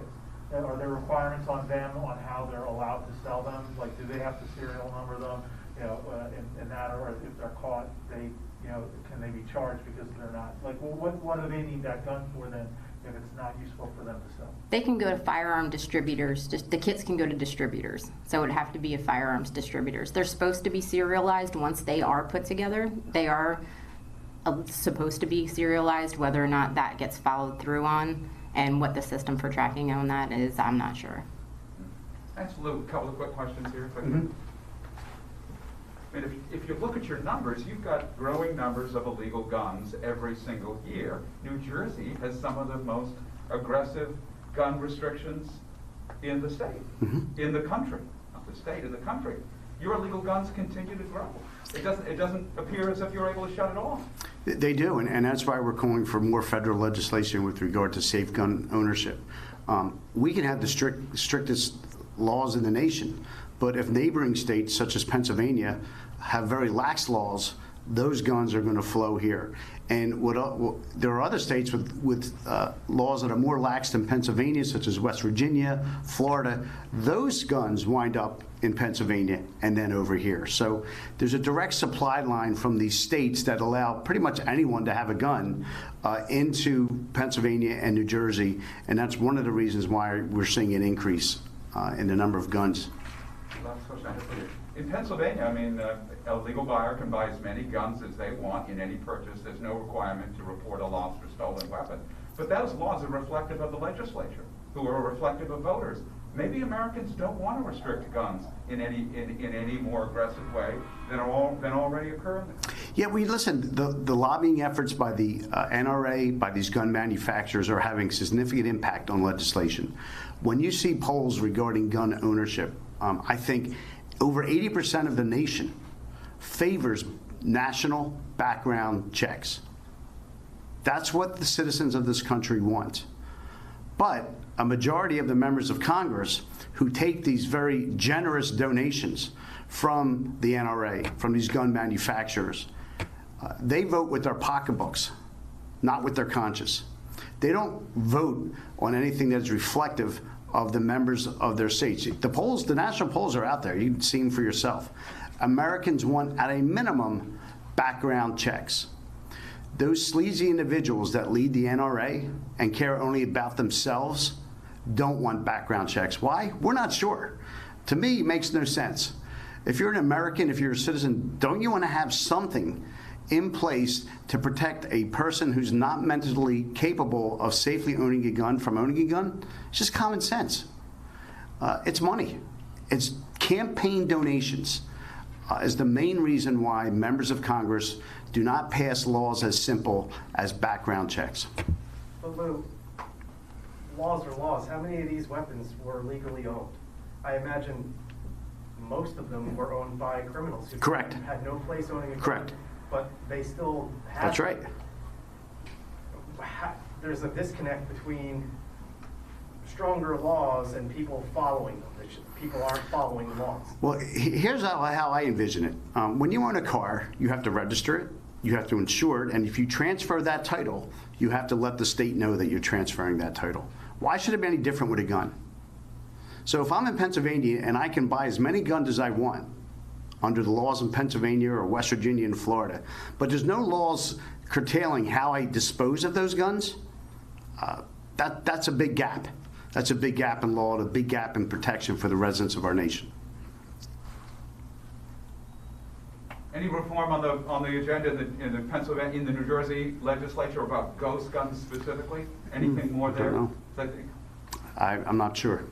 No, there's continued conversations being had with our Attorney General and our Governor's office. They are pushing to make some reforms that are going to impact specifically ghost guns as well. They've done a great job this year. I believe earlier this year was 7 reforms specifically on weapons, and that does help us. But we definitely need to, I think we're missing the mark on the ghost gun part. Good, Dan? Anything else, guys? We can do some one-on-ones. We can get grab some sound. Like, the gun was. All right, guys. So once again, we had officials speaking about ghost guns, but I want to mention we have a very busy road to the election now, 1 week until people will be headed to those polls. I know early voting already having record numbers, especially in the state of Georgia. You can see here a couple different campaign events going on, not only with Governor Kemp, but also with Senate candidate Herschel Walker. And then that main box you're seeing on the left-hand side, that's going to be a picture of President Biden. He's going to be flying in here to get on board Air Force One, headed down to Florida, where he's going to be also campaigning with Democrats down in the Sunshine State. Live now from Fox, we're going to step away for a brief 2-minute break. We'll be following many of these different campaigns happening across the country. But when we come back here, I want to turn our attention back to something we were in previously. Families of victims in the Parkland shooting have been speaking out. We did get that feedback here for us. We're going to be listening back in right here on Live Now from Fox to some of the words these members are saying about their loved ones, coming up here in just a moment.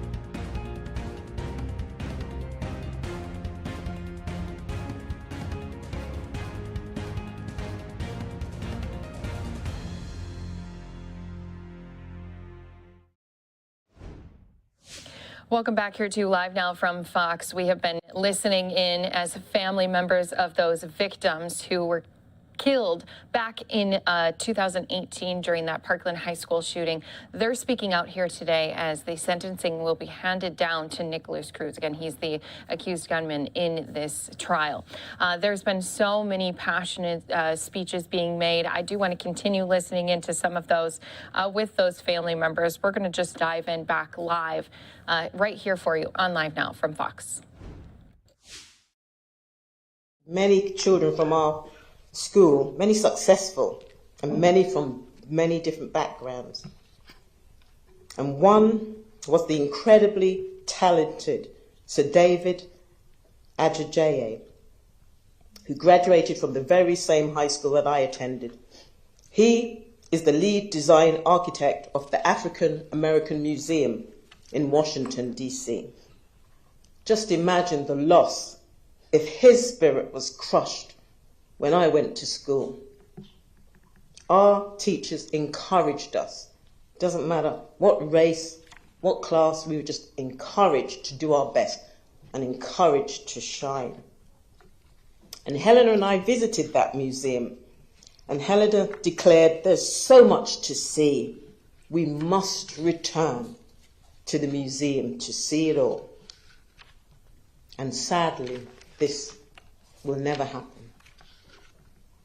Never happen.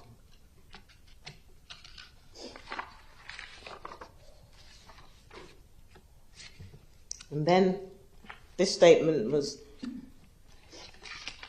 let's see if there's anything else.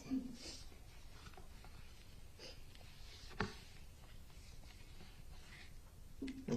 So now I'll move on to the Broward Sheriff's Office.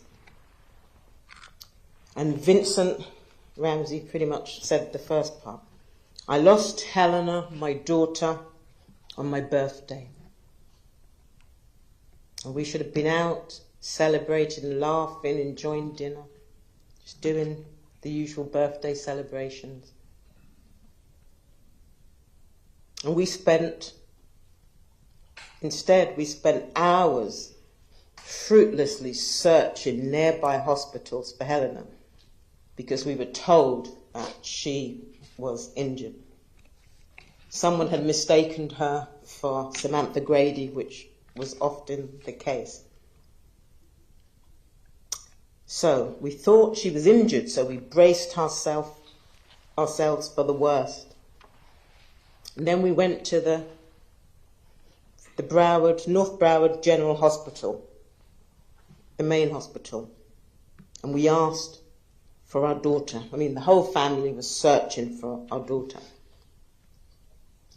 And when we were at the hospital, just by looking at the response, they knew our daughter had died. But they sent us to the Marriott. They sent us to the Marriott Center. And we feel that they should have told us at the hospital, because the hospital is equipped with conference rooms, chapels, equipped to tell people the passing of their loved ones. Instead, we were sent to a Marriott.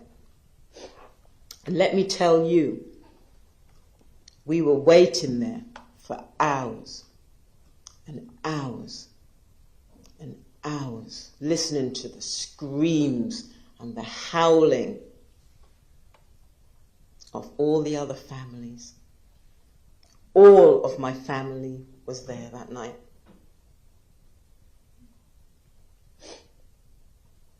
And we found out, because I have friends at the hospital in Broward, that you were in the hospital. You were being taken care of while our loved ones lay dead. You were, as far as I can see, continuing your ploy, the start of your ploy for your illness or whatever it was. Instead of taking care of us, they were taking care of you. And we will never forget that night. The screams, the howling. And yes, I quote, "It was not an effing pizza party." One of the families screamed. It was not an effing pizza party. You kept us there. And my family was there until about 3 a.m. that morning that we left. We were the last family to be looked at. Someone came over to us and they said, "How many families are here?" There was only one family, my family, the black family, left until the end. And this is what I have to say to the sheriff's office, because this is how black people are treated. When people say Black Lives Matter, it's how we are treated. I was asked by a reporter, would the shooter have been killed if he was black? And I had to stand there and think about that. I had to think about that, because it's not that simple. The shooter, if he was black, would not have made it past the gate, because that's the response. It's an aggressive response. He would have been stopped before he entered the gate. So I couldn't have said he would have been shot. No, I can say the response would have been different. And this is how we are treated. Same with the Broward schools. My daughter didn't get her acknowledgement. Same with the Broward Sheriff's Office. My family, all of my family, were there until 3 a.m. while you were in the hospital with your fake illness, with your ploy.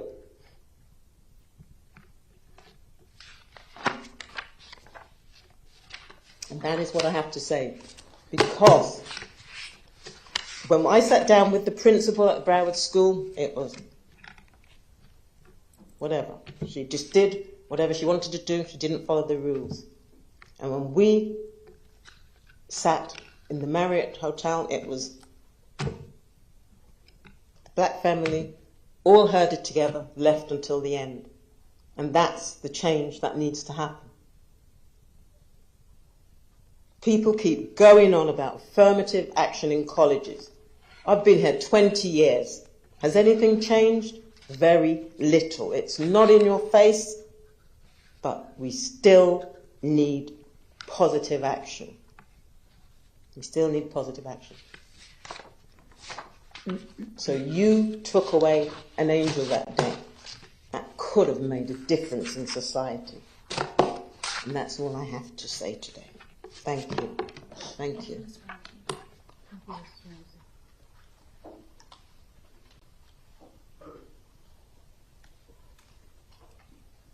State, you can call your next witness. The next witness, Your Honor, would be Ellen Mayer.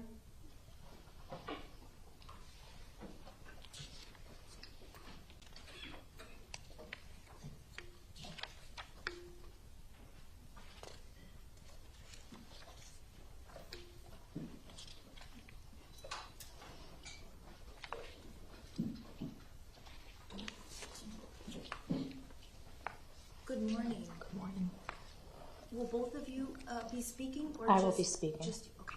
Go ahead and raise your right hand, please. Do you solemnly swear or affirm the testimony you're about to give is the truth, the whole truth, and nothing but the truth? I do. Thank you. You can put your hand down. Please state your full name for the record. Ellen Mayer. Thank you. Mrs. Mayer, would you like to give a statement for your daughter, Samantha? Yes, we would. Please do. Thank you. I am Ellen Mayer, and this is my husband, Jess Mayer. We are the parents of Samantha Mayer, and I will be reading Samantha's words verbatim today, as she could not be here. My name is Samantha Mayer, and I am one of the 17 people who were injured during the Stoneman Douglas shooting. The reason I have decided to speak today is not only to share my story, but to share the actual long-term effects of gun violence as a survivor of it. I hope to bring awareness to some parts of a shooting that might be overlooked. I was sitting in my 4th period classroom, waiting to go home to see the flowers that were sent to me for Valentine's Day, and instead, I found myself in an ambulance being transported to the hospital with a gunshot wound through my knee. That gunshot wound stays with me today and for the rest of my life in the form of 3 scars on my left kneecap. The gunshot actually stays with me in many ways beyond what is physical. It reminds me of the most fearful day of my life when I was laying on the floor, unable to move, and terrified to speak. I remember accepting my death at that moment and reminding myself that my friends and family know that I love them. It reminds me of when I begged my classmates not to open the door for the policeman because I couldn't see what was happening and I feared more danger. It reminds me of when I asked a member of SWAT to text my mom because I didn't have the time to grab my phone to tell her that I was alive. Beyond the trauma of that day that replays in my head, I've come to realize that I find trauma in my day-to-day life as a result of the shooting. I am now afraid of tight spaces because if something were to happen, I would not be able to escape. I also look for the closest exit in every room I walk into because I just need to know where it is. I turn around whenever I hear a noise because I need to know what that noise was to put my mind at ease. And yes, I mean every noise. My heart also drops every time I hear a loud noise, and I am transported into a state of pure terror because I am so terrified to be in another shooting. I bet that doesn't happen to most people. I've learned that the beginning of every year brings a lot of heartache for me as I wait through January and half of February for the anniversary of when I saw death before my eyes. Carmen, I think about you every day, and it never hurts less. Beyond the struggles I have in my life currently, I have fears for my future. I fear that sending my children to school one day will be one of the hardest things I've ever had to do. I fear, against all odds, that there is a possibility of him being released one day. I fear so many things that I can't write them all on paper because the thought is too painful.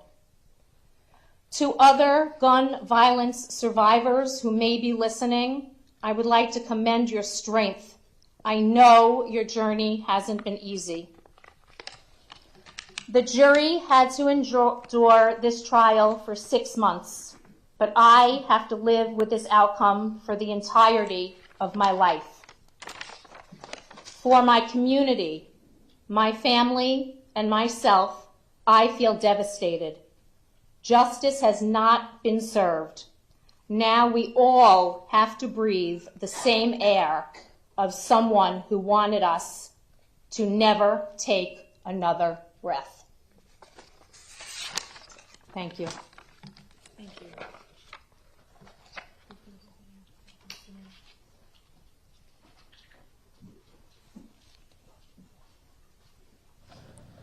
So many families and victims speaking out here today in Fort Lauderdale, Florida, as again, the sentencing hearing is underway.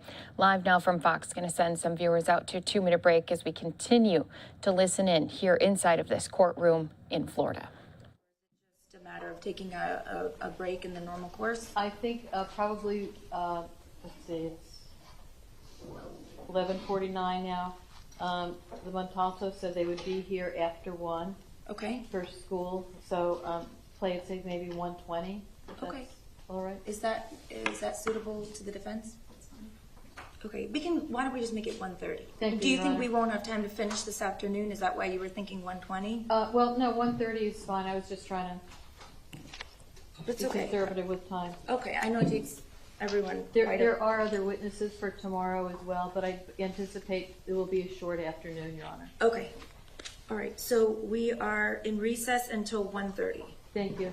They still have the secondary screening, so I know it takes everyone time to get back and forth if they go to lunch, which is why I think 1:30 would be better. All right, so you can hear there the judge saying they are going to take a break. They still have many more people who would like to speak out, especially as this is their chance to address the gunman himself. There's been a lot of emotions inside of this courtroom. Live now from Fox, going to continue keeping an eye here on this courtroom, as well as bringing you those remarks live, raw, and unfiltered. As you can also see, we're still also keeping a close eye on President Biden. He is out on the campaign trail, headed to Florida, as we are just 1 week away from those midterm elections. Some of our viewers are on that 2-minute break. We'll wait for them to rejoin us as we continue giving you more top news stories across the country right here on Live Now from Fox.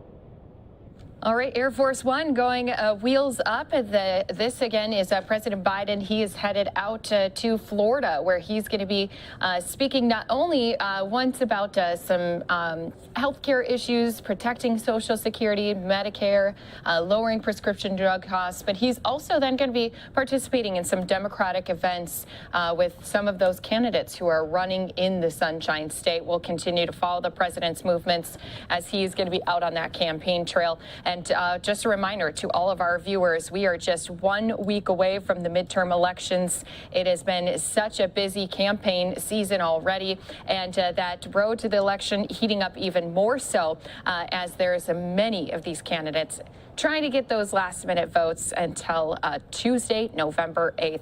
And just so you know, right here on Live Now from Fox, you can join us every single Tuesday night. Tonight and next week will be the last ones. The road to the election has been a show we've been bringing to you here as we've been speaking with some of these candidates. We've also been speaking to and not only some of our policymakers, but even some of our very own reporters and political reporters all across the country on these important key races happening from coast to coast. So you can join us again right here at 9 p.m. Eastern Time as we are going to continue to keep you fully covered on what you need to know to help you make those decisions, help you cast your vote next Tuesday if you haven't already gone out and voted. We know there's been early numbers coming in, early voting has been coming in record numbers, especially in the state of Georgia. We did have a couple of campaign events already happening in the state.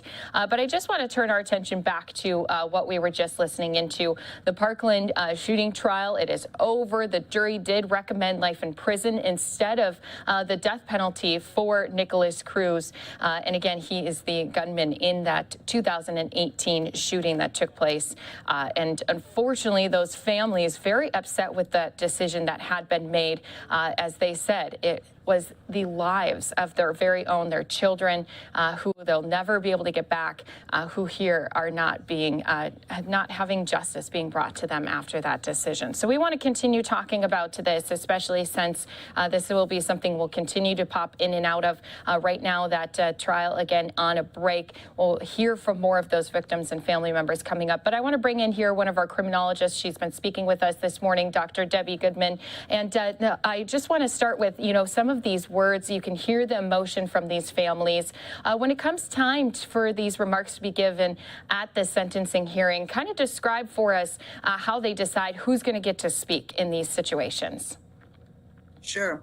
Well, thank you, Christy. And again, here I am in Florida where I reside, so certainly have been following this case very intensely for what's now almost 5 years from the February 14th of 2018 and now rounding the corner and to the 5th anniversary and every step of the way. So in terms of where we are in the process, this is what we call the victim impact statement. This really is for these families, like crossing the finish line, if you will. And so what we've heard this morning, of course, has been a variety of emotional statements, statements of anger, statements directly toward the defense team.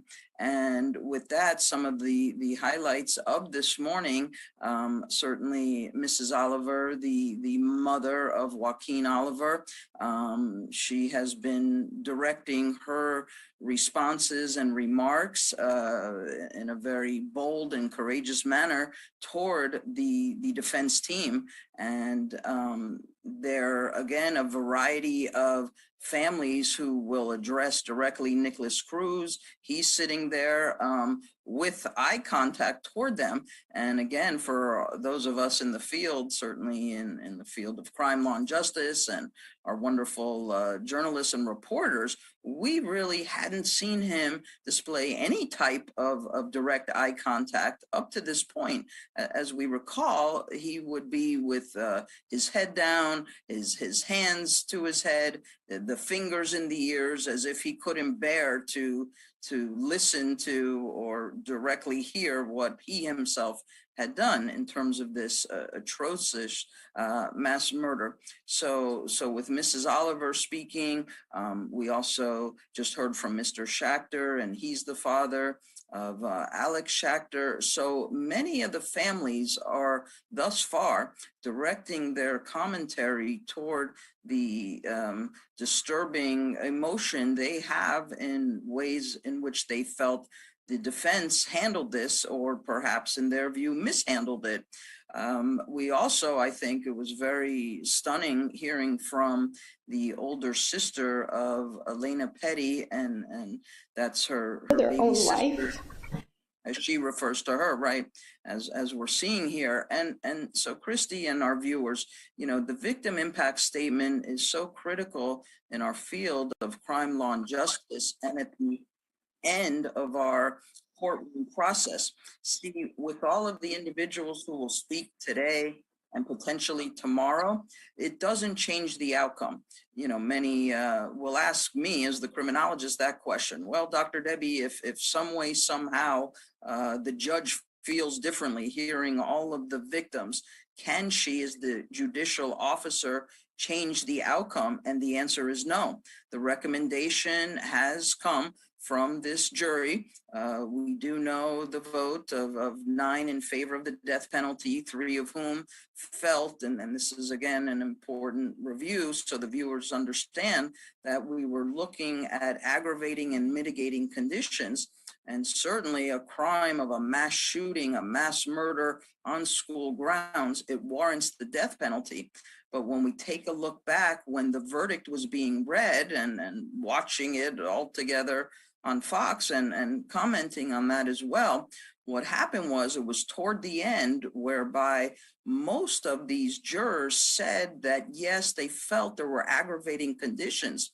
But for me as a criminologist, the tipping point came really at that last question where they were asked, do the aggravating conditions outweigh the mitigating conditions? And some of those responses were no.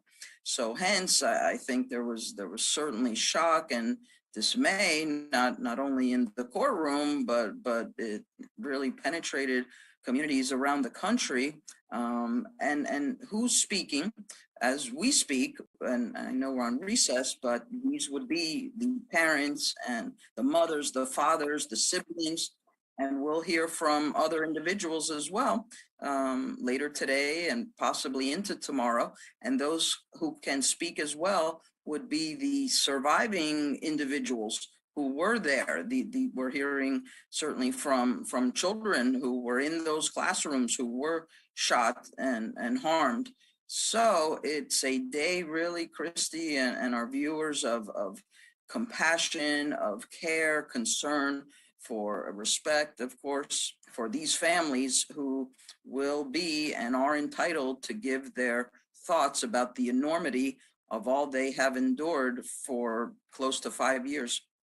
It has been, you know, that length of time. It's been a length of time that, as you heard from those families say, it will never heal those wounds. They continue to live with this grief each and every single day, just learning how to handle it a little bit differently. I want to touch on something you mentioned. You know, there was minority numbers, so everyone would have been unanimous for that death penalty to be handed down. And that's something some of these family members spoke to, is saying maybe that needs to be looked at in our justice system. So that way, when there is an event like this, and hopefully there wouldn't be in the future, that would be changed so that justice could be served to that individual. They said if there was 17 people killed and that didn't justify him having the death penalty, what does? What are your thoughts on possibly changing the way that our system works? Yes, I think it's a critical issue in our field of crime, law, and justice. And that was such a powerful statement by one of the family members. And I'm sure more family members to come will say just that. And many of whom feel, if not all of the 17 families. But again, I would agree as well, you know, having been involved myself in just hundreds of cases of analysis, discussion, commentary. And as I followed this case in totality, Christy, for 5 years, and certainly now most recently, during the trial and the reading of the verdict, and I was going down the list as well as what the requirements are, and we could take a look at that again, that for a death penalty outcome to occur, I think we saw all of the aggravating conditions. I didn't see one thing of a misstep or a mishap, and that would be the number of victims, just astounding and alarming to have had 17 decedents, 14 of whom children, 3 adults. And then we continue onward with the defendant's actions before, during, and after. Before, certainly, planning the day itself, February 14th, a day of love and kindness, friendship, and so forth, utilizing the weapon, the assault weapon, the assault rifle, planning for the transportation with the Uber. And one of the most astonishing that we've seen and heard throughout the country would be his own social media platform, where he goes on social media to identify himself as a school shooter and literally states that the anticipation of death is 20 individuals, and he calls it a big event. And he also says that everybody will know his name. So with all of that, certainly those are very significant aggravating circumstance and factors. Yet we have to look at the other side of the coin. And the other side, of course, is the defense and the defense team. And they were successful. It became a win for them with the platform of mental health, with fetal alcohol syndrome, brain damage, and trauma in his early years. So when the verdict was being read, and each of the 12 members of the jury, they will be going down that list to answer these questions. So it really appeared to me initially that we were moving in the direction of the death penalty, that this outcome would have been a death sentence, but it was toward the end, and it is an important aspect of our field, and that is, was it beyond a reasonable doubt? See, that was the part that some of the jurors did not agree with. They did not agree that all of the aggravating conditions outweighed the mitigating, and mitigating is something, of course, that lessens the severity, and hence that platform ended up being how and why we got to a life sentence with no parole. And as we are going to be hearing even more so from these families, you pointed out another good thing I wanted to ask you about is that, you know, they really alluded to how the defense team had set up this case, especially pointing out the fact that they used the words, you know, this child had fell off the grid. I mean, there were many parents who said he had help throughout nearly his entire adult life, through his entire life. And here we are saying that that was one of the big factors that had caused him to create this mass shooting. So do you think that the defense team sitting there are just as affected as possibly the gunmen while they're hearing these remarks being made by these family members? Right. Well, you know, the family members have a right to appear in court and have their feelings heard, state to the court their atrocity of living with the loss of, whether it's the child, in some instances, it's the loved one, the spouse, because of the 14 children and the three adults. However, you know, when you say, how are they impacted? We look at Mr. Cruz sitting there, and again, his nonverbal language, when I look at everything in terms of one's, how they speak, how they act, how they look, I'm certain he was instructed to, at this point in time, look directly at the individual who's speaking to him. We're seeing, of course, the defense attorneys, they have to be, as everybody must be, with absolute heightened levels of respect, professionalism, demeanor, and decorum.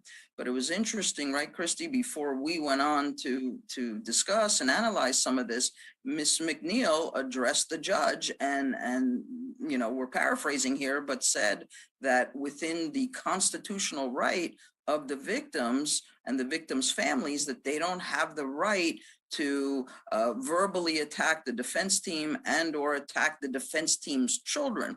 So that was something that we weren't expecting, of course, for the lead defense attorney to say that.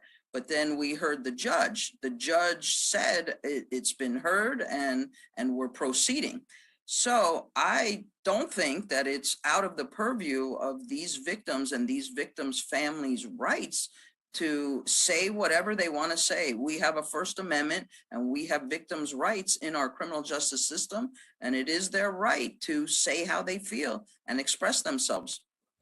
And again, we're speaking here right now with Dr. Debbie Goodman, a criminologist who's been a friend of LiveNOW from Fox. And I just want to continue and ask, are we expecting to hear anyone speak on behalf of Nikolas Cruz? Because, of course, in court, you have to have a fair trial, and that's the same opportunity here in the sentencing hearing. Right. Well, it's a good question, and I don't anticipate anybody speaking on his behalf. I had been asked a question earlier, will Nikolas Cruz himself speak? I don't anticipate that either. Somewhere along the way in the last 3 months here of this trial and the hearing, somewhere he said that he was sorry and so forth. Now, do we believe him? It's really an oxymoron here to think that a mass shooter of 17 decedents and 17 additional individuals who were harmed. And remember, we're not even only talking about the physical harm, but as we look at here, what's on our screen, Miss Petty, the older sister of sadly, Lana Penny, and these victims and their families are distraught, Christy, in every way possible. They're living with just horror of what's happened to their loved one. They're living with mental health, just possibly even struggling to get up each day and function in a way that would be normal. And they're calling out Nikolas Cruz, and I don't blame them at all, because they're stating, meaning the victims who have spoken thus far, that where do they go to talk to their loved one? How do they interact and visit? It's at the gravesite. And yet, Mr. Cruz, they're saying he gets the meals, he gets to have shelter over his head, and he gets to communicate with others. So it's really a very important part of our criminal justice system. This really is what we consider to be the finish line. And the victims and their families, they do get the last word. They get the last say. The outcome will not change. His penalty doesn't change, but this is a day of compassion, of care, of love and concern, and certainly the utmost respect for them to be able to address him directly. And yet, as we're saying, they're also addressing this defense team for what they feel, many of whom have used the word just disrespect and misrepresentation and altering facts.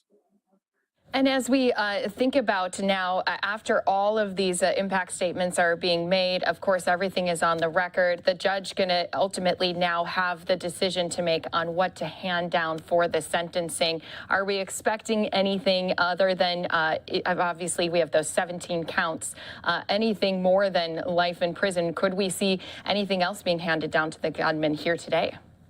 Not today, but we do remember that Mr. Cruz, while incarcerated, also had an assault with one of the corrections officers. So that too is going to be addressed.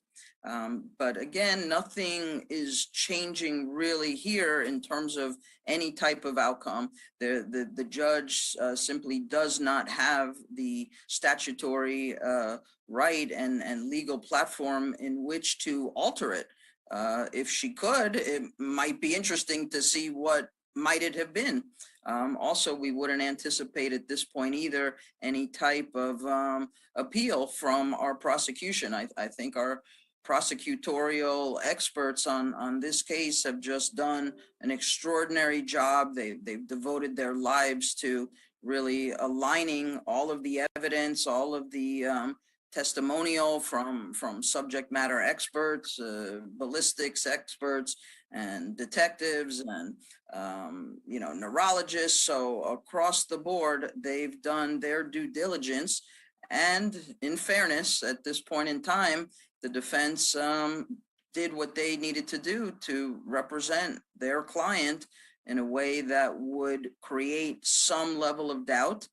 Many of us may not agree with it, but in terms of their job and their role here as public defenders, they brought in what they thought, the mental health, fetal alcohol syndrome, the troubled or traumatic beginnings of his life, and they were successful to create the doubt. And some of those statements that were made too spoke to, although you're going to be living and breathing and inside of a prison cell, they still said he's going to outlive some of these family members who were the most affected by that February 14th, 2018 day. When we think and look ahead, there was some statements that were made saying that he could possibly even be released early, depending on behavior and years to come down the road. I know that's a long way off, but is that something that I'm sure some of these family members are concerned about? Right. Well, let me be able to assure those family members, and I understand their worry, their concern, but knowing Florida law and the statutes, when there is a life sentence and technically a life sentence times 17. See, I get a lot of questions about that. Well, what does that really mean? What that means is that every decedent that he intended to and planned to and purposefully and maliciously killed, he gets a life sentence. So we're really looking at 17 life sentences without parole. There is absolutely zero doubt in my mind that he goes anywhere to ever step foot outside of a prison environment. And that decision too, by the way, will be decided soon, meaning in the next few weeks. Once the sentence is rendered, then he's technically, and this case turned over to our Florida Department of Corrections, and they will be the ones to decide which actual facility does he go to. Because remember, in Broward County, he's in the Broward County Jail as we speak. And so there will be an intake session. We have these centers that now intake these prisoners. And so that will be decided, and ultimately his prison environment will be determined in the next couple of weeks. And as we're going to be having our court come back into session here, they're on that recess right now, still going to be hearing from some of these family members and victims who were just devastated by that day that happened again back in 2018. Any final thoughts on what's still to come here in this sentencing hearing from you? Sure. So we really call this part the victim restoration. And the hope is that if victims feel that the justice system has been in agreement with the atrocity of what they've endured, that helps victims heal better. Now we know the reality, their lives will be void, of course, of their loved ones. But what's happened here too, and I think we will hear and see more expression of this, Christy, and the viewers, is that there is displeasure and there is absolute disagreement individually and collectively among these family members as to the outcome. And we even heard the statement, well, if this isn't a death penalty case, then what is? And so I believe we will hear and see more to come, vacillating between the anger that these family members feel, as well as the sorrow, the void, and directing a lot of this toward the defendant for doing what he did, and as well toward the defense team for whom they have disdain and disrespect. It has been such an emotional day, and I know even more going to still be said here in this last opportunity for these family members to speak directly to that gunman who, again, has taken the lives of their loved ones. And we appreciate you joining us here on Live Now from Fox and breaking it all down, talking about what's still to come here inside of this courtroom in Florida. Dr. Debbie Goodman, thank you so much again for being here with us on Live Now. We appreciate your time so much. Thank you, Christy. My pleasure. And don't forget, as soon as that courtroom does come back, we'll, of course, be going back into it here for you. Still have the seal as they're on that break for the afternoon. Live Now from Fox going to also step away for a brief break. When we come back, going to continue giving you more news conferences and stories happening all across the country. We'll see you back here in just a moment.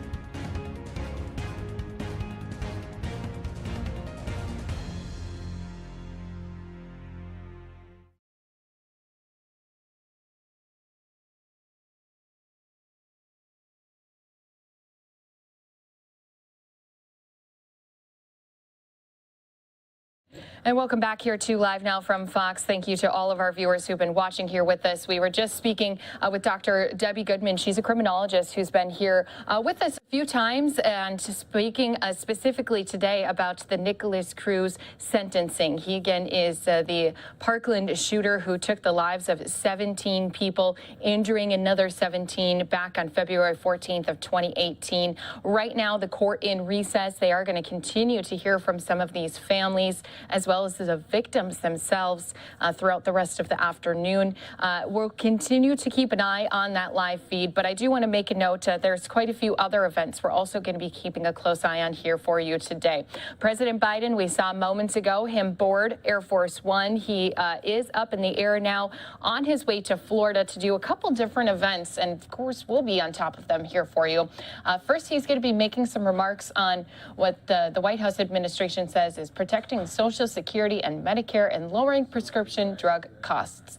So that will be his first event. That's expected to be happening just about at 3 p.m. Eastern time. Then a bit later in the afternoon, he's then going to be at a political event, rallying up the troops ahead of the midterm elections, as he'll be going to a Democratic National Convention event. They're campaigning alongside Val Demings as well as Charlie Crist.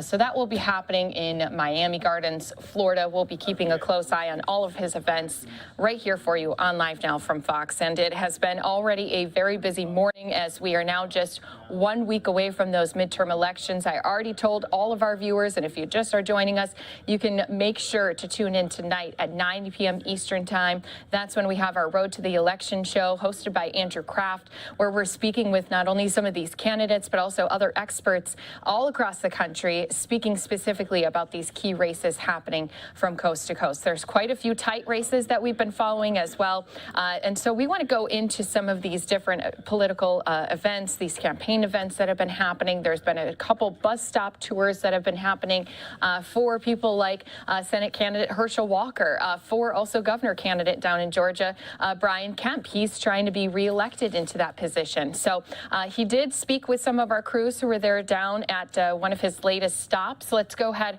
and listen in to some of his remarks as he's answering some reporter questions for us today. Sorry, I got to get my cohorts in here with me. Yeah. Can we get started? We're ready. Sorry. Governor Kemp, you know, in the last couple of years, there's been so much additional focus on who sits in the governor's mansion. You know, in the past, this might have been a little less sexy of a position compared to U.S. Senator, Congress.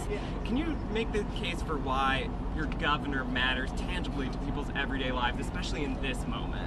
Well, I think people understand now, really, the governors and the state legislators and the work that we're doing along with fellow constitutional officers that are here with me. We're the incubators of democracy. I mean, a lot of the things that you've seen that are good for our states end up maybe being good national policy, or they're better done at the state level than the national level. And I think COVID only exacerbated that. When you looked around the country, you had governors literally that would not let people go to work. They would not let their kids go back in the classroom. They wanted to make their health care decisions, whether it was masks, vaccines, and other things, versus trusting the people to make those decisions, especially with their own children. And so I think there's just a bigger focus now on the governor's races than there ever has been because of the pandemic, because there was such contrast with really what you saw in the South with Republican governors and what you saw out west and in the Northeast with the Democrats. Governor, how has your ground game evolved? What's different now versus 2018? Well, we're going to see here in 7 days, but I can just tell you what, we've never worked harder.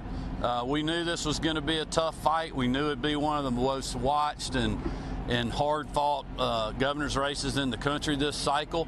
But we also saw what happened in 2020 and what almost happened in 2018. And we had a very aggressive ground game the last 6 weeks in 2018, and we barely won. I don't think we had a very good ground game here in Georgia in 2020, and so we went right to work after that cycle ended, and we started building our own ground game. And I paid for it, or we paid for it ourselves out of our campaign. We did that in the primary, and it's why we overperformed, and we're doing it right now. And we're doing that in all kind of different non-traditional neighborhoods for Republicans to go campaign in. We're doing it in Latino communities where John King's speaking to them in fluent Spanish. We're doing it in the Asian community here where Georgia has, I think, the 4th largest Asian population, and we're doing it in the African American community and the Indian American community because we have a message and a record for all voters in this state. And I think they're going to resonate to that on next Tuesday. Governor, talking about your message, you've talked a lot about crime and the economy, especially in these last few weeks, but is there anything that you feel like hasn't gotten through to voters, especially in these last few days of early voting? Well, to me, I think that's really what people are concerned about. I mean, that's the things I get asked the most when I'm on the campaign trail. You know, when I'm in Metro Atlanta and people are scared to death on crime, they're tired of their cars getting broken into, they're worried about street gangs and street racers and human trafficking. And that's why the Attorney General Chris Carr and us with Marty Kemp and the Grace Commission, we've done more than anybody in the country at the state level to end human trafficking. We've created a gang task force at GBI, something I campaigned on 4 years ago. We gave more resources to the Attorney General's office this year with prosecutors and just people to be able to prosecute gangs and giving him the jurisdiction to do that from a state perspective because we have Democratic elected district attorneys that will not go after violent criminals. They will not go after street gangs. And people are just fed up with that. But also, this is a pocketbook election. I mean, literally everywhere I go, in all neighborhoods across the state, people are saying, thank you for keeping us open. You know, thank you for fighting for us and not bowing down to the pressure that's out there. You know, we survived because you gave us the opportunity to do so. And we want to continue to have that economic viability and opportunity for all people in our state in the future. And it's one of the points I made in the debate the other day. We have the lowest African-American unemployment rate in the country right now in the state of Georgia. And Stacey Abrams is talking about how bad things are. I mean, it just doesn't add up. Of course, her math on voting doesn't add up either. We can do 2 more. Governor, you mentioned just now outreach to minority communities. You mentioned it earlier. We've seen 2 candidates here, Gwinnett, Sue Wong and Ray Martinez, put out ads in their native languages. How important is that outreach to the minority community for Republicans, you think? And why do you think that there's even more of it this time than we have in the past? Well, I'll let John King answer this question for you in Spanish. But they're not the only ones that are doing minority outreach. We've done commercials together. We've done targeted mail to minority voters in this state with the message that is good for all Georgians, but specifically targeted to raise awareness in their community that, hey, it's okay to vote for a Republican because they're the ones that's been fighting for you the last 3.5 or 4 years. And I'll let John talk to you about that in Spanish. Muchísimas gracias. Una oportunidad grandísima aquí representando a la comunidad latina. Tenemos un mensaje positivo y es importante que nuestra comunidad oiga ese mensaje en nuestra propia lengua. And Chris is going to translate. Okay. No, I'm just kidding. We have an incredibly positive message, but it's important for our community to hear that message in Spanish that addresses the needs. As the governor said, it's about the economy, it's about public safety, the things that are important to every Georgian, not just Latinos, not just the Asians. It's important to all of them. In hearing that message and how welcoming they are to the Republican Party, I think it's something refreshing for us. And look, a lot of these folks cannot go to work if their kids were not in the classroom. And that's you know, we were the state that was fighting to do that. Governor, you got some help from crossover voters in the primary. Are you hoping to get their support in the general election? And what's your message to them? Well, listen, I think the independents are going to break for us because of our record. I mean, I'm using the same talking points on my record today that I was back in the primary. You know, it's a pocketbook election. People are concerned about crime. We've been talking about that. And look, you know, crime issues and staying safe, they don't have political stripes. You know, that's not a Republican issue. It's not a Democratic issue. Whether you have a job or not, whether you can care for your family, whether your kids are in the classroom, that should not be a political, you know, decision that's cut that you know, depends on party lines. Those kind of things cut across party lines. And we've worked with people in bipartisan ways to move the needle on that here in Georgia. And I just think the independents and even some center-left Democrats, they can't handle 40-year high inflation. They can't handle the agenda that Joe Biden has brought to us that Stacey Abrams supports. And there's a lot of people that know she would bring that agenda to our state, and they like the direction of our state. And that's why I think they'll be voting for us and for a lot of our candidates like Ray and Sue and John King and Chris Carr. Thanks, guys. All right, so Governor Brian Kemp up for re-election, and he'll continue to be on that campaign tour. I'm going to stay with the Peach State. When we come back after this 2-minute break, I'm going to take you out to a Herschel Walker event. He is running for a Senate seat. Let's go ahead, take that 2-minute break. When we come back, we'll be listening in right here on Live Now from Fox to Herschel Walker.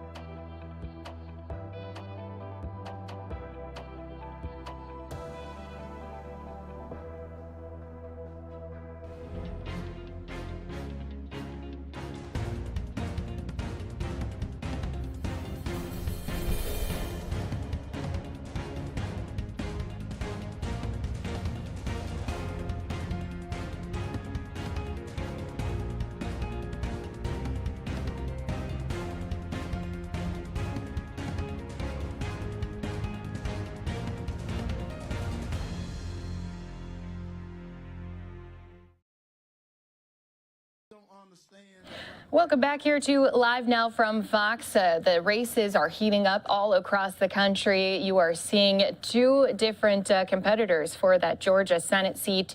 Not only do we have Raphael Warnock, who is on the right-hand side, but also Herschel Walker, who's on the left-hand side. They're also facing off against Chase Oliver. But right now, we've had a number of events happening with these candidates as they're out on the campaign trail. I'm going to take us into just some of the campaign speeches that these candidates are having here in the Peach State. So let's go ahead and bring you out to that campaign bus tour that Herschel Walker was doing just moments ago. We're going to listen into a portion of his, then go out to Raphael Warnock coming up next. So let's go ahead, bring that to you right here on Live Now from Fox. Hello. Before any speech I ever make, I always acknowledge my Lord and Savior Jesus Christ, because he said if you don't acknowledge him, he's not going to acknowledge you. And I also want to acknowledge my wife, Julie, because she's in this fight with me. And also my team Herschel, who's here with me, but I also want to acknowledge all of you for coming, and I want to thank you so much. And I want to say it's amazing. The Democrats are going crazy right now, aren't they? They're going crazy. They're coming after me with everything right now. Y'all saying they throwing the kitchen sink. I saw a preacher the other day, another one, not just Senator Warnock. I saw another preacher going after me. Did y'all see that? You know, I was like, in my church, we talk about brotherly love. We talk about forgiveness. And yet, we don't talk about our political opponent. He's talking about all that things he's talking about me. Can y'all believe that? Yeah, in my church, we talk about loving your brother. And he's talking about his political opponent. And then, did you hear what he said? That they don't need a walker. They need a runner. I'm like, my last name is Walker, but he never seen me run, has he? Yeah. I thought I was at an Obama rally for a moment. Yeah. Yeah, and then I said, hey, I got Jesus Christ as my lead blocker. Hey, he couldn't understand that, could he? Yeah, and then Wait, this was so funny. I was looking at something. Before I get into the speech, I was looking at something that was kind of shocking. I saw where Senator Warnock was talking about this student loan. I don't know if y'all saw that. He said he was looking so forward to getting there and going to the president. He was going to talk to the president and giving this student loan and stuff and all that. Did y'all hear him say all this stuff? And I'm going to talk about this later, but then I read something else, what people were doing with that student loan. Did y'all read about that?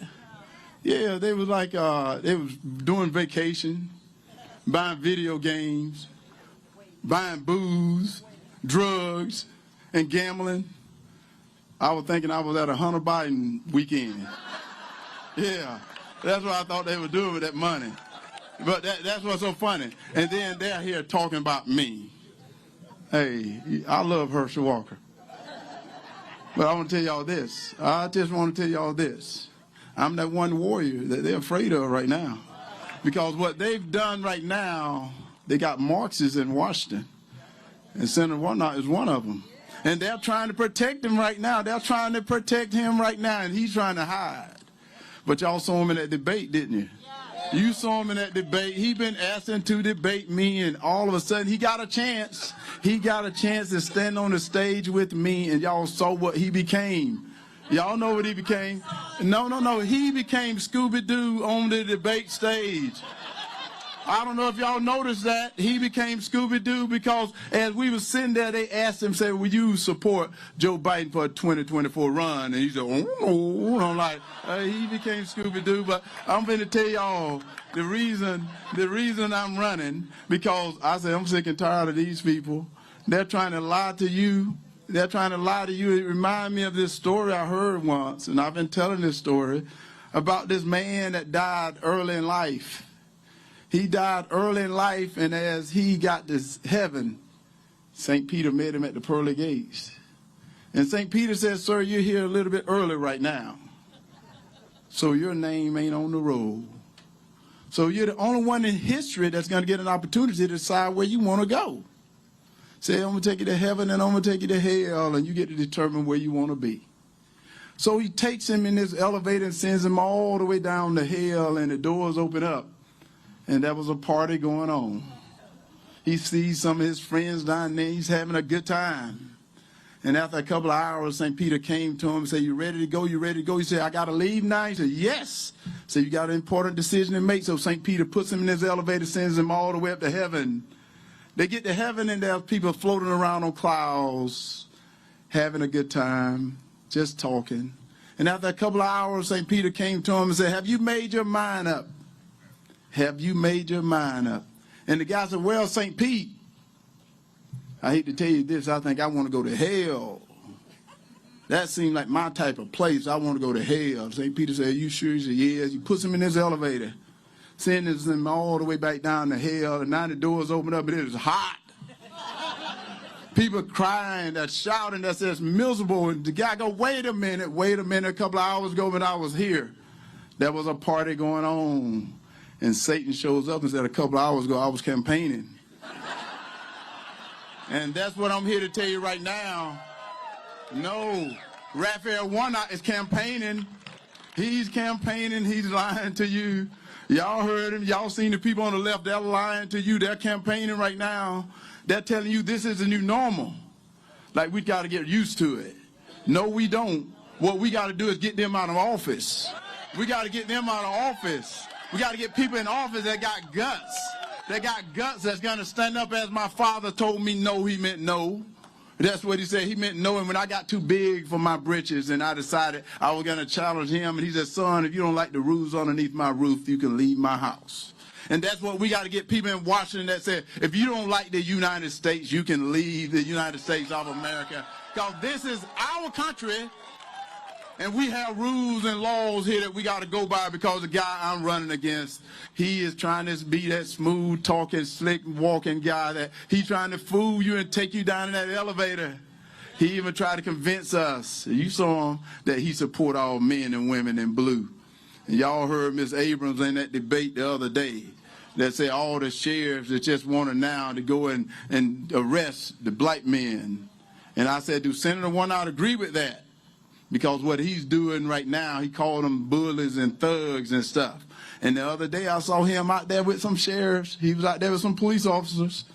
He's trying to fool them, take them down in that elevator. They got to remember, he don't stand for them. You remember he had Ivan the Beagle, and the dog wasn't even his.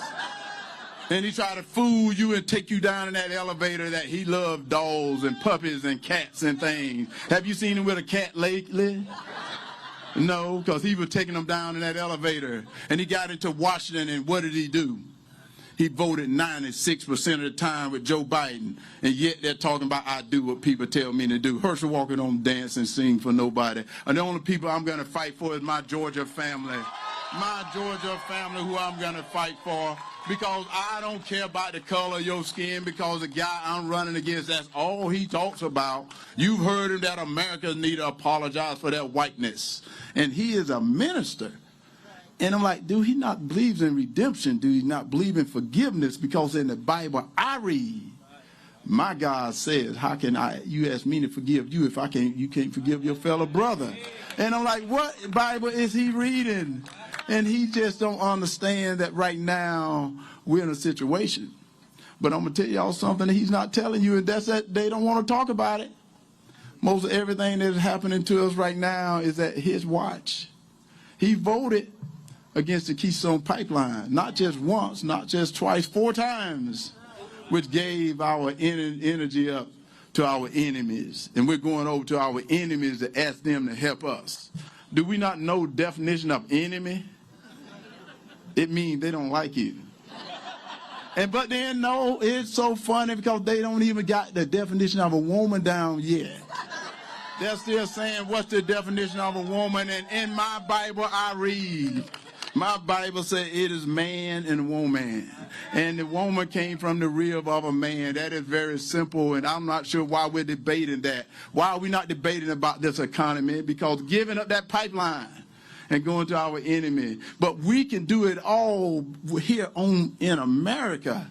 We can do it in America, but we had a president just yesterday lying to the people again, blaming all the corporations for making all this money. No, that's not the truth. The regulation he's put on them, they can't drill. The regulation he's put on them, they can't get the work done. And that's what he's doing to all us, trying to take us down in that elevator because they need your vote.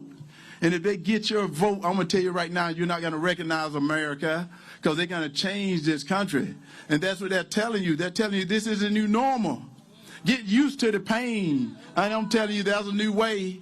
There is a new way. And as my offensive lineman used to say, Herschel, follow me. I'm going to take you to the promised land. So I'm going to tell all you, vote for me, and we all get to the promised land. And we get there together. We get there together because at his watch, they give up our energy. And now let's get to the crime. Let's get to the crime. They don't want to talk about crime. Right now, it's tough for anyone to even go out late at night because the guy I'm running against, he voted. He wants criminals out of jail. He wants to say he believes in no cash bail. And I'm like, wait a minute. In the Bible I read, I remember in Adam and Eve, it says, from this place here you have total freedom. But God said if you touch or eat from that tree, you will surely die. They were held to responsibility. And we have laws here that we have people in Washington that not holding people responsible for the crime they do. They think they need to let them out of jail. And then he said he believed in releasing prisoners out of prisoners and they hadn't served their sentence. And then what happened then? They become running free and we become prisoners in our own home. And that mind, when I think of something like that, I say, he's a Marxist. People don't want me to say it, but I'm going to say it. He's a Marxist because he don't believe in that family unit. He don't believe in the police. He don't believe in the court system. He want to make his own up. But I'm telling y'all, don't let him take you down in that elevator. Don't let him take you down in that elevator. And let me get to this. They have said many times they're peace through strength. They're peace through strength. I believe in that. But I'm going to tell you, our strength is our United States military. They're the reason we're the strongest and the most powerful country in the world because we have the greatest lethal fighting force ever assembly is in the United States of America. But yet, we have people in Washington that now talking about pronouns in our military. pronouns in our military. And I told them my pronouns is sick and tired of this. So that's the reason I decided to run. We can't be talking about pronouns because Iran, Russia, China not talking about pronouns, how you identify. We got to get this right, people. We got to get it right, and it starts right now with this early voting. It starts like in November, just a few weeks. They start when you go to the voting booth, you vote for someone like Herschel Walker, because I'm not going to dance and sing for anyone. I'm going to do right by the people of Georgia, and I can promise you that, because you've seen what the senator has done. He went to Washington and forgot about you guys. He forgot about you guys. He forgot about me. Because how can he vote with Joe Biden 96% of the time? And now he's trying to hide, don't want to be with him now. He don't want him to come out and campaign with him. He brought in President Obama. Y'all saw President Obama come in. He flew in on his jet, didn't he? He probably had a private jet because he made a lot of money since he got out of being a president, and he's coming here to Georgia. He lost Georgia one time, and he told us to vote for Joe Biden another time. Both times they were losing. So why in the world is he down here talking about me, too? He must love me saying I'm a celebrity. Hey, my hands get dirty because I know how to work. I don't just get on the bikes of everybody else. I know how to work. And let me tell you what, I'm not a celebrity. Y'all know that. I'm that warrior for God that he don't understand. That warrior for God is that one that he's not used to. Because I'm not going to sit here and let him think that he's done something good for everybody. Because for 8 years, he was one of the most powerful men in the world. And what did he do? We don't want to say nothing because nothing from nothing leaves nothing. That's what it leaves. So why don't he go back to wherever he's from and get back in his $1 million mansion? Because where has he been all this time while people are dying on the streets? Where have he been? Where has he been all this time while these gas prices going up? Where has he been all this time as people going into our school system and our president calling our parents domestic terrorists? Can you believe that?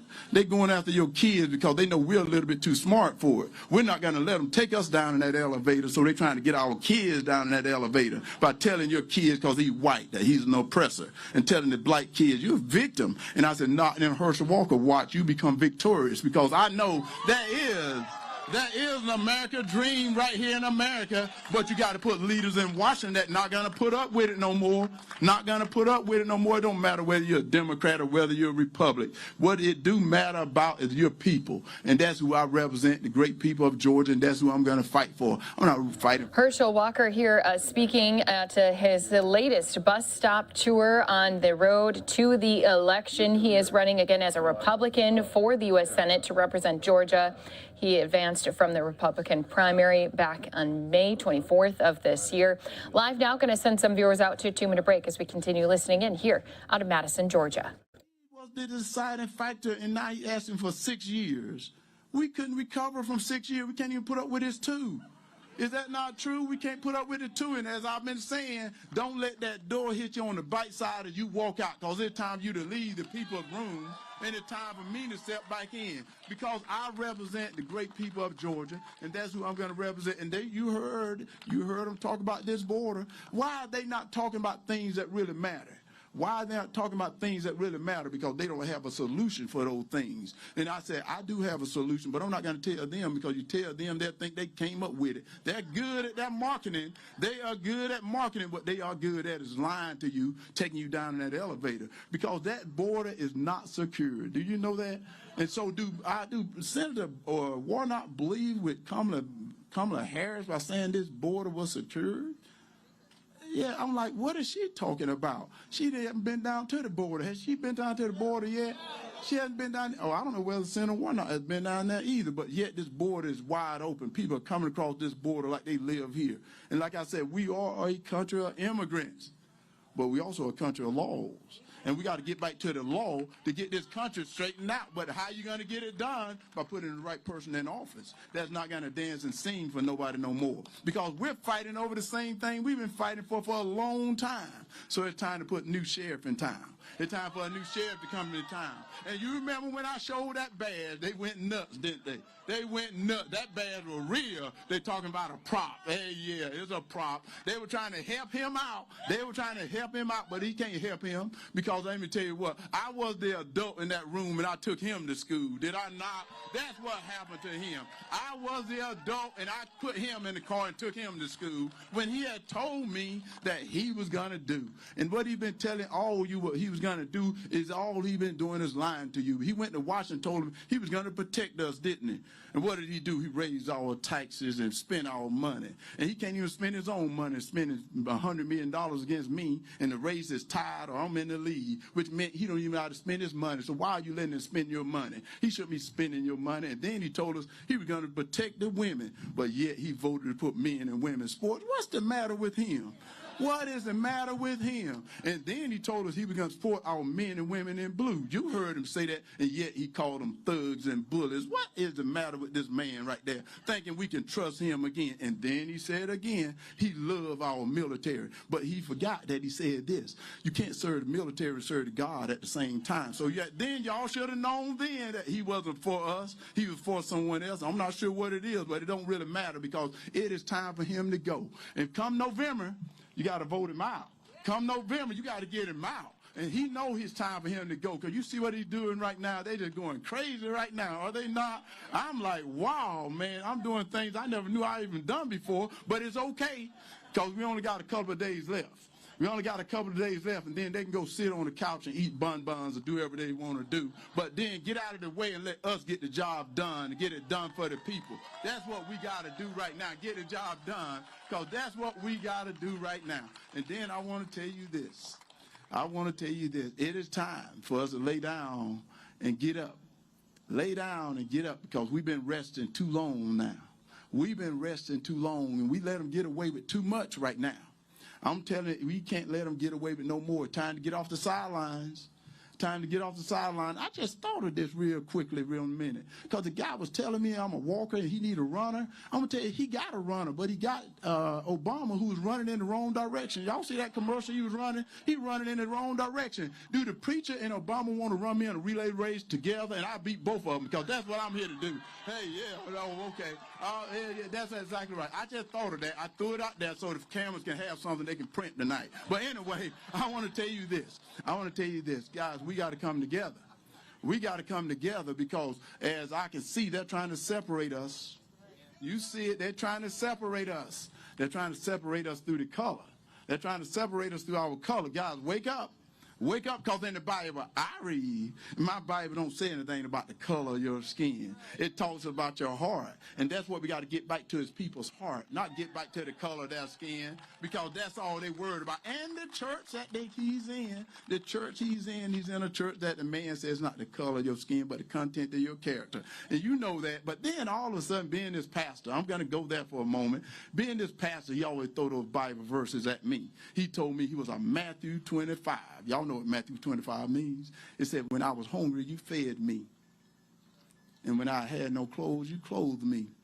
But it should have said, when I didn't have the money to pay the rent, you shouldn't have evicted me. See, he didn't say that, did he? He didn't say that. And then he's a pastor like he care for you. He don't care for you. It is time that we get a change.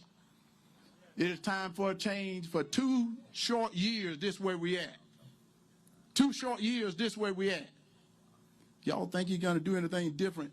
And as Maya Angelou said, when they show you who they are, you believe them. So it's time for us to believe those people on the left. They don't mean good for you. They're taking you down in that elevator. And when they get you down there and leave you there, you're going to see it's not the world they pretending it to be. They're saying it's the new normal. Herschel Walker here to tell you it's not. And I want to leave you with this. It's about these 2 older gentlemen that love baseball. They love baseball so much that as one got up in age and getting ready to go leave and meet his maker, he was laying in the hospital bed and his other friend came in and said, Harold, can you do me a favor? Can you do me a favor? And as Harold laid there, he said, what can I do for you? He said, can you let me know if there's baseball in heaven? Harold passes away. A couple of weeks later, the other guy's working in his backyard on a bright sunny day like this. And this cloud started coming towards him, and he knew it had to be Harold that left this world. And he ran up to this cloud, and he started shouting, "Is there baseball in heaven? Is there baseball in heaven?" And the voice from this cloud said, "I got some good and bad news." He said, "I don't care about that. Is there baseball in heaven?" And the voice said, "The good news is there is baseball in heaven." And the guy goes, "Yes." And the voice said, "The bad news is you're pitching tomorrow." So I tell you this, we cannot put anything off no more. We cannot put anything off no more. The time is crucial right now. You see where we're at. You see where we're at. I'm going to fight. And I said, if I had to fight alone, I'm okay. Because the Lord is with me. And I know you guys are ready to fight too. They're not going to hurt my family. They're not going to hurt my kids. They're not going to destroy the greatest country in the world, United States of America. God bless. Thank you, guys. Thank you. And Walker is up against already Senator Raphael Warnock. He's up for re-election here in these midterms. We'll be bringing you some of his campaign remarks and also his interview that he spoke with our camera crews there in Georgia. Coming up on Live Now after this 2-minute break.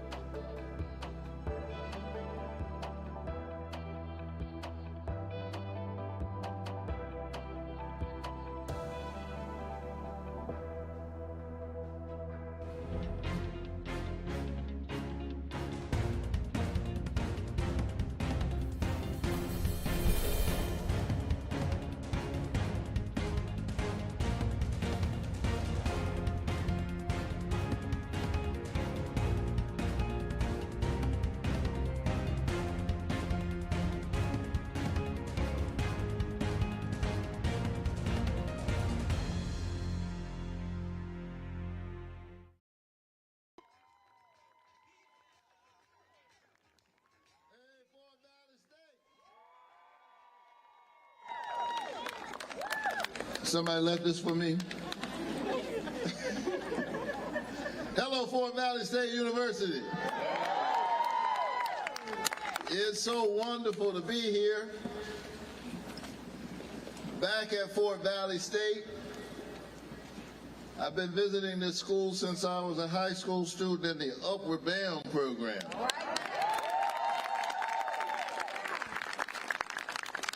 And I am always inspired by your young faces and the inspiration and energy and passion that young people bring. It's what we need in a moment like this. I'm thankful to Associate Professor Dr. Fields. Give Dr. Fields a round of applause.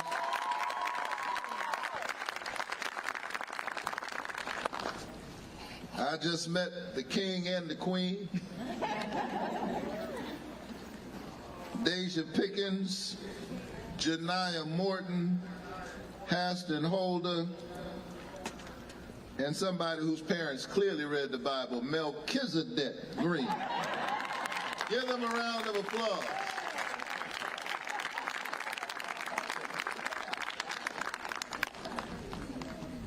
As I said, I've been coming to Fort Valley a long time. Since I was a high school student in the Upward Bound program on the campus of Savannah State University. I heard that friendly rivalry. Y'all playing Savannah State next?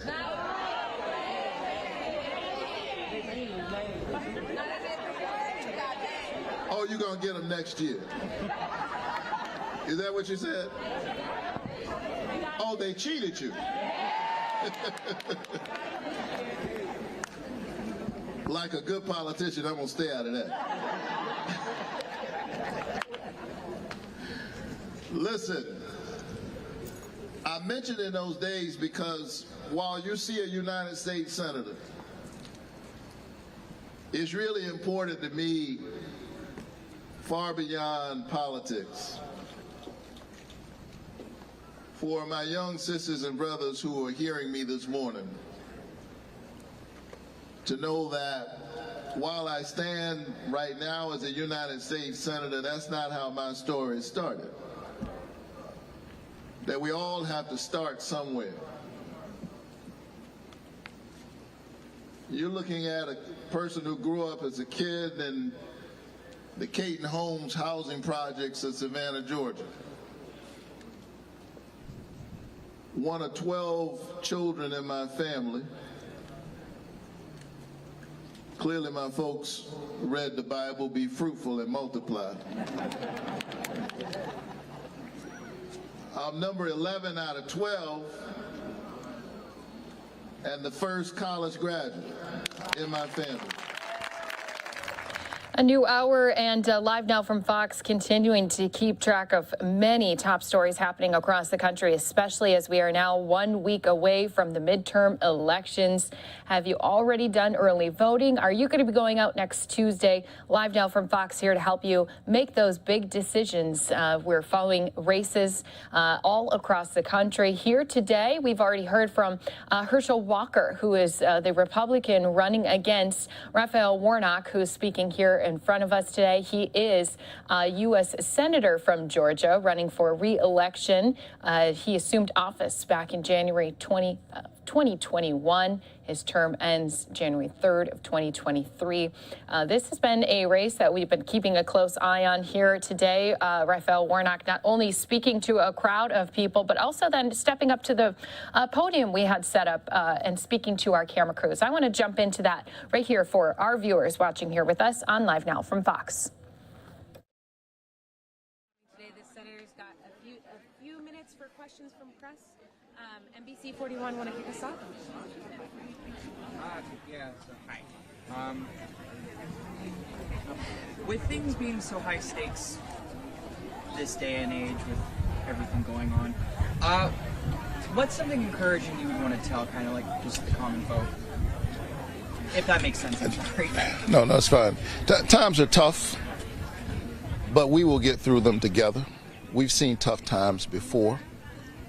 And I know that there's a lot of cynicism in politics today, but I remain hopeful. I believe in the people of Georgia. I believe in the people of this country. And I don't think our best days are behind us. I think our best days are in front of us. And we just have to resist those who are trying to divide us, stay focused on the work, and move forward. Fox 24. Your speech today was very pointed towards Fort Valley students, college students in general. Why did you find it particularly important and more relevant to talk to this crowd, with these teenagers? Well, I think when you see someone standing in high office or a high position, like the United States Senate, particularly if you're a young person, there's a tendency to put that person up as somebody who is something other than a human being. I wanted to give these young people a picture of my own journey. So one, they would know that they can do it. And two, that someone is fighting for them and that they have a whole village of people who are cheering them on. It's what I do as a pastor, it's what I do in the Senate. You know, I think, again, there's this tendency to see people at the height of their story and to think and not see the struggle that it took to get there. And that you can do it. In particular, why did you choose to come here? I mean, you could have went anywhere, but yet. Oh, I've been talking on college campuses all across the state. I'm at Fort Valley today. I had a great conversation with students over at Georgia State. I've been down to the University of Georgia. I've been on the campuses of Morehouse and Spelman. I've been on college campuses all over the state, Savannah State, and I'll keep coming, Albany State. Yes. Sylvia Mazie. Yeah. So, Senator Warnock, there's been a lot of eyes on this race that you're taking between you and Herschel Walker, and early voting numbers are extremely high. What does that kind of say to you about the state of this race and how important it is? I think the people of Georgia are fired up, and they can see the differences between me and my opponent. I can tell you there's no comparison at all. Character matters. And this is somebody who has demonstrated that not only is he not ready for the job, he's not fit. He has lied repeatedly about the most basic facts of his life. And if we can't trust him to tell us the truth about his life, I don't know how we can trust him with our lives. And so I think that over the noise of the pundits, the people are speaking right now. And as someone who was a voting rights activist long before I came to the Senate, I'm glad to see the people of Georgia turning out in record numbers. The turnout is high, but the stakes are even higher. And so we need people to keep showing up all the way through early voting, which ends on November 4th, and then to show up on Election Day, November 8th. Any concerns about a potential runoff?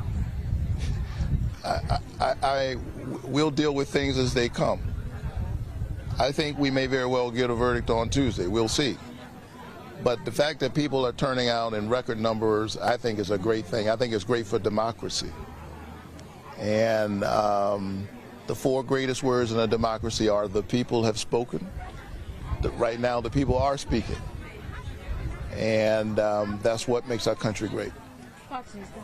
Senator Warnock, the second woman has come forward saying, with claims about Herschel Walker, saying that he paid for an abortion for her. That interview airing on Good Morning America this morning. My question to you is, what if voters don't really care about these voter accusations, and what if they're more concerned about inflation? I think that the voters of Georgia can walk and chew gum at the same time. I don't think we live our lives in compartments. We live a full life. Competence matters. Character matters.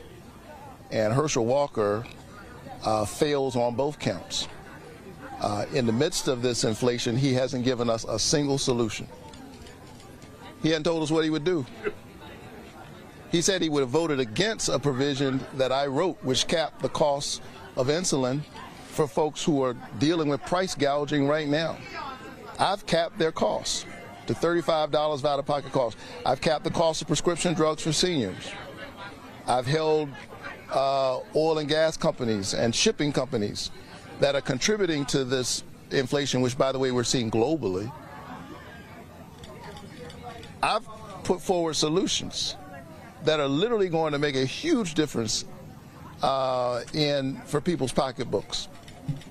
He had told us one thing he will do because he doesn't have any solutions. So he fails on competence. But he also fails on character. What we have seen from Herschel Walker is that he lies.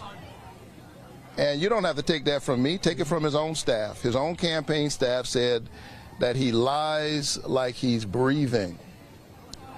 And we've seen that he won't tell the truth, and he won't be accountable for his actions. and for his words. And when we look at what we heard this morning with this woman saying that she felt threatened, I think that should be deeply concerning for anybody who has a sister, anybody who has a daughter. It should be deeply concerning for anybody. Any other thoughts on the interview? Thanks so much. Get over to talk to students. Thanks, everyone. All right, folks. Thank you, guys. All right, everybody. Let's see if I can put this. All right, so once again, he is running against Herschel Walker, who we've seen out on the campaign trail. Want to remind our viewers that you can tune in here tonight on Live Now from Fox at 9 p.m. Eastern Time. We have our Road to the Election show, where we are continuing to follow these different tight races all across the country, keeping you informed on where these candidates stand on all of these issues that matter most to you, including inflation and crime and abortion rights as well.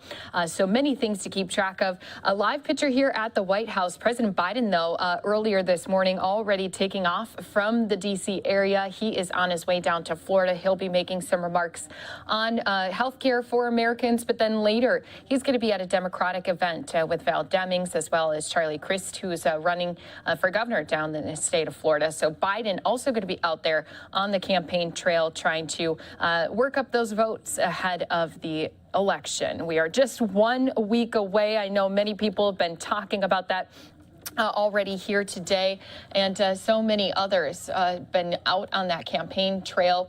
President Biden, as we mentioned, headed to Florida. He's hoping that this will help where there could be some expected losses. Fox News correspondent Doug Luzader reports from Washington this morning as a number of races are tightening up as we head into this big final stretch. President Biden's campaign stops have been very limited so far, but they're going to ramp up in the days ahead as his former boss is in high demand.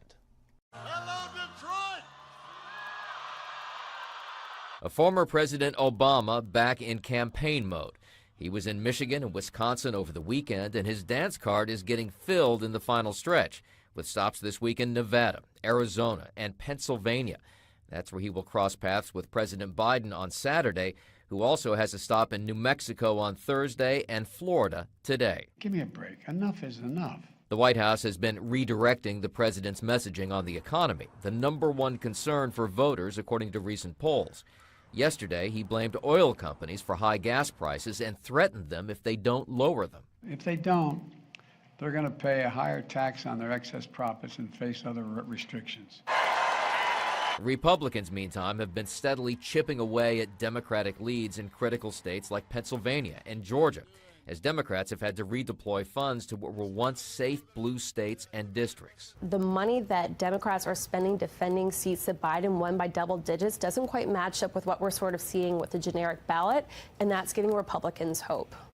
Still, early Democratic leads in states like Pennsylvania allowed them to lock in support through early voting, and that makes these closing days even more critical for the GOP.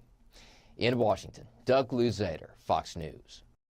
All right, thank you, Doug. I want to continue giving you some more of these top stories we're following here for you on Live Now from Fox. The man accused of attacking House Speaker Nancy Pelosi's husband with a hammer is expected to be arraigned in San Francisco court today. We'll be staying on top of that here for you this afternoon. And a new criminal complaint gives more details on this account of this assault. We do have more coming to us from our Fox reporters in Washington.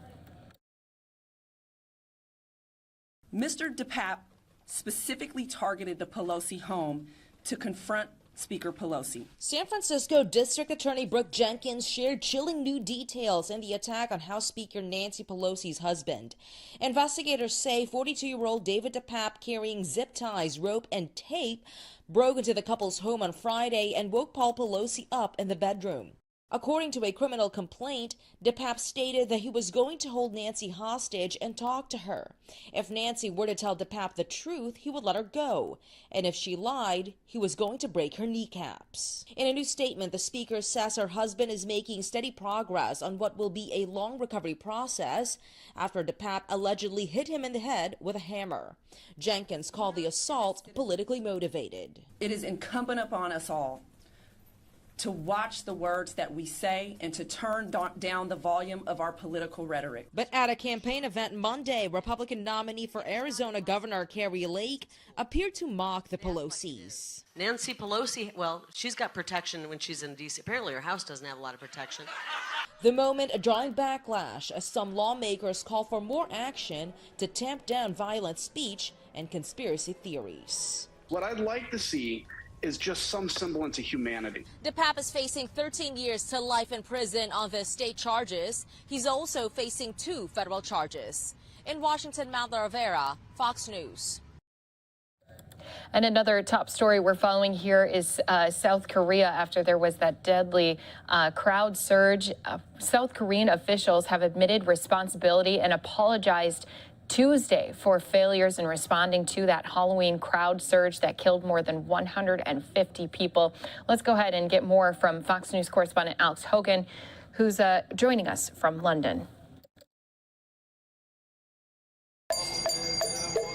Mourners in South Korea are paying their respects at a makeshift memorial 3 days after a deadly crowd surge killed more than 150 people, leaving the country in shock. Victims and their families now allowed to collect the belongings left behind at the scene. And on Tuesday, officials began taking responsibility for the disaster, starting with the head of the National Police, who said his forces failed to respond to more than 100 calls warning of the danger posed by the crowd. I feel an infinite responsibility for public safety through this accident, and we will do our best to prevent such a tragic event from happening again. An internal police investigation is now underway, and other officials, including the Interior Minister and the Mayor of Seoul, also offered apologies on Tuesday. But survivors say that doesn't go far enough, and they'll be pushing for more accountability in the coming days. If the right measures are in place, things like this don't happen. I'm constantly thinking about all the dead bodies I saw, and I know that their families would want something done about this. Officials also say the country needs more research and expertise on crowd management, including drones and other tech solutions. The U.S. is offering to help with that process, hoping to ensure another tragedy just like this one doesn't happen again. As allies, partners, and friends, the United States stands with the Republic of Korea during this incredibly difficult time. South Korea's president has declared a one-week period of mourning, which is set to end on Sunday. In London, Alex Hogan, Fox News. And thank you, Alex, for giving us more details on that tragedy in South Korea. That's a look at some of the top stories we're following right here for you on Live Now from Fox. We're going to step away for a 2-minute break. When we come back, we've been hearing some impact statements being made in the sentencing hearing for Nikolas Cruz, who again killed 17 people back in 2018. We're going to replay out some of those remarks that family members and victims themselves were giving just earlier here today. More to come in just a few moments.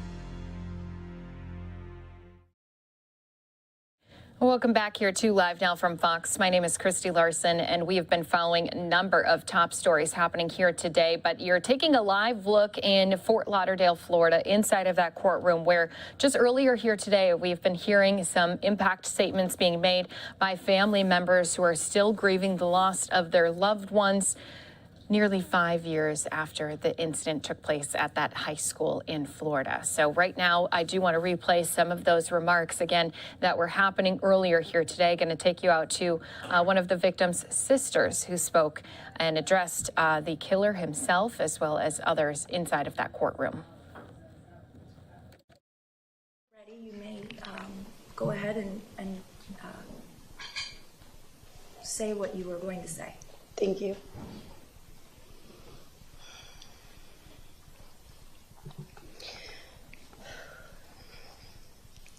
I heavily debated coming to court today to speak for a few reasons. I feel betrayed by our justice system. I've put myself in a very vulnerable position by coming in and sharing about my pain, which I'm very private about, and telling everybody how much I have suffered, which I tried to put aside to honor Elena's memory, and I feel it ended up accomplishing nothing here. My main reason, though, for not wanting to speak was that I didn't want to give you the opportunity to enjoy more of our family's suffering, which you've admitted that you wanted to see. This entire ordeal has pushed me to my emotional, physical, and mental limits. It will continue to do so for the rest of my life, even more so now that he has escaped being punished to the fullest extent of the law, as I believe he should have been, knowing he gets to live out the rest of his natural life, something Elena doesn't get to do because of his disgusting and violent actions on February 14th, 2018. He has escaped this punishment because a minority of the jury was given the power to overturn the majority decision made by people who were able to see him for what he is, a remorseless monster who deserves no mercy.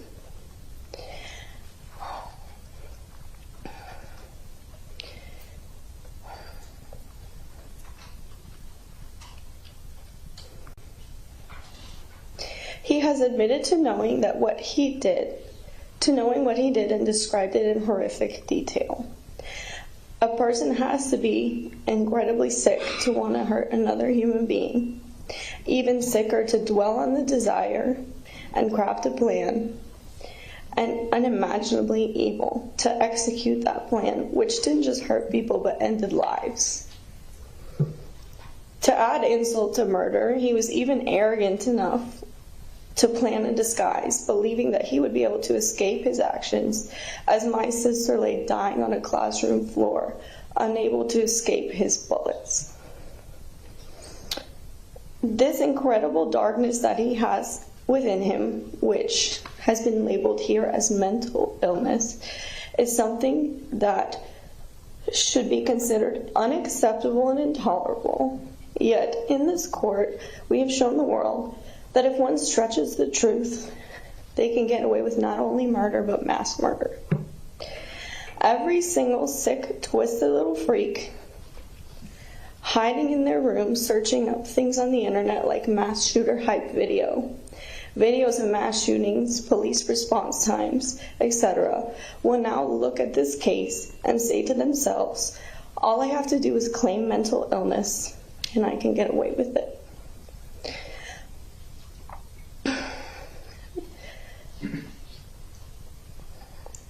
An incredibly dangerous and ridiculous precedent that has been set here will affect the lives of children across the nation.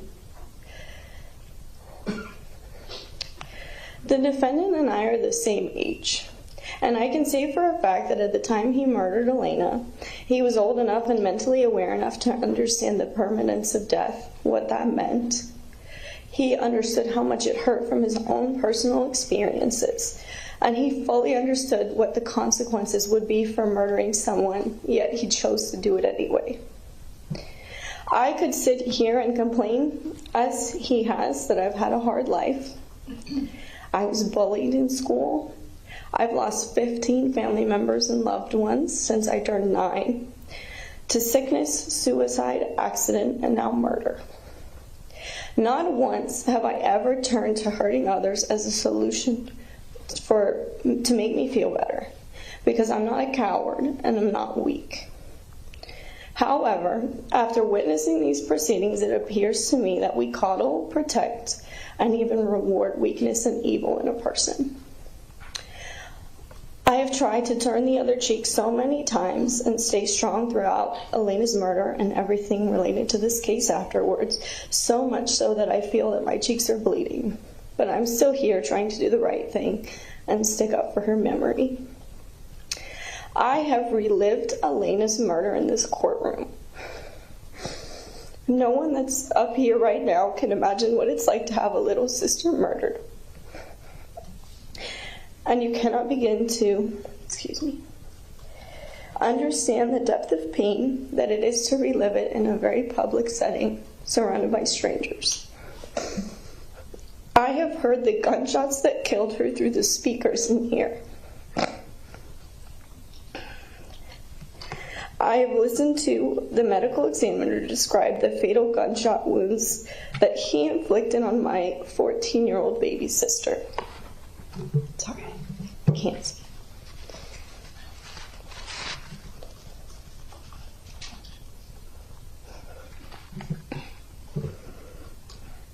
I gave a victim impact statement earlier in this trial in an attempt to follow the law and represent my sister's memory, all that's left of her, only to be met with myself, my family, and 16 other families of the defendant's murder victims being accused of only trying to attend looking for revenge. Not once have I petitioned the court to allow me to kill him myself. We are all here to seek justice.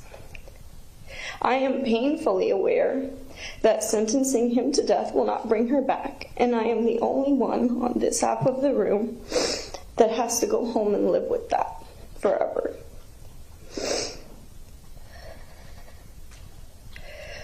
But what we've been told here is that 17 lives are worth nothing if you can make enough excuses for your actions. He has gotten everything he's wanted in this case, save 3 more victims, because as he stated, his goal was to take the lives of 20 innocent people. And we are left with nothing and a slap in the face to top it off. Elena was unable to protect herself from his bullets in that classroom, and this court has failed to protect her posthumous rights, her memory, and her family. I believe that who you are as a human being is, 1, how you treat other people. He showed no kindness, no mercy, no remorse while murdering Elena. He shot 139 rounds of ammunition in that building. He had 138 opportunities after his first bullet to stop. He could have stopped after the first classroom, after the first magazine, after the first floor, but he chose to keep firing, to climb multiple staircases, and to continue his rampage because he was enjoying hurting other defenseless and frightened human beings. He shot Elena through the heart. Why? Because she didn't pick a good enough hiding spot? Because she wasn't able to escape his line of fire fast enough in a moment of intense fear? He shot her multiple times, as he did every other victim, to make sure that she was dead. That is how he treats other people.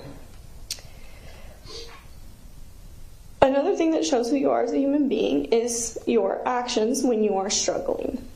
I understand that he believes his life has been hard. I don't think a single person in this courtroom today can say they have had an easy life, yet the rest of us keep trying to do our best, and he believes that he is above that charge.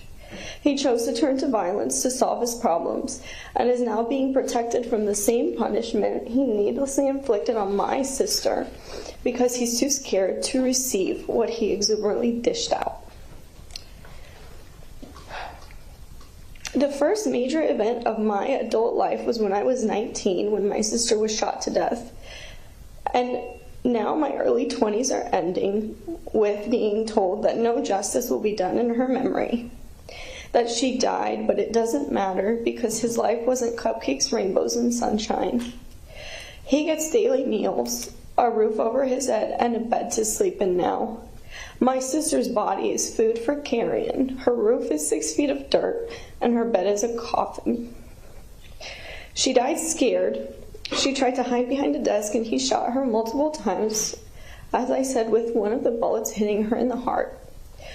She died alone on a dirty classroom floor, and whether she suffered for 1 second, 1 minute, or longer, although I can't imagine she lived very long after a bullet tore through her heart, she had no chance of being rescued or saved, and he made sure of that. The building which you all have walked through is where her last breath, her screams of pain, and her blood have rotted away for years. I will never get to say goodbye to her. I will never get to look at her face again or crack jokes with her. The last time I saw her sweet face was when she was lifeless and cold, laying in a coffin. If I want to visit her or talk to her, I have to drive to a cemetery and talk to a plaque with her name on it. He is going to have the ability to see his family and call them. I get to spend the first half of every visit I make to her grave for the rest of my life trying to avoid thinking about how her body is beneath my feet and wondering if I'll see her in another life. Elena will never grow up. He stopped her at 14. She's never going to go to college, get a job, get married, meet any of her nieces or nephews, have kids, or even breathe again. But he'll be able to draw a breath, and he has for the past 4.5 years that she has not. And he will get to continue to do so into old age. I believe that one who robs another human being, let alone 17 of them, of their power over their own life and the right to live out their natural lives, getting to keep both of those privileges is not an example of justice. Thank you. Megan, I am deeply sorry for your loss. Thank you for being here. Family members again today having an opportunity to speak out, speak directly to that gunman after he took the lives of their loved ones. It's been an emotional day. We have been in and out of this courtroom throughout this morning and are going to continue to do so here this afternoon. A live picture returning here to us. We're going to continue hearing from these family members right here on Live Now from Fox after we return from this 2-minute break.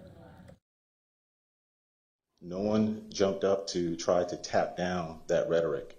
That is the rhetoric that I'm talking about. That is what I'm trying to be very clear on. Jeff Marcus, the state, they can hide behind their arguments, but we all are witnessing what is occurring in this courtroom. Which is myself. I'm a judge, And I understand that I'm in Thank you, charge Judge. of the decorum, and I feel that 99% or a great percentage of what has been said has been appropriate. Everybody has maintained decorum, but for a few comments, it's best to just move on as opposed to highlight them. This is true, Judge, but I am witnessing a building of momentum, and I'm encouraging the court to direct the state to tap down on that momentum so it does not reoccur and it does not become a theme. Thank you, Judge. Your Honor, for the record, the only thing the state has said to any of these witnesses when they get up is, would they like to say something on behalf of the victim they're representing? There's been no encouraging or inciting, as Mr. Weeks has put on this record. That is a blatant falsehood and a recreation of the record. As far as no objections being made, it's the defense that could have objected. It's not the state's duty to object to their own witnesses when they're testifying. Okay, Listen, I've already heard. If you have anything else to say, you can put it in writing at a later time. I've heard from both sides more than once. That's going to be it.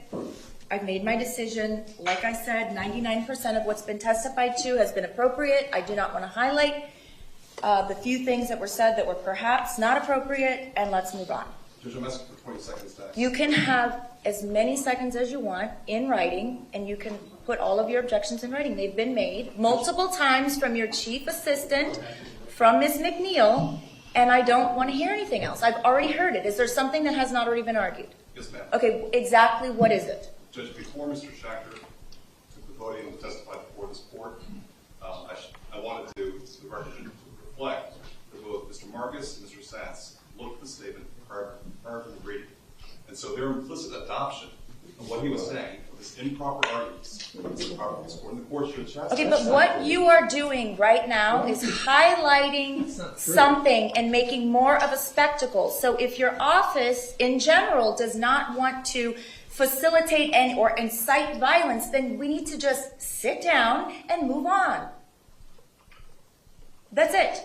There were 18 witnesses, 16 or 18 witnesses that testified today. There was nothing that was said until Ms. McNeil made her point made, and, you know, we're moving on. But is the court going to do anything about maybe stopping it from happening again? When these people are upset about specific things that have gone on from that table, like shooting the middle finger up at this court and laughing and joking, Ms. McNeil, be quiet. When these people have sat in this courtroom and watched this behavior from that table, and they want to say that they're not happy about it, what is the problem? Judge, I have no problem because I have thick skin. But once you bring in my children, I think that's highly improper. I didn't even know you have children. I don't know what you're talking about. Your children? What about your children? For them to comment on my children is highly improper. Before this court to allow that kind of testimony is also improper. I don't remember any comments about any children. And if there was, it obviously didn't, it came and went without me noticing it. Judge, I can assure you that if they were talking about your children, you would definitely notice it. You need to sit down right now. You're out of line. In fact, you're excused. You need to go sit in the back with your chief public defender. He's the public defender. Mr. Weeks, please ask the lawyer from your office to go sit down and not say anything else. To try to threaten my children and bring up my children is inappropriate. Go to the back of the room now. That just violated about every rule of professional responsibility that I have never. If you're going to get up here and you're going to... Judge, I asked you to go sidebar on this matter. You, sidebar or not, you don't have one of your assistant public defenders say something about my children? Judge, that same venom that the court is expressing is the same venom that defense counsel had to sit through this entire morning when their children She brought up her children multiple times during the trial. Nobody knows if I'm barren or not. They don't know about my children. Judge. Sit down. Sit down. Judge. Sit down, Mr. Weeks. Please do not summarily dismiss me. I'm summarily dismissing you. The Go court, sit down. I'm asking the court. I asked the court to go sidebar. Go sit down. You don't threaten the Judge, court's children. Everyone Your in this assistant just courtroom. did that. Go sit down. No one in this courtroom had to endure what we had to endure. Go sit down. Miss McNeil has made her children a spectacle more than once during this trial. That was her choice. You have absolutely no right to have one of your assistants come up here and suggest something about my children. Now, please go sit down. Judge. You're inappropriate and out of line. Go sit down. Judge, may I have a brief recess? No. Go sit down. May I have a brief recess so I can speak to my attorneys? We're moving on with the sentencing, Mr. Weeks. So can I have a brief recess? No. Thank you. It's 1:36. Thank you. State, go ahead and call your next witness. Mr. Anthony Montalto.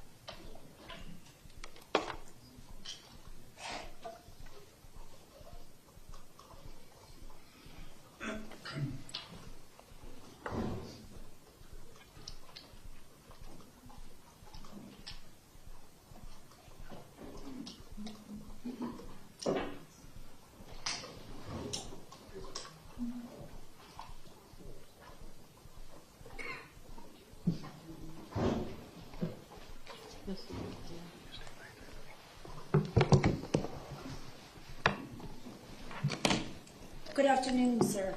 Is it Mr. Montalto Jr. or Sr. that's going to be speaking, or both? The third gets to go first. Okay, sorry, the third. I just was trying to indicate that you were younger. Please raise your right hand. Do you solemnly swear or affirm the testimony you're about to give is the truth, the whole truth, and nothing but the truth? I do. Thank you. You can put your hand down. Please tell me your full name or state your full name for the record. Anthony Vincent Montalto III. State whenever you're ready. Mr. Montalto, would you like to say something about your sister Gina? Yes, I would. Please go ahead.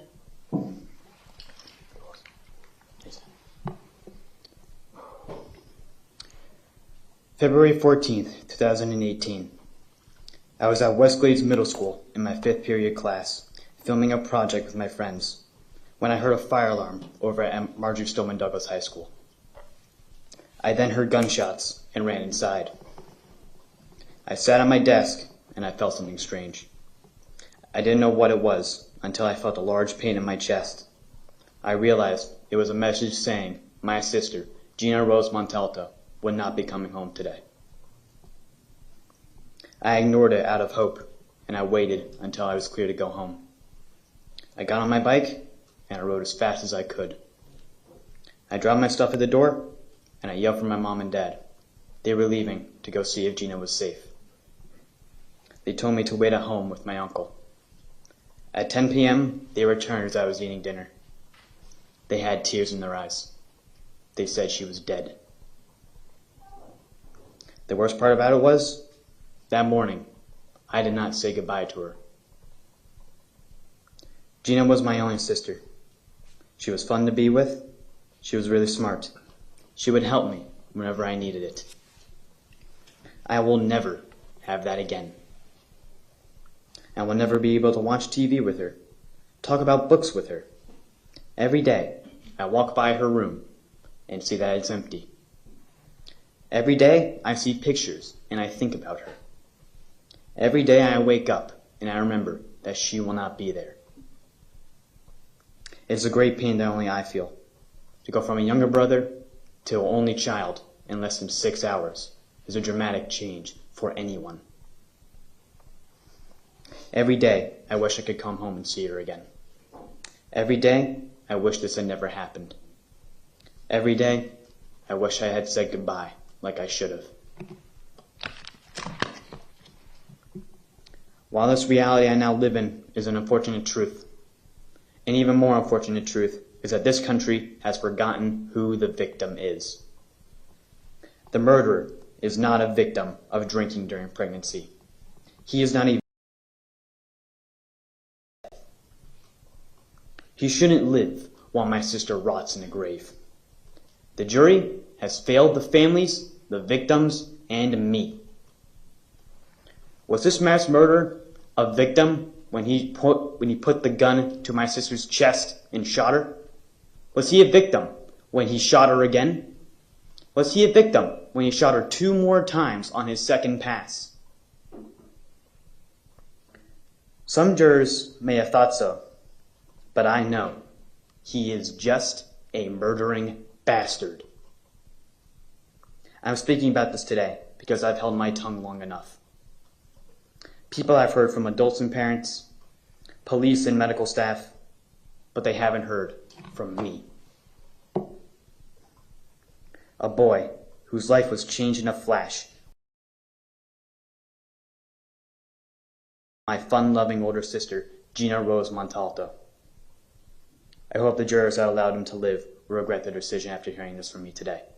Thank you. Thank you, sir. Thank you. State would next call Mr. Tony Montalto. Good afternoon, sir. Please raise your right hand. Do you solemnly swear or affirm the testimony you're about to give is the truth, the whole truth, and nothing but the truth? I do. Thank you, sir. You can put your hand down. Please state your full name for the record. Anthony Vincent Montalto. Okay, state whenever you're ready. Mr. Montalto, is there something you'd like to say on your daughter Gina's behalf? Yes, there is. Please do so. I will begin with some positives by thanking the Eagle Saving Team for helping our families endure the hours spent in the courthouse, by thanking you, Judge Scherer, for presiding over the trial with all its twists and turns, as well as keeping the press at bay while allowing them to inform the public. You were as compassionate as the law allowed to our families. Thanks to the state attorneys that prosecuted this case for your dedication, your professionalism, and constant communication with our families. To the victims' advocates team, thanks for sitting with us, letting us vent our frustrations and answer an untold number of questions, from what to expect next to where is prosciutto. This case, with 17 innocent students and teachers murdered at school, is why we have the death penalty in Florida's laws. If the jury had followed that law, if the jury took in the evidence presented, there is only one logical and fact-based outcome. Sadly, the jury ignored the facts and went with emotion. They worried about how they would feel. Put to death by the state of Florida for committing this heinous crime. They were selfish and misguided and allowed prisoner number 0893407 to avoid the punishment he deserved. The jury was worn out and did not want to be sequestered. The jury instructions were complex, and I believe these factors combined and led to a less than thorough deliberation process. Did they consider what kind of message their verdict sent to our nation's students and teachers when they found a way to excuse the murder of Gina and the others?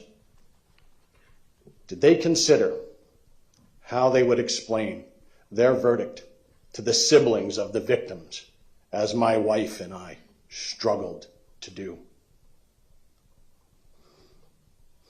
The current requirement for a unanimous decision for a death verdict is tough to meet. It allows one activist juror with preconceived bias against the death penalty to swing the case in favor of evil.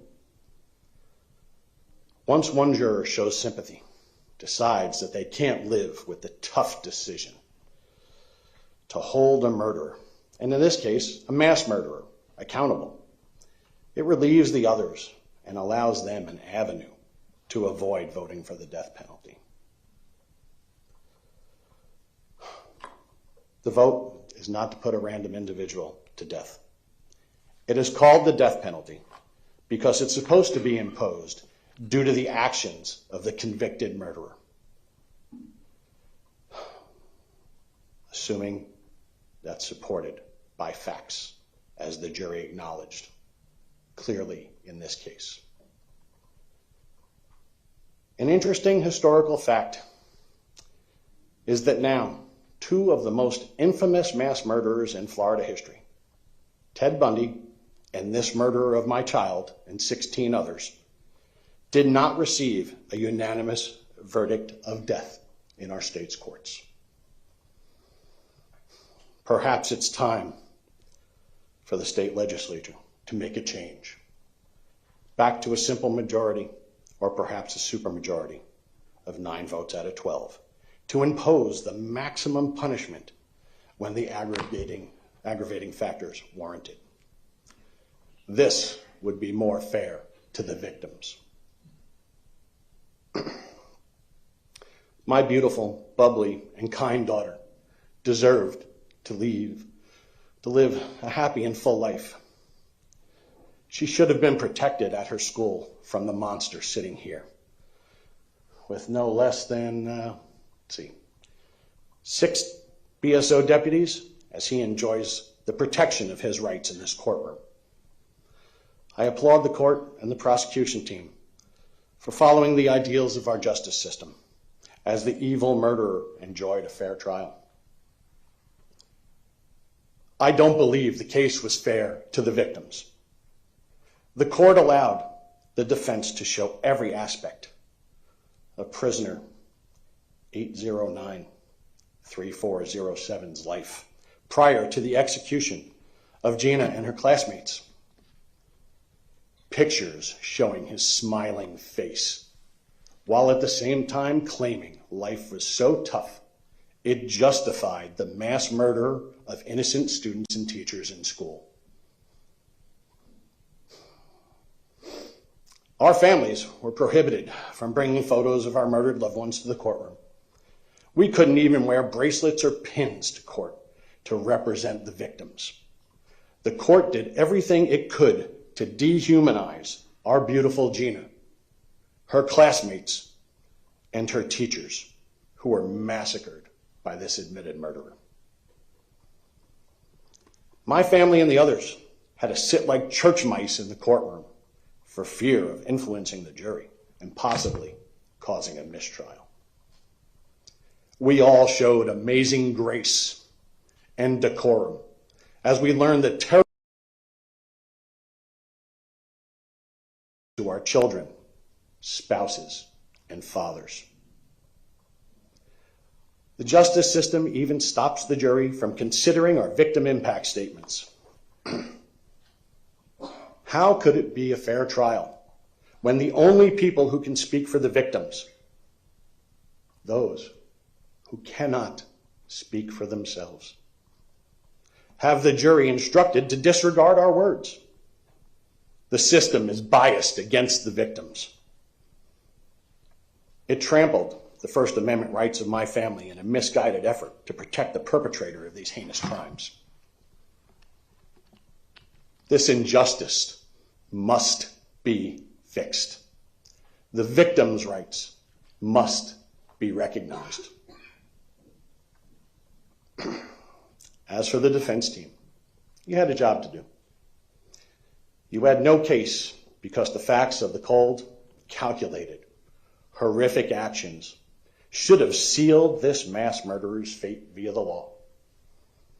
Somehow, though, you all managed to be petty and marginally professional. You disrespected the court in words and action. You laughed and joked with the twisted and purely evil man you defended. You brought in talented out-of-town personnel to bolster your team and help represent the murderer of my child. No expense was spared as you sought out experts in established and in questionable science, many of which you did not use as you chose to prey on the jury's emotions.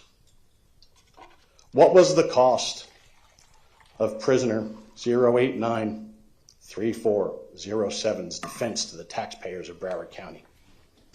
That number has yet to be revealed.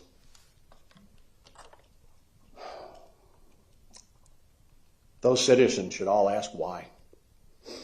Why was so much effort put towards this prisoner, while in this very building, the same week his verdict was read, 2 other murderers were sentenced to death for their crimes? Quite frankly, you had no right to ask this jury for mercy. He showed no mercy when he shot my forever 14-year-old Gina in the chest, just as he thought about doing when he searched the internet for months before. The dirtbag even came back and shot her on a second pass. Unbelievable. As I read to the court last time I spoke here, Gina loved life. She loved her family, and she was literally a lifesaver. She would have gone on to change the world had she been able to grow up and fulfill her potential. My family had hoped this jury would follow the law and vote to give the low-life admitted killer the maximum penalty allowed to the fullest extent of the law. We expected the admitted mass murderer to die in prison and at the soonest possible opportunity under the law. He should not be allowed any kind of life, any joy, or any time to reflect quietly on his continued existence. Tony Montalto speaking here inside of this courtroom. Some viewers going out to a 2-minute break as we continue listening in live. Despite these struggles, we should look to help one another. Yet the dirtbag murderer, who has now gotten a fair trial, chose to kill and maim as many innocent students as teachers as he could, without remorse, without compassion, and with extreme prejudice. He deserves the same treatment throughout his stay in the state penitentiary system. He has had a lot of help throughout his life, and yet he chose to attack our nation's future by shooting up a school. Has benefited from the grace and protections of every system our society offers.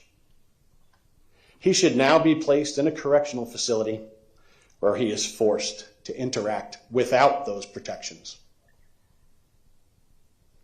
The misguided jury thought prisoner 089-3407 was failed by society.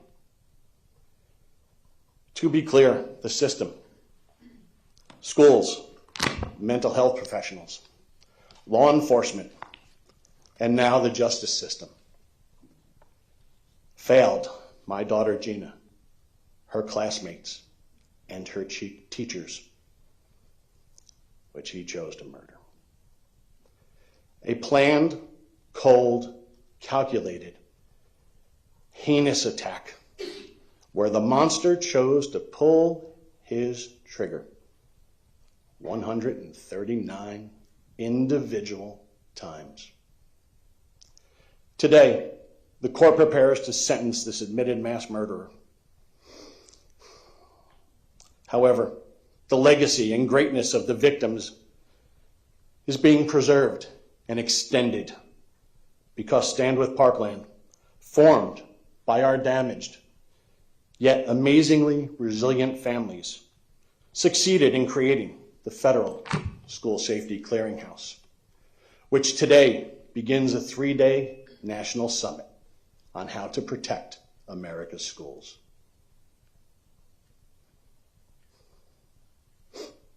As for my wife, Jennifer, my son, Anthony, and our entire family, we will remember Gina every day. We will honor her memory at every opportunity. We will work to make our nation's schools safer for other students and teachers.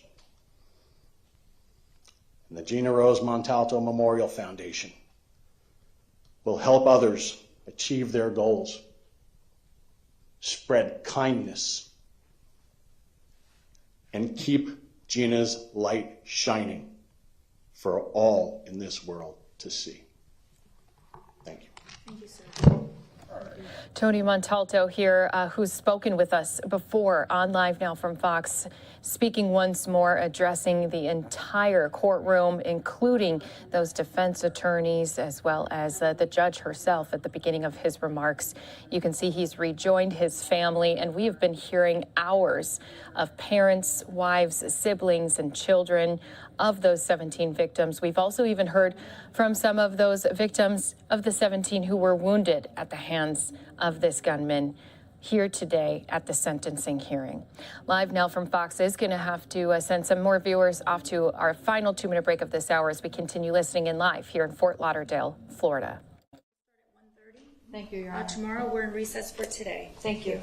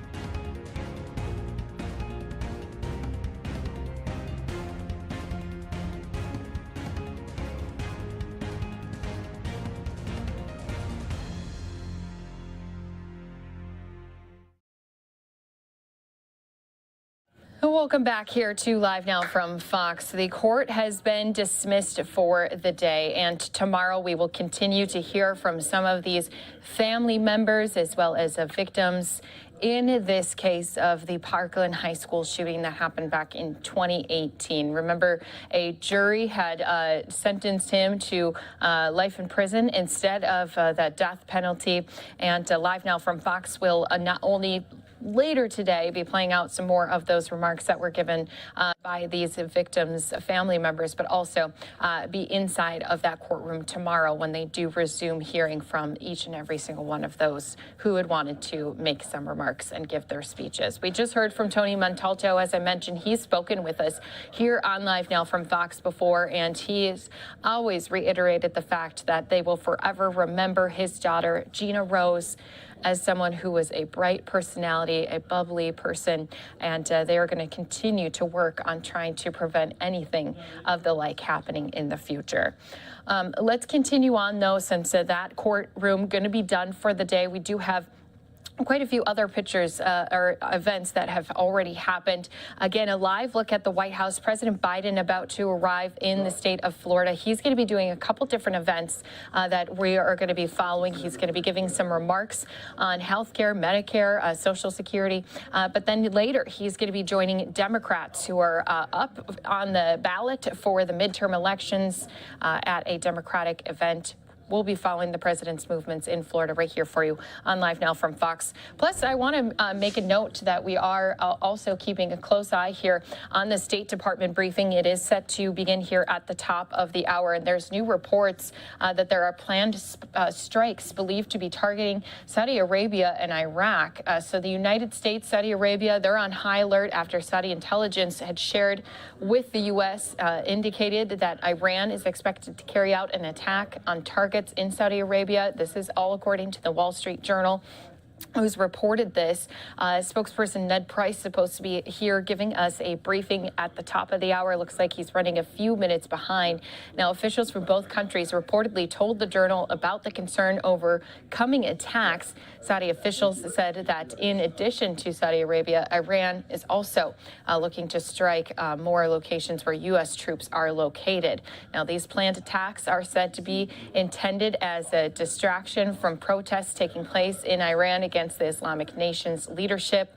There was a Pentagon press briefing that happened earlier here today, and during that press briefing, we did hear from our press secretary who said that U.S. does remain concerned about the threat situation in the region and is in regular contact with Saudi officials. Also going on to say, we will reserve the right to protect and defend ourselves no matter where our forces are serving, whether in Iraq or elsewhere. And he declined to give more information on the specific threat. Now, Iran has warned Saudi Arabia against covering the protests on Farsi news stations and has accused Saudi Arabia, Israel, and the U.S. of being responsible for them. So we'll continue to follow this. As I mentioned, expecting a State Department briefing. We'll be on the lookout for Ned Price to step up to that podium here at any moment. And of course, also going to be taking you into some of these other press conferences that have happened here throughout the day. But what I want to do is to continue to give you some more of these press conferences that have been happening here across the country. It was just earlier here this morning when we heard from New Jersey officials. They were speaking about the increasing use of ghost guns. They continue to find them being left behind or even being used at different crime scenes that police have had to respond to. They gave a press conference describing some of these incidents as well as some of these guns that they've been recovering. And it happened a little earlier this morning, but we're going to be listening into it once again here on Live Now from Fox. Was not fully loaded. It was 4 bullets shy of 50 rounds. And this was a young man that, again, previously was convicted of carrying a ghost gun, a gun that's untraceable, carrying 46 rounds of ammunition in there to do what? Not to protect himself, but to cause harm to others. And that's why it's so important that we continue to highlight the issue that we have here that's affecting our city. Throughout the entire state, we've recovered the most ghost guns here in Camden City in the last 3 years, and the number continues to grow. So with that said, we have some very special speakers. Of course, my boss, the Commissioner Director Lou Capelli, is going to share a few comments, followed by our great mayor of Kansas City, Vic Starfin. Commissioner. Thank you, Chief, and good morning, everyone. I just first want to commend the men and women of the Metro Division of the Camden County Police Department for the great work they're doing in confiscating these illegal guns. The number of guns confiscated in 2020 was 300. In 2021, it was 332. And so far this year, our officers have confiscated 322 illegal guns. All illegal guns present problems to law enforcement. Each time one of these guns is confiscated, there is a potential danger to our officers. Each confiscation could result in a very bad happening within our department and within our city. Our officers are the professionals that make sure that these incidents don't occur, so that there has been safe confiscation of these guns over the years. But illegal gun ownership continues to be a problem. And these ghost guns, as pointed out by the chief, are of a particular problem. All right, as I mentioned, we were keeping a close eye for Ned Price to step up to the podium at the State Department briefing. He has since done so. Let's go ahead, listen in live here on Live Now from Fox. With temperatures dropping, these Russian attacks aimed at exacerbating human suffering are particularly heinous.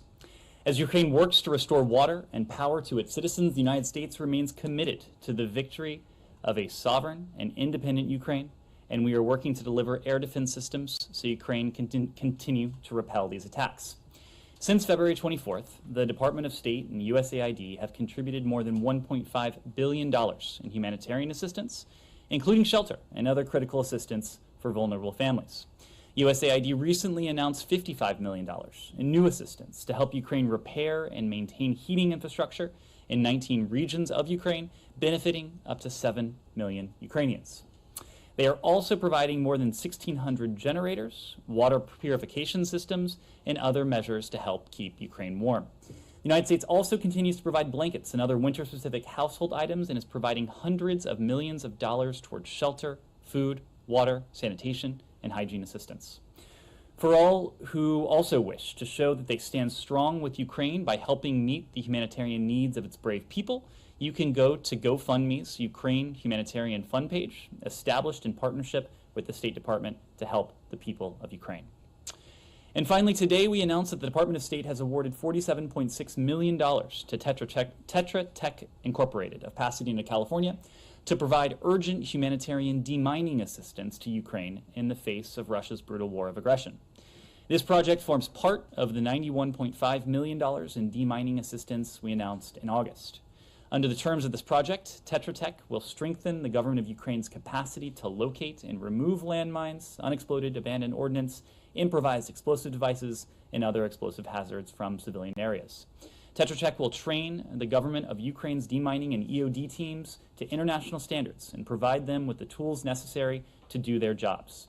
The project also supports deploying additional clearance teams and explosive ordnance risk education teams through the local non-governmental organization Ukrainian Deminers Association.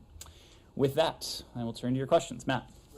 I have a question about Iran, but it can wait until we get to, and I'm sure people have things they want to ask that are non-Iran questions. Sure. This is not hugely urgent. Okay. You want to start in Ukraine? Happy to start wherever you all would like to start. Go ahead. Well, mine is Iran arming Russia. Is that Iran or Ukraine? Matt. All three. I will let you guys sort this out. Okay, Sean, you go first then.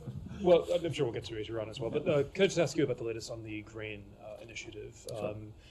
According to the UN, there's been there's actually a situation where there won't be further shipments in the coming days, as far as I understand it. How concerned are you about the situation now? What do you see with the Turkish diplomacy? Do you see any hope there? Has the United States tried anything diplomatically to resolve this? Well, unfortunately, that's our understanding as well. We've seen reports that Ukraine, Turkey, and the UN have agreed not to plan for any movements of ship under the Black Sea Grain Initiative starting tomorrow. We, of course, regret deeply Russia's decision to suspend its participation in the Black Sea Grain Initiative, and we so deeply regret it because this is an initiative that has helped the world. It has been critical to get aid to the world's neediest people, and Russia alone is now directly standing in the way of that. Martin Griffiths, the top humanitarian official at the UN yesterday, gave a briefing to the Security Council, and he made the point that each fraction of a percentage of increase in the price of food pushes someone somewhere around the world over the line into extreme poverty.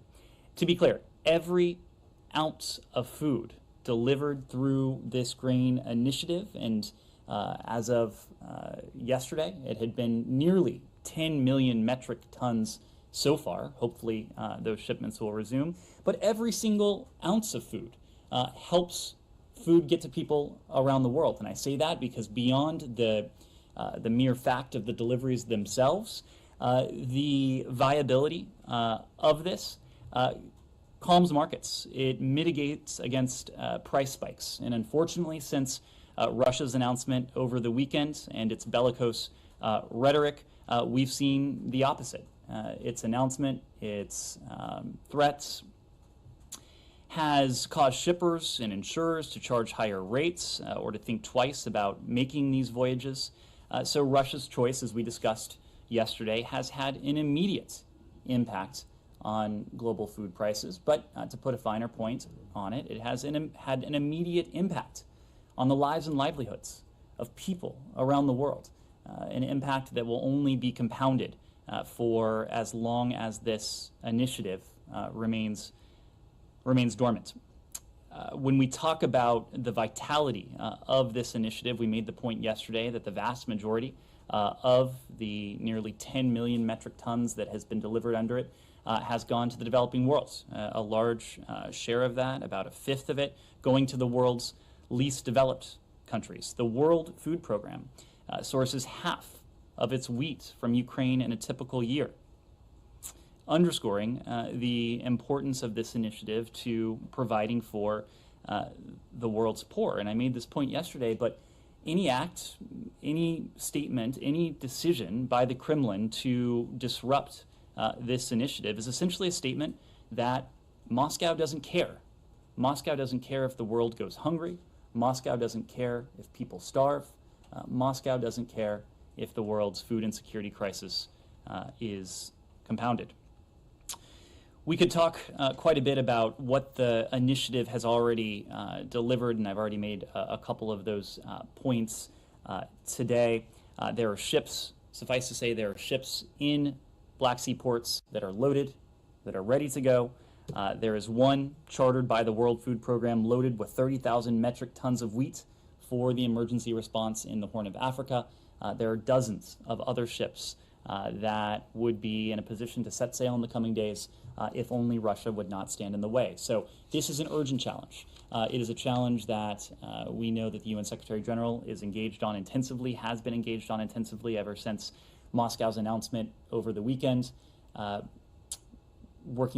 working very closely with Turkey, with Ukraine, ultimately doing everything that the UN can as the institution that originally brokered this initiative to see this deeply regrettable decision by Moscow reversed.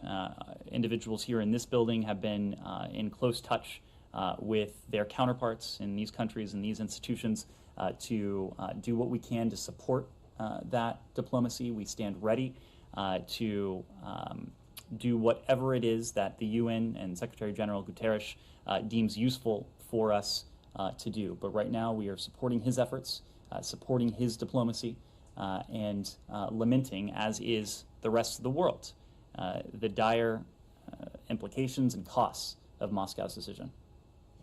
Just proceeding a little bit. I mean, you mentioned the Turkish and UN efforts.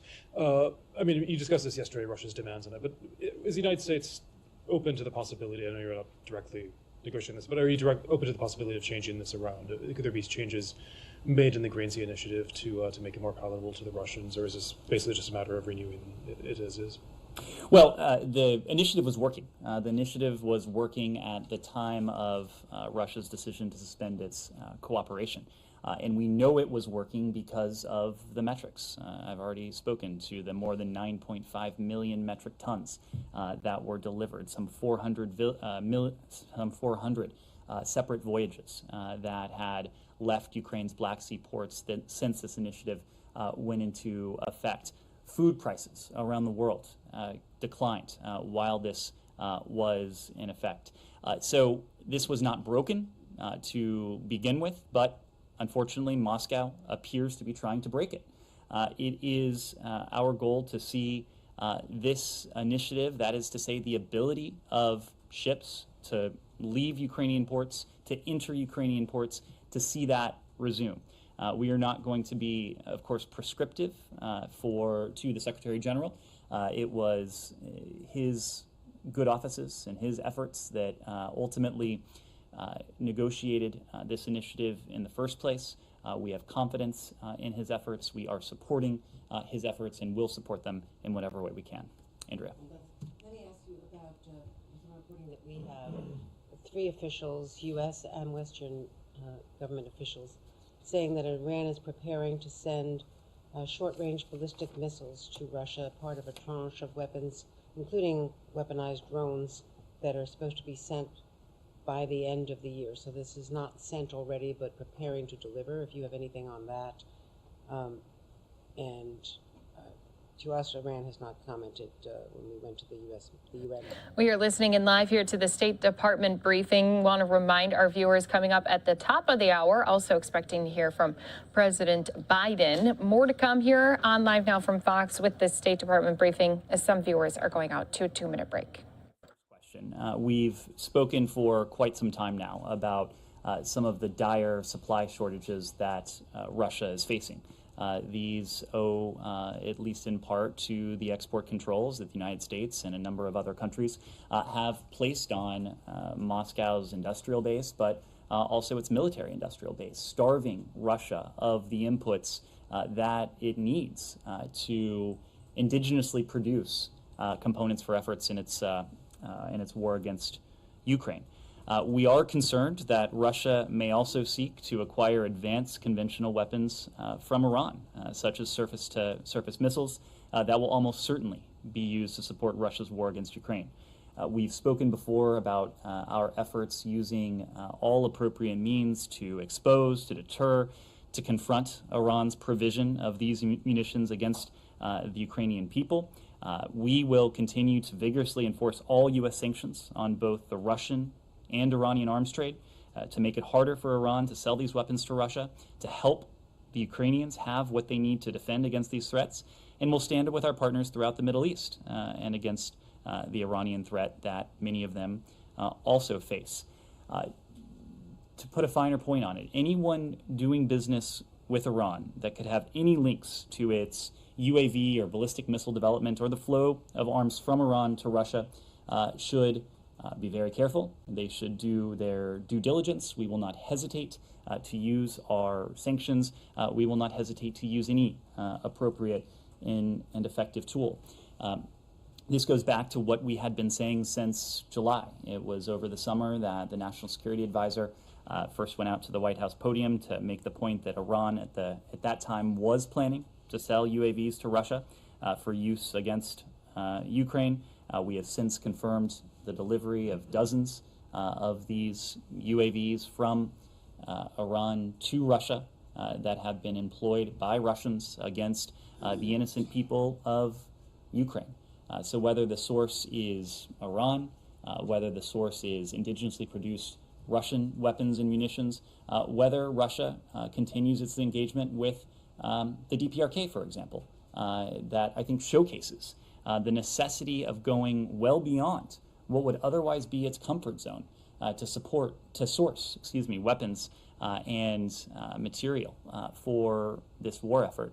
We will use every appropriate tool to confront, to expose that. Before you move on to the issue of the Saudi threat, they've received, as you just acknowledged, the UAVs. So why should people be careful? What have we done to stop this weapon supply? So we've done a couple things. First, we have taken aim at Iran's UAV proliferation networks over the course of months now.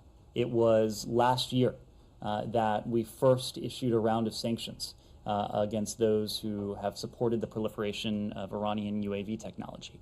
It was in September, after we began warning of Iran's intent to provide UAV technology to Russia, that we sanctioned a separate group of entities for their involvement in this proliferation of Iranian UAV technology to Russia specifically. We are always looking at targets that may be appropriate for this sort of response, sanctions, other financial measures. We are working closely with the UN. Of course, we've already made the point that the provision of these particular UAVs are a violation of UN Security Council Resolution 2231. The United States has provided information to the 2231 committee. The Security Council received an expert briefing on Iran's UAV technology, its proliferation of this UAV technology. We will continue to provide the UN with relevant information to support their own efforts to hold Iran to account. But suffice to say, we are going to use every relevant and appropriate tool in our toolkit to expose, to confront, to counter this type of activity. On Saudi threat? Just to follow up on that really quickly. Sure. You talk about confronting and exposing these shipments or these planned shipments.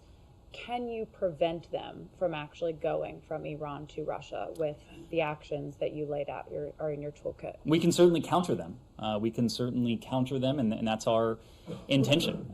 Again, we are going to use every tool. And leaving aside this particular issue of UAV technology, I think you've seen us use a variety of tools when it comes to countering Iran's malign influence in the region. We've used sanctions. We've used a number of authorities against Iranian threat networks. We have, the U.S. military has engaged in interdictions, including weapons flowing to its proxies in Yemen, for example. We've used a number of tools and authorities, some of which we're in a position to speak to. Sometimes we're not in a position to speak to it, but we have every intention, and we will use every relevant tool to counter this. Would you consider interdictions here? That's not something I'm going to go into from here.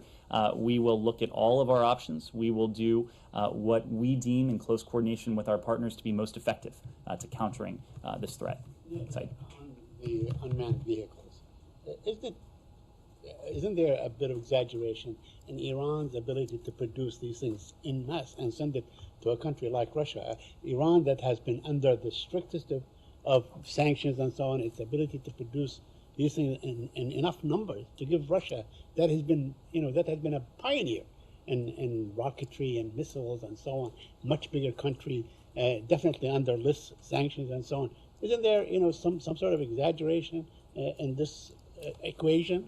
Saeed, you should ask the people of Ukraine whether the threat is exaggerated. I think we've all seen and we've heard from our Ukrainian partners of the brutal assault that they are undergoing, and they provided evidence, including in some cases for the world to see, that some of the wreckage, some of the damage, some of the destruction, some of the lives lost have come as a consequence of this Iranian UAV technology. That's not to say these need to be or necessarily are sophisticated pieces of technology. These can be, and by most accounts, are not terribly sophisticated, but yet we've seen the havoc that they're in a position to inflict on the people of Ukraine. So you're right that Russia, prior to February 24th, was in a position to develop sophisticated weaponry and technology for use on the battlefield. I think that position has been significantly degraded, and it's been significantly degraded because of the actions that the United States and our partners and allies have taken. Yes, in terms of the sanctions and other economic measures, but also because of the export controls, because of the systematic way that we've been able to deprive and to starve Russia of the inputs that it would otherwise need for some of the technology, the chips, the sensors the core components for UAV technology, for ballistic missile technology, for other key pieces of equipment that in the early days of the war they had in much larger supply. The Russians, by many accounts, are really wearing thin when it comes to some of those inputs that it needs to prosecute its war in Ukraine. And on the grain, on the percentages that you cited yesterday, you said that 66% go to the, to poor countries, 20%, whatever. You cited all the percentages. Today, the Russian president disputed that, and he said that 43% of the grain goes to Turkey, 35 goes to the European Union, only 5% goes to poorer countries.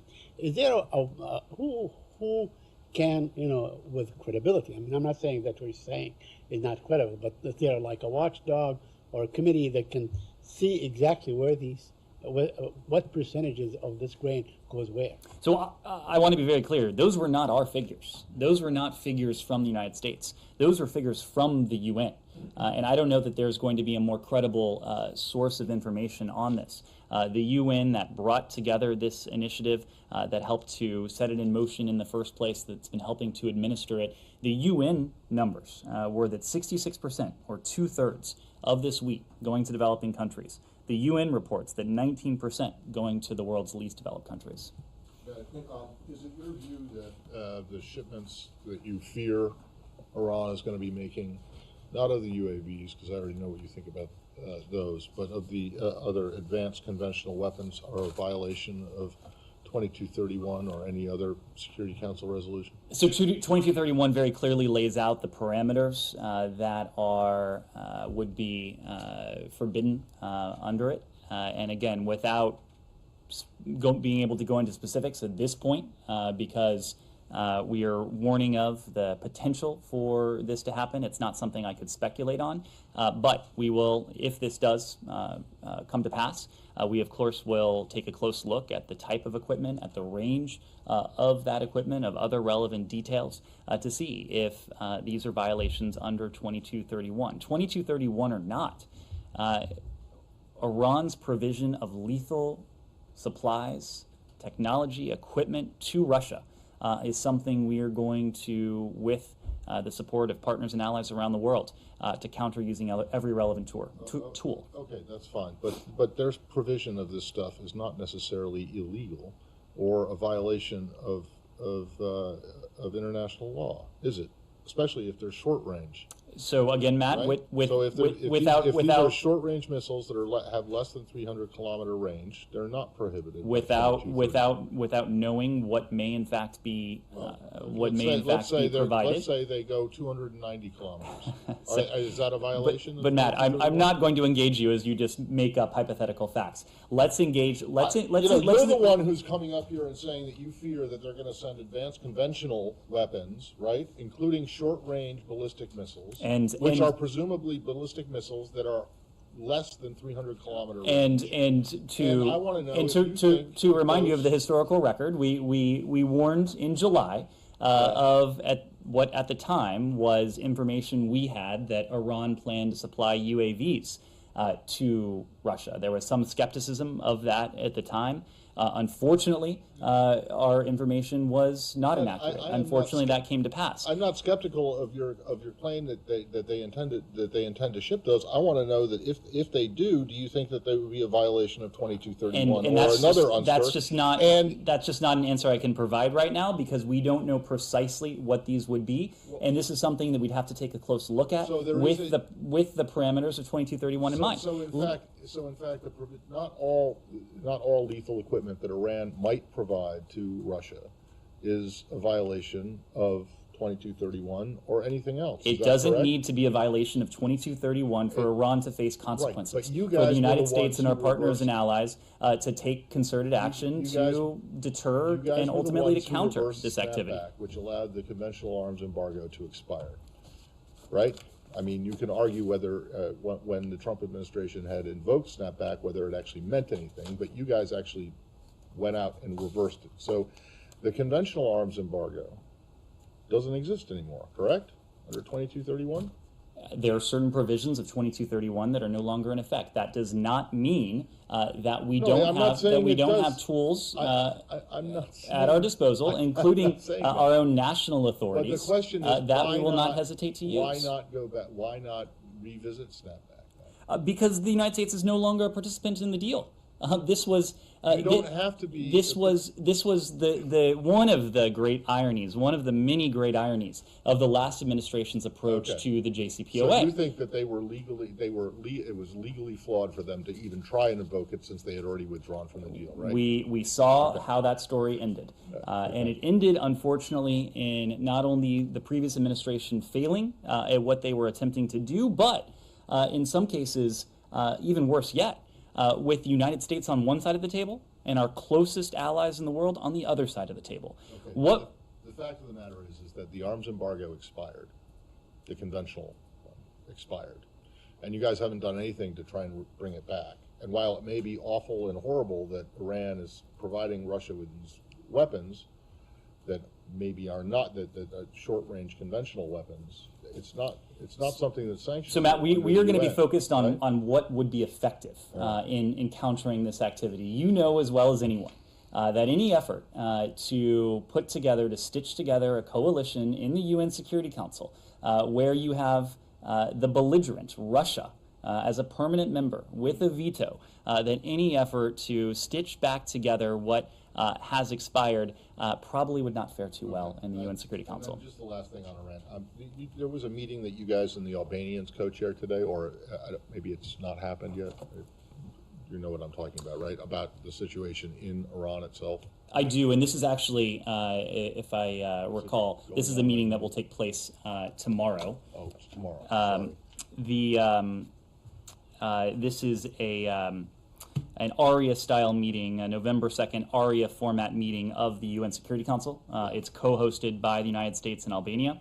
It will highlight the ongoing repression of women and girls, members of ethnic and religious minorities in Iran. It will identify opportunities to promote credible, international, independent investigations into the Iranian government's human rights violations. And it will underscore the ongoing unlawful use of force against protesters, and the Iranian regime's transnational repression of human rights defenders and dissidents abroad, including its efforts to abduct or assassinate them.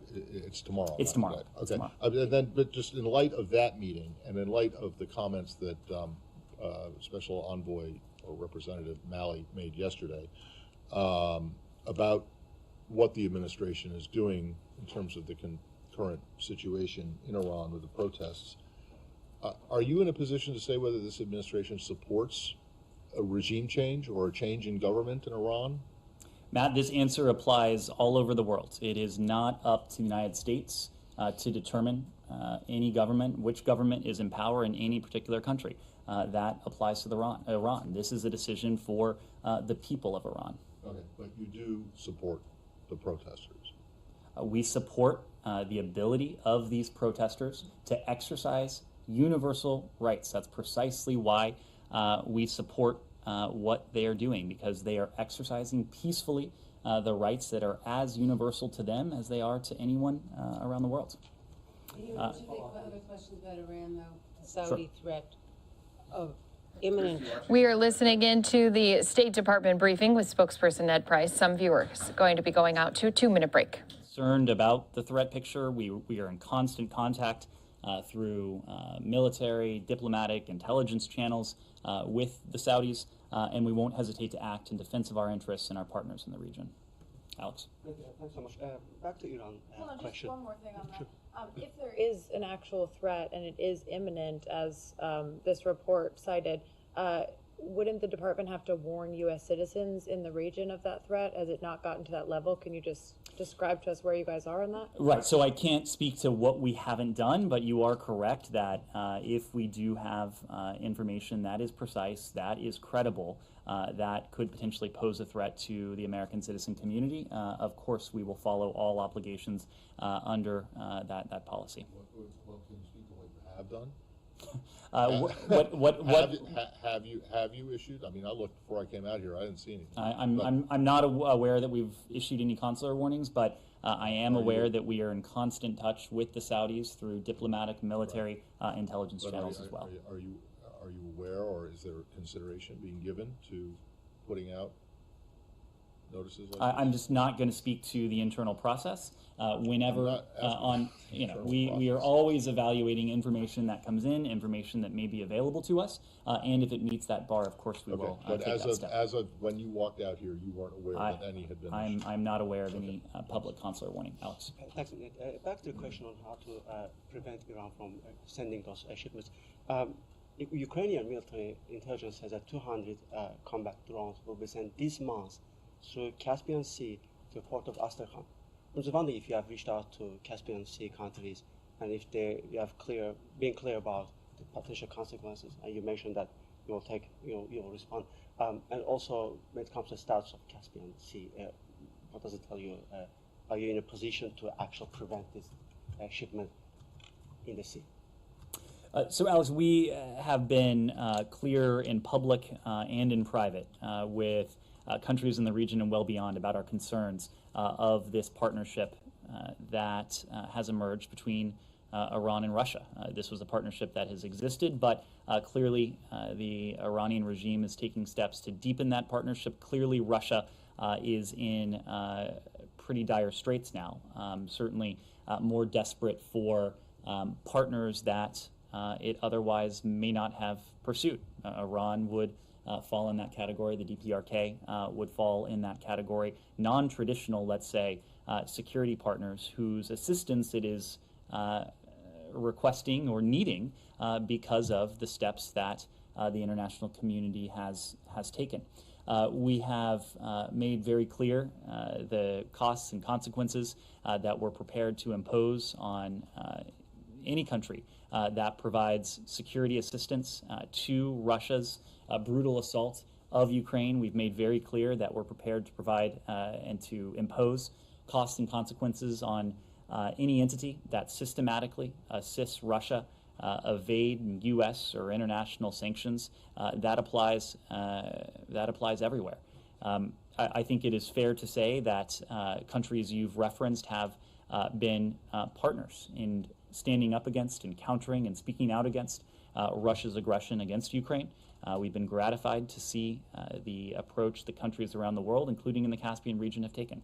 And on Iran's objectives, this morning the White House made a case that Iran is killing Ukrainian citizens, which is actually an interesting angle to approach this topic, because there are questions about Saudi Arabia, other countries. Traditionally, Iran has conflicts with them, but Ukraine, I mean, they have been cooperating until recently. My question is, what is your assessment on why Iran is doing it?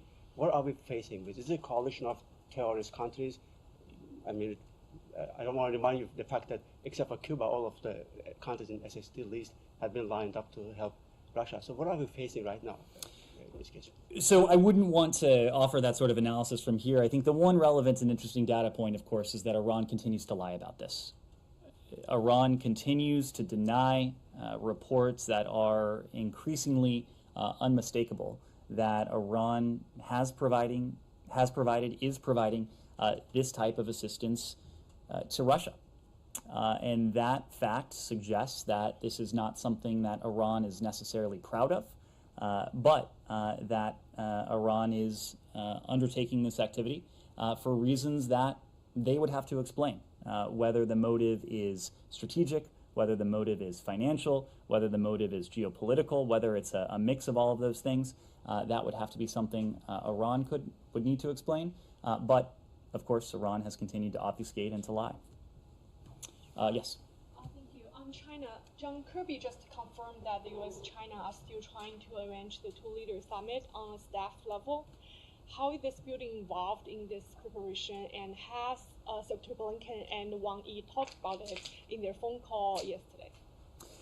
In their phone call on Sunday evening, they did speak about the imperative of maintaining open lines of communication. And more broadly, they spoke about the imperative of responsibly managing this relationship that is, perhaps without question, the world's most consequential bilateral relationship. We've made clear that we want to do that at all levels, up to and including the leader level. Coming out of their last engagement, President Biden and President Xi did commit to have their teams continue speaking about the possibility of an encounter between the two presidents in the coming weeks. It is fair to say that this is something that has been discussed through State Department, through diplomatic channels as well. I wouldn't want to go further than that as it pertains to the Secretary's call with Foreign Minister Wang Yi on Sunday. After the phone call, Chinese side said in their readout, and also Chinese Ambassador Qin Gang yesterday tweeted that the U.S. should read carefully the report to 20th CPC National Congress. How have you studied the report, and what is your take on it in terms of China's foreign policy? So I did see that tweet from the ambassador. The point we've made, and of course there are individuals in this building who are focused on the bilateral relationship, people in Beijing, of course, who are posted there to help manage this bilateral relationship, who are familiar with the proceedings and the results of the Communist Party Congress. But our point is that the Party Congress doesn't change our approach to the PRC. We said before the Communist Party Congress that, in our view, the PRC represents the greatest geopolitical challenge we face, precisely because it's the only competitor with the intent and increasingly the capability to remake the international order. And as we've seen over the course of months and years now, the PRC increasingly has the intent to do so. So our strategy, as Secretary Blinken outlined in May when he offered about 40 minutes of substantive remarks on our approach to the PRC, focuses on, at its core, competing with the PRC where our interests and values differ, and cooperating with Beijing where they align. That was true before the CPC. That is true now after the CPC. Thanks. Yes? Following the joint military exercise of the United States and Japan, North Korea said it was very provocative, and it might take more powerful follow-up measures if it keep on going.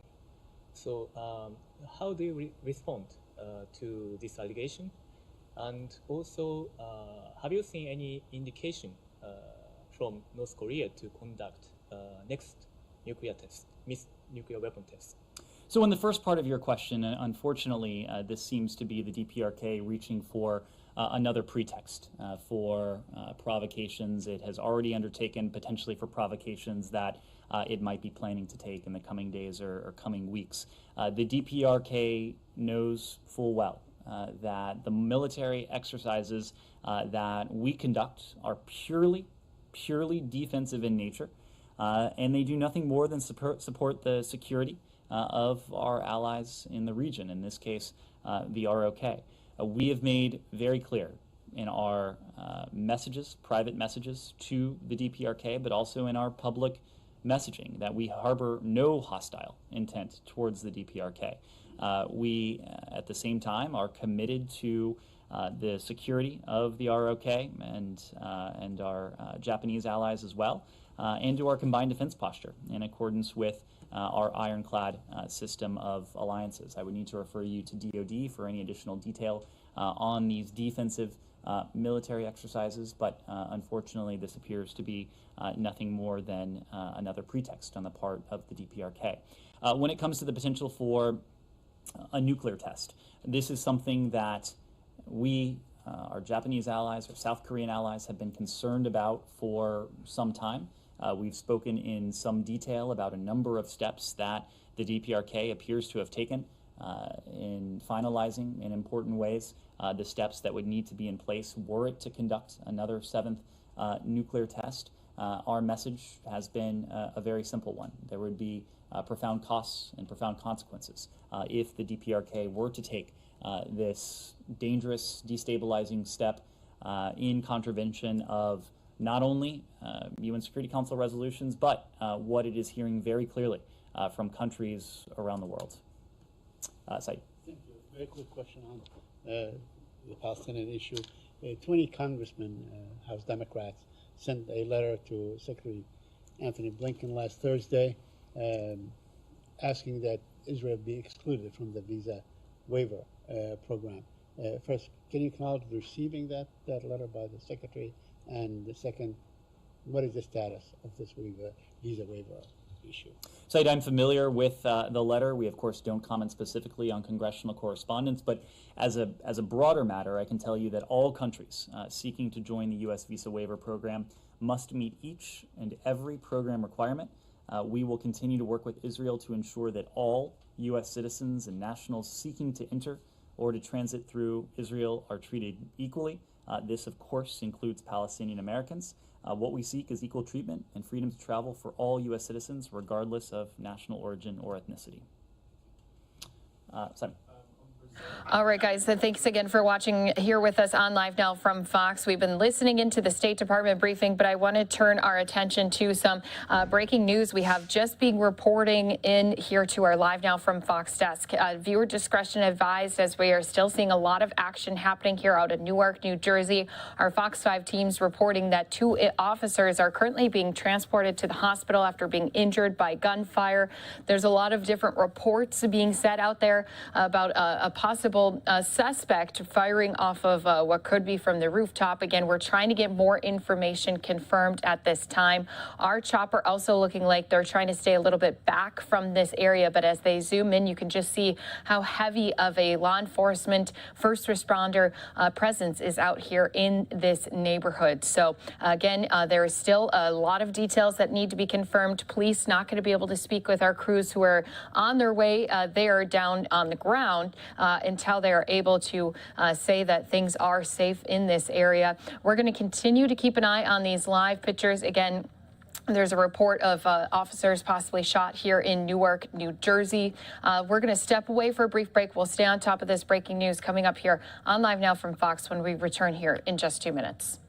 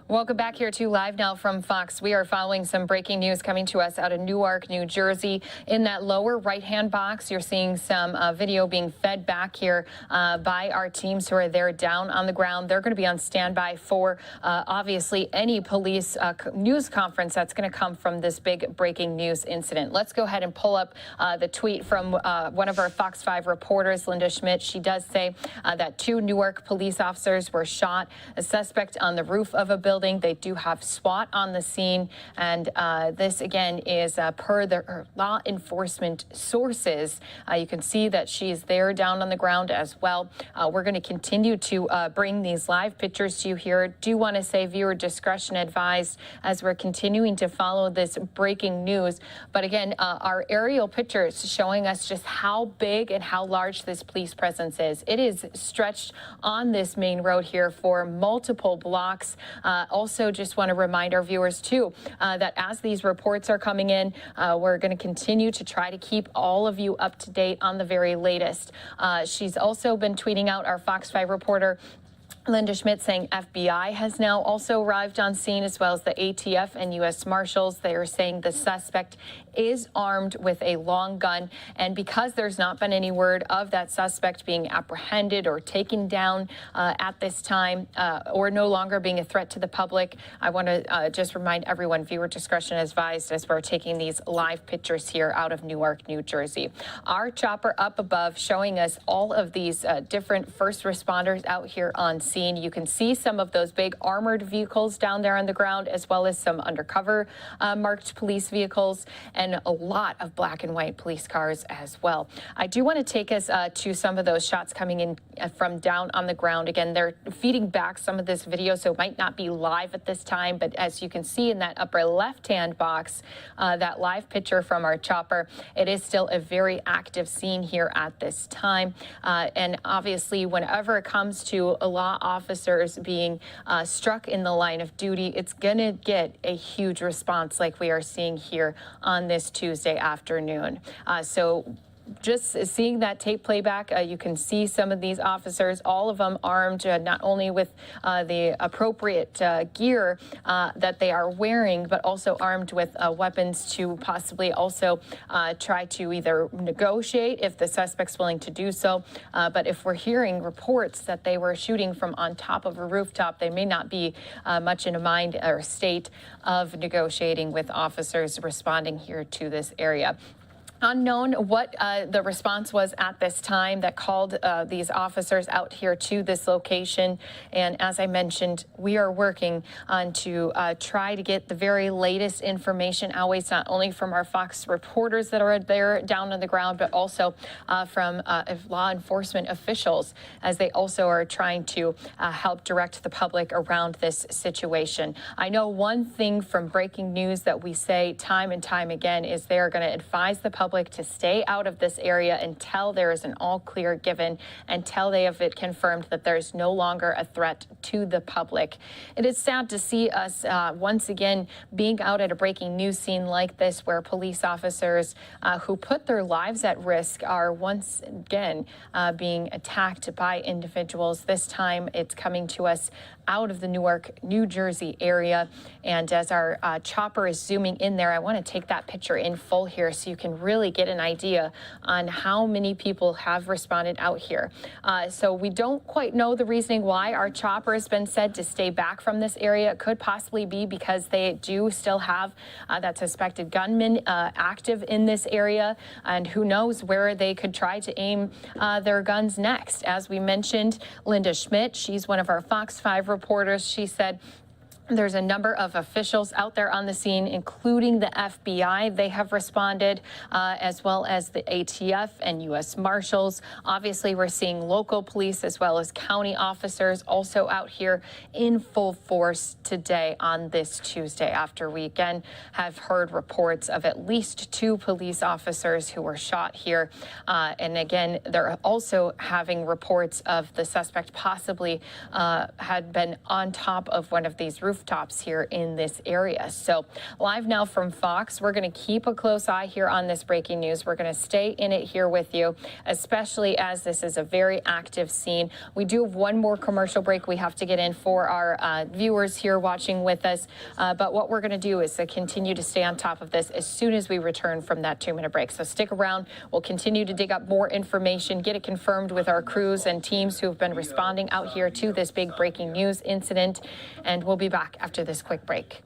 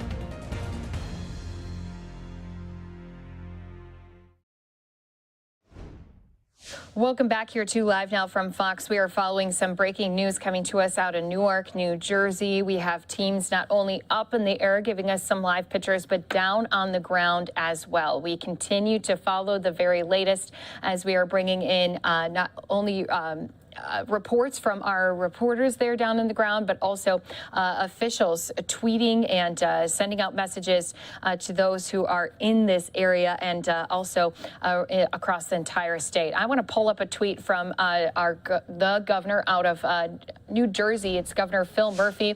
He did send out this tweet moments ago saying, "I'm aware and closely monitoring an unfolding situation in Newark. I am in touch with local authorities and the state is providing resources as requested. We will continue to support local law enforcement and ensure that all residents are safe."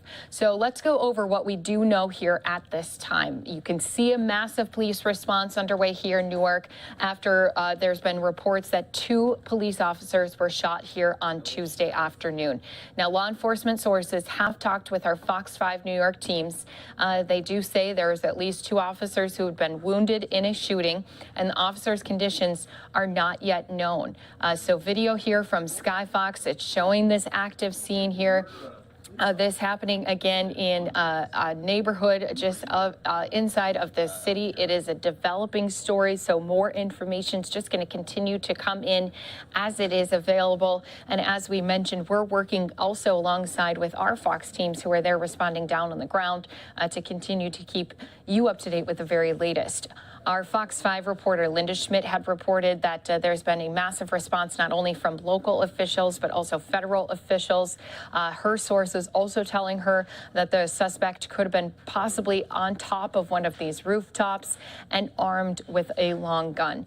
Multiple times when we have seen our Sky Fox zooming in here to these different areas where we see our officials out here, they did show that they're taking cover in certain specific spots. They also have large groups gathering together. What they're going to do is make a plan and put it in place ahead of sending out these officers and these agents in full force, ahead of them getting too close to some of these scenes where they possibly could be in range of where this possible suspect is right now barricaded. Again, we don't know if that suspect has yet been apprehended, if they had been taken down yet. They're going to be spreading out teams of people all around this neighborhood. So we have seen this before in breaking news situations.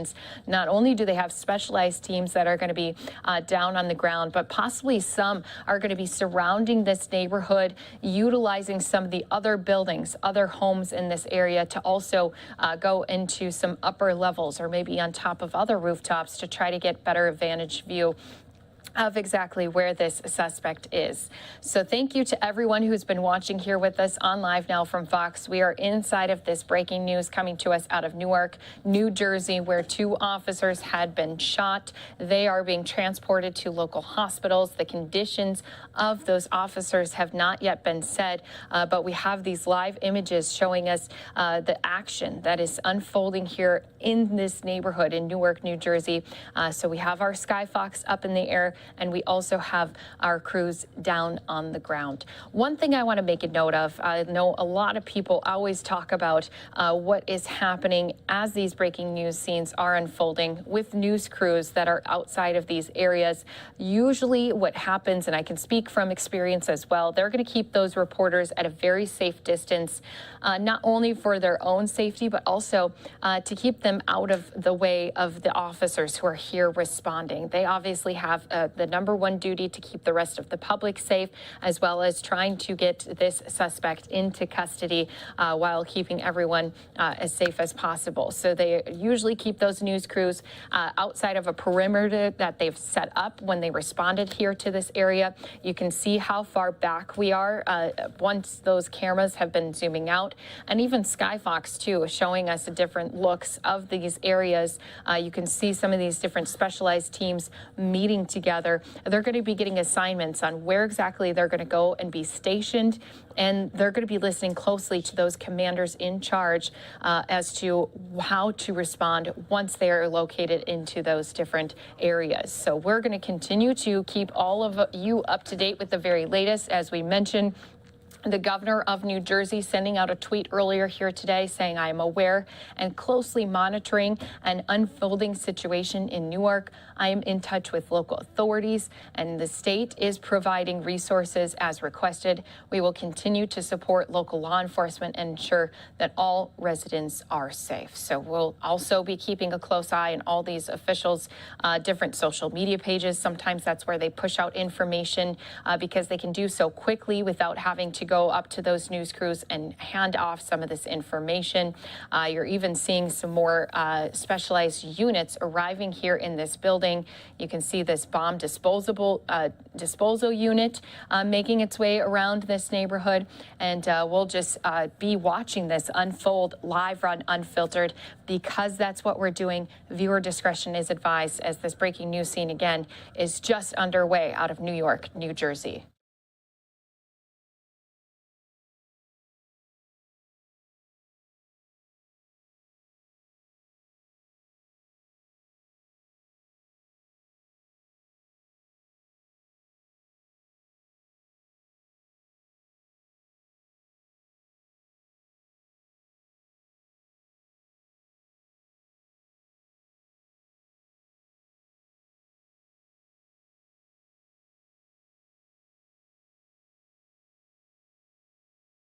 So once again, we've been watching this breaking news out of Newark, New Jersey, where 2 police officers are said to have been shot. They are being transported to the hospital.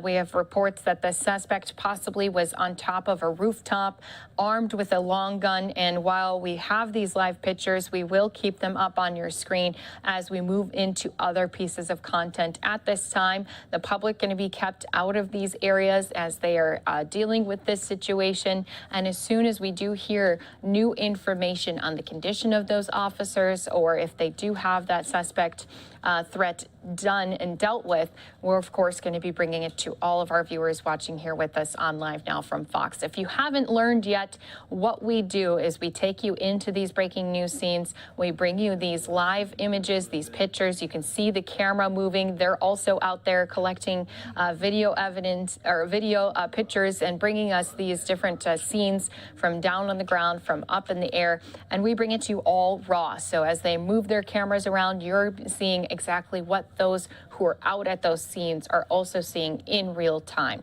So we'll continue to keep these pictures up. We'll follow all of the reports that are coming out of Newark, New Jersey, as this scene is still very active. We're trying to learn if there is still a threat from that suspect, who again is said to have injured 2 police officers here on Tuesday afternoon.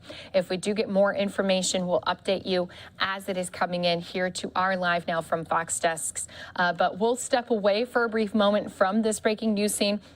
As I mentioned, we'll still keep a close eye on it. We'll keep those pictures and images up coming from those scenes here for you. But when we return after this quick break, we're going to reset here for you. We'll take you into more remarks that are happening across the country. We are just 1 week away from midterm elections, so there are a lot of candidates out on the campaign tour. It is heating up, especially in some of these key races where the decision is very tight. It will come down to each and every single vote.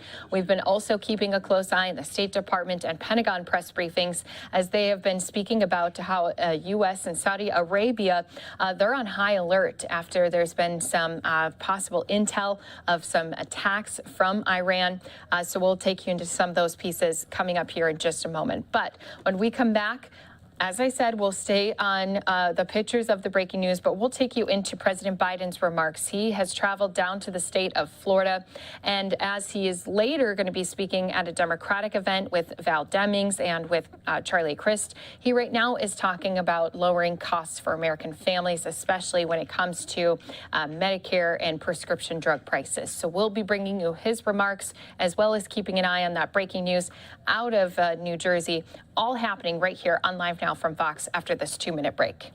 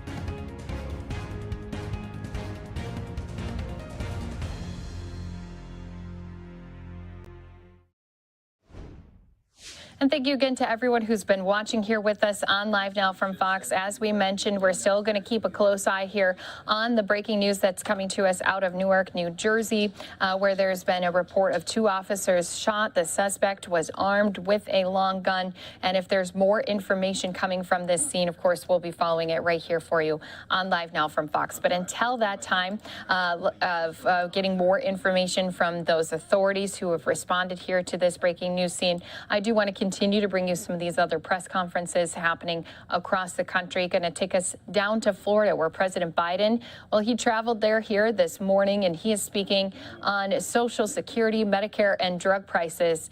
We're going to be listening in from the top right here to you on Live Now from Fox.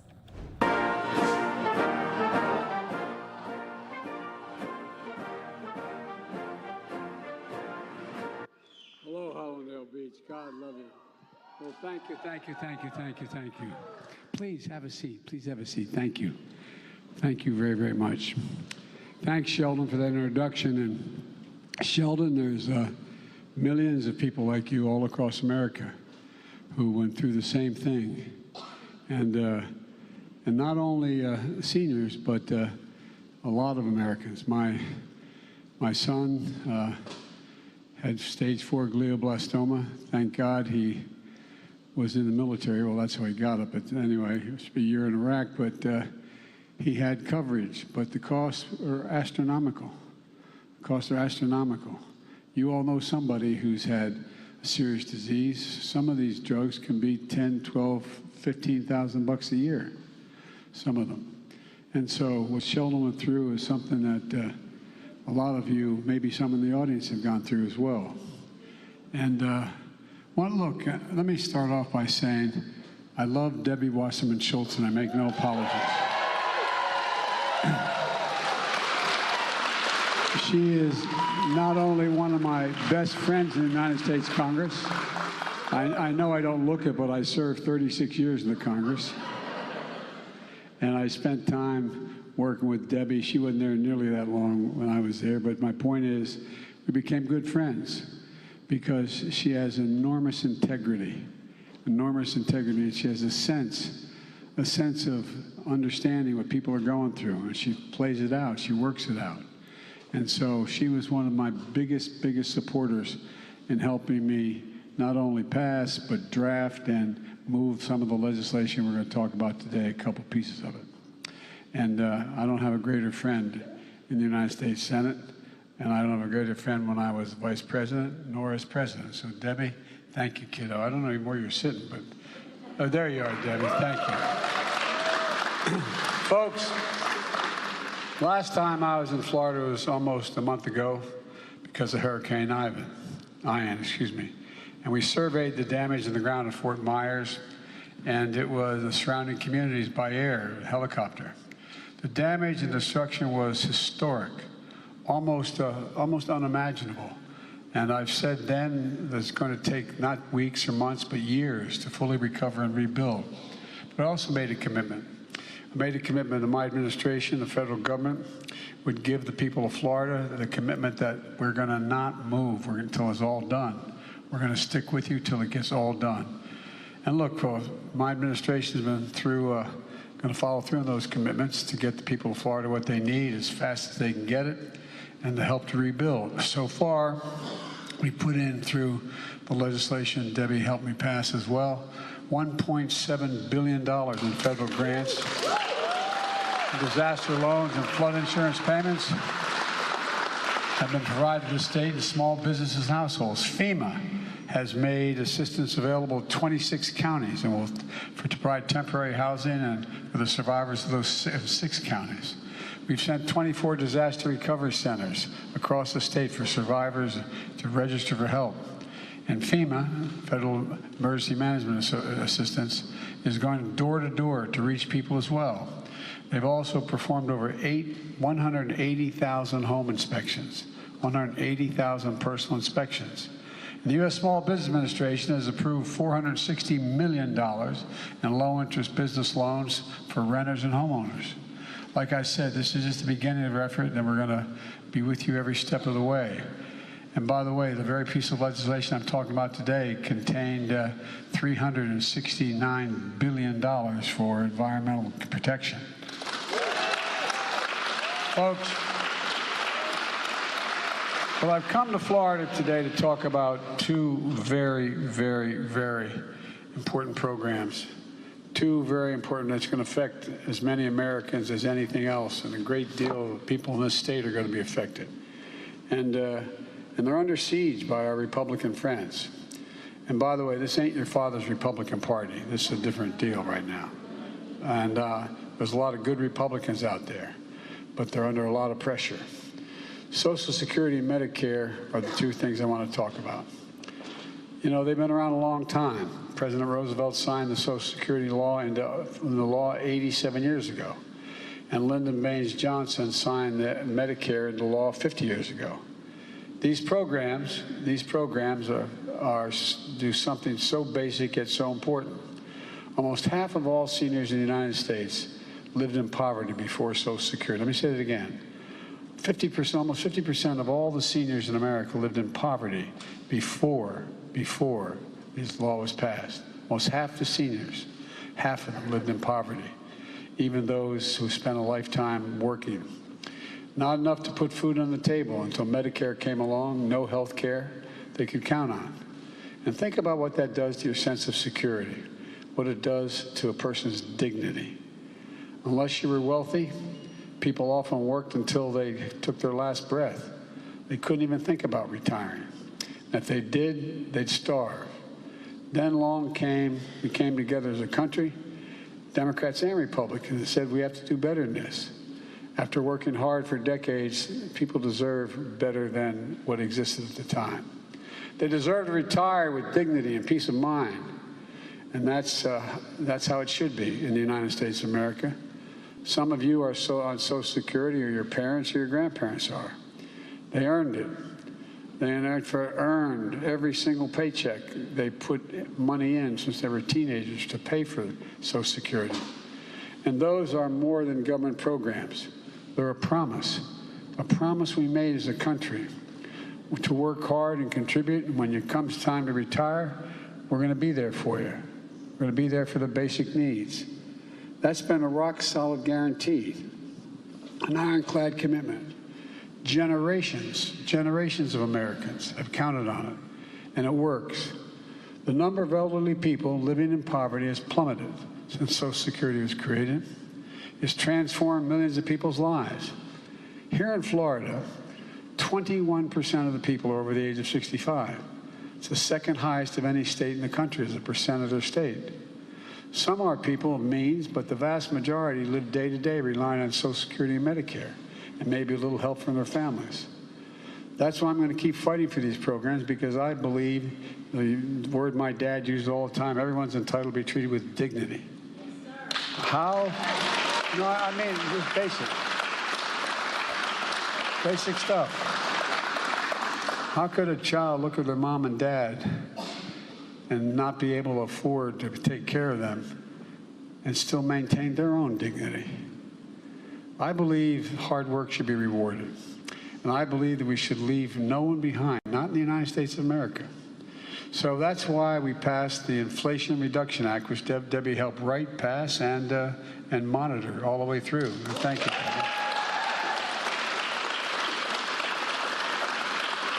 There are a number of parts to it, but I want to talk about one. I want to talk about Medicare. Every single Democrat in the United States Congress voted for the Inflation Reduction Act.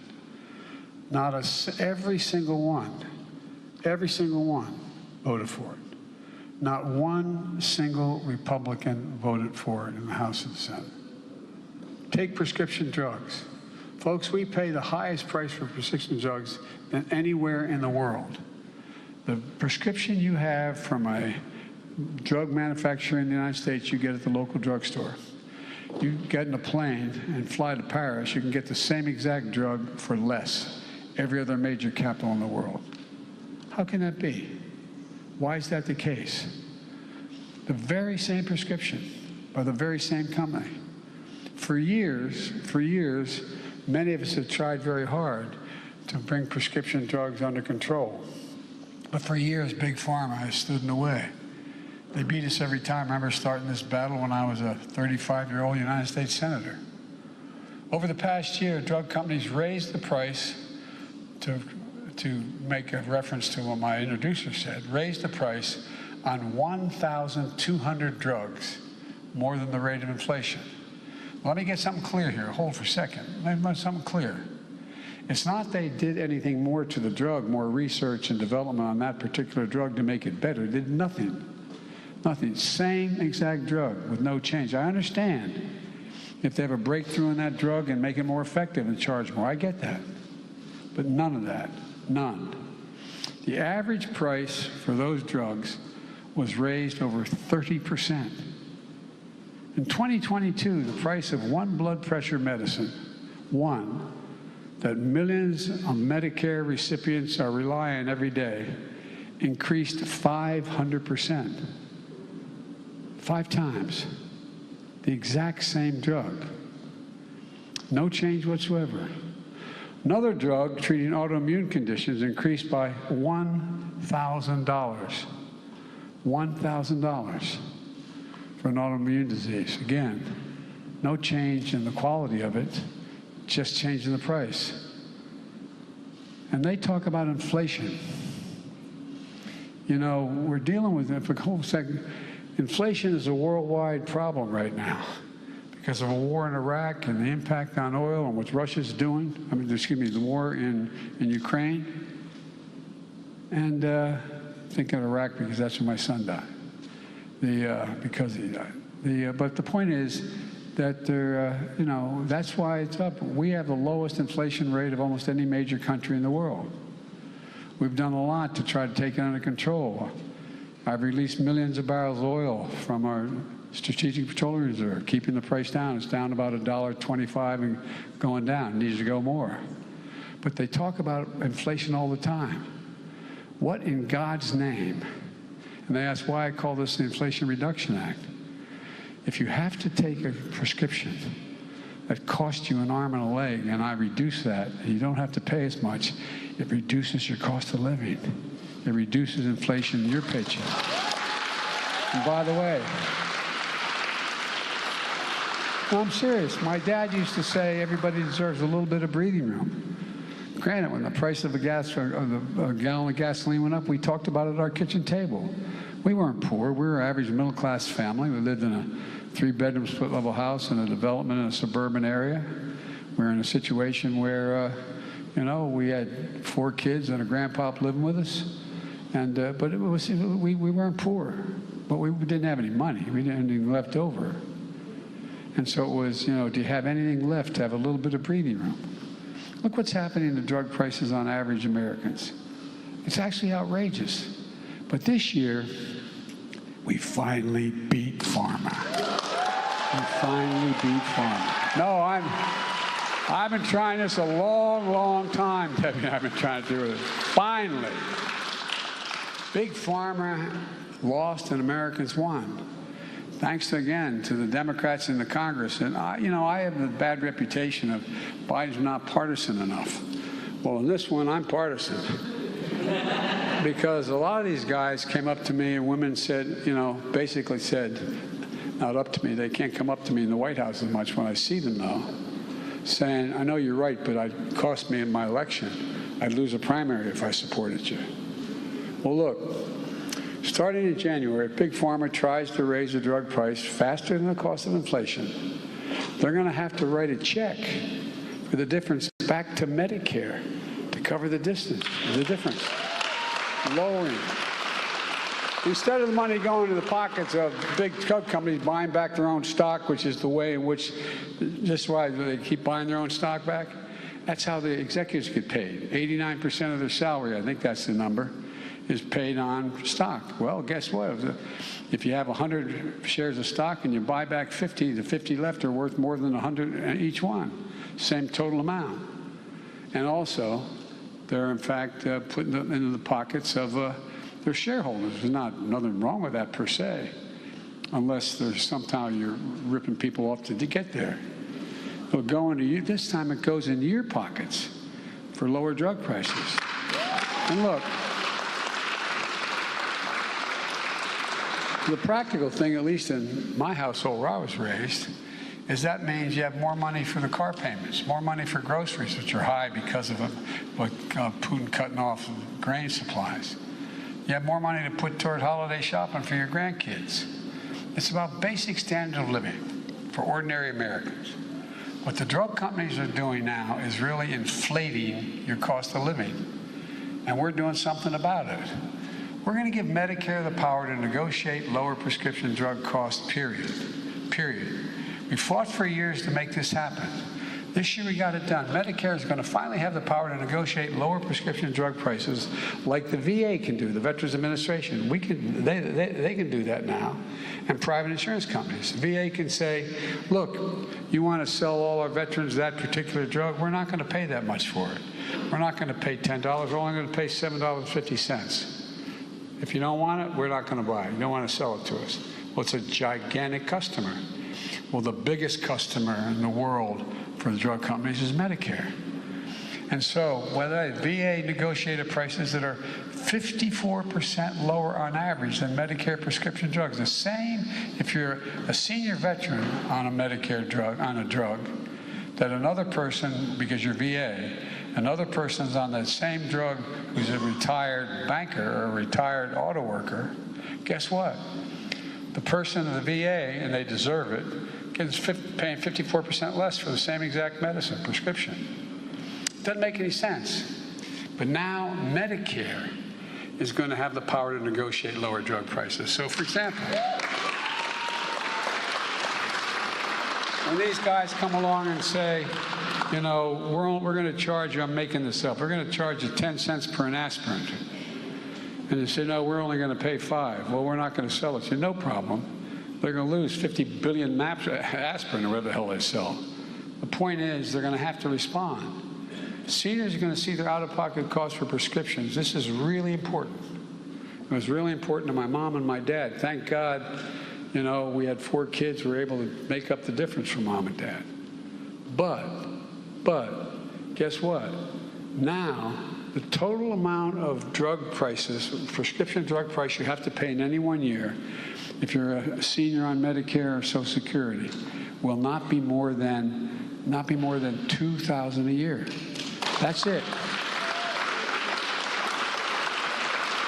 You can purchase $15,000 worth of drugs. You only pay $2,000.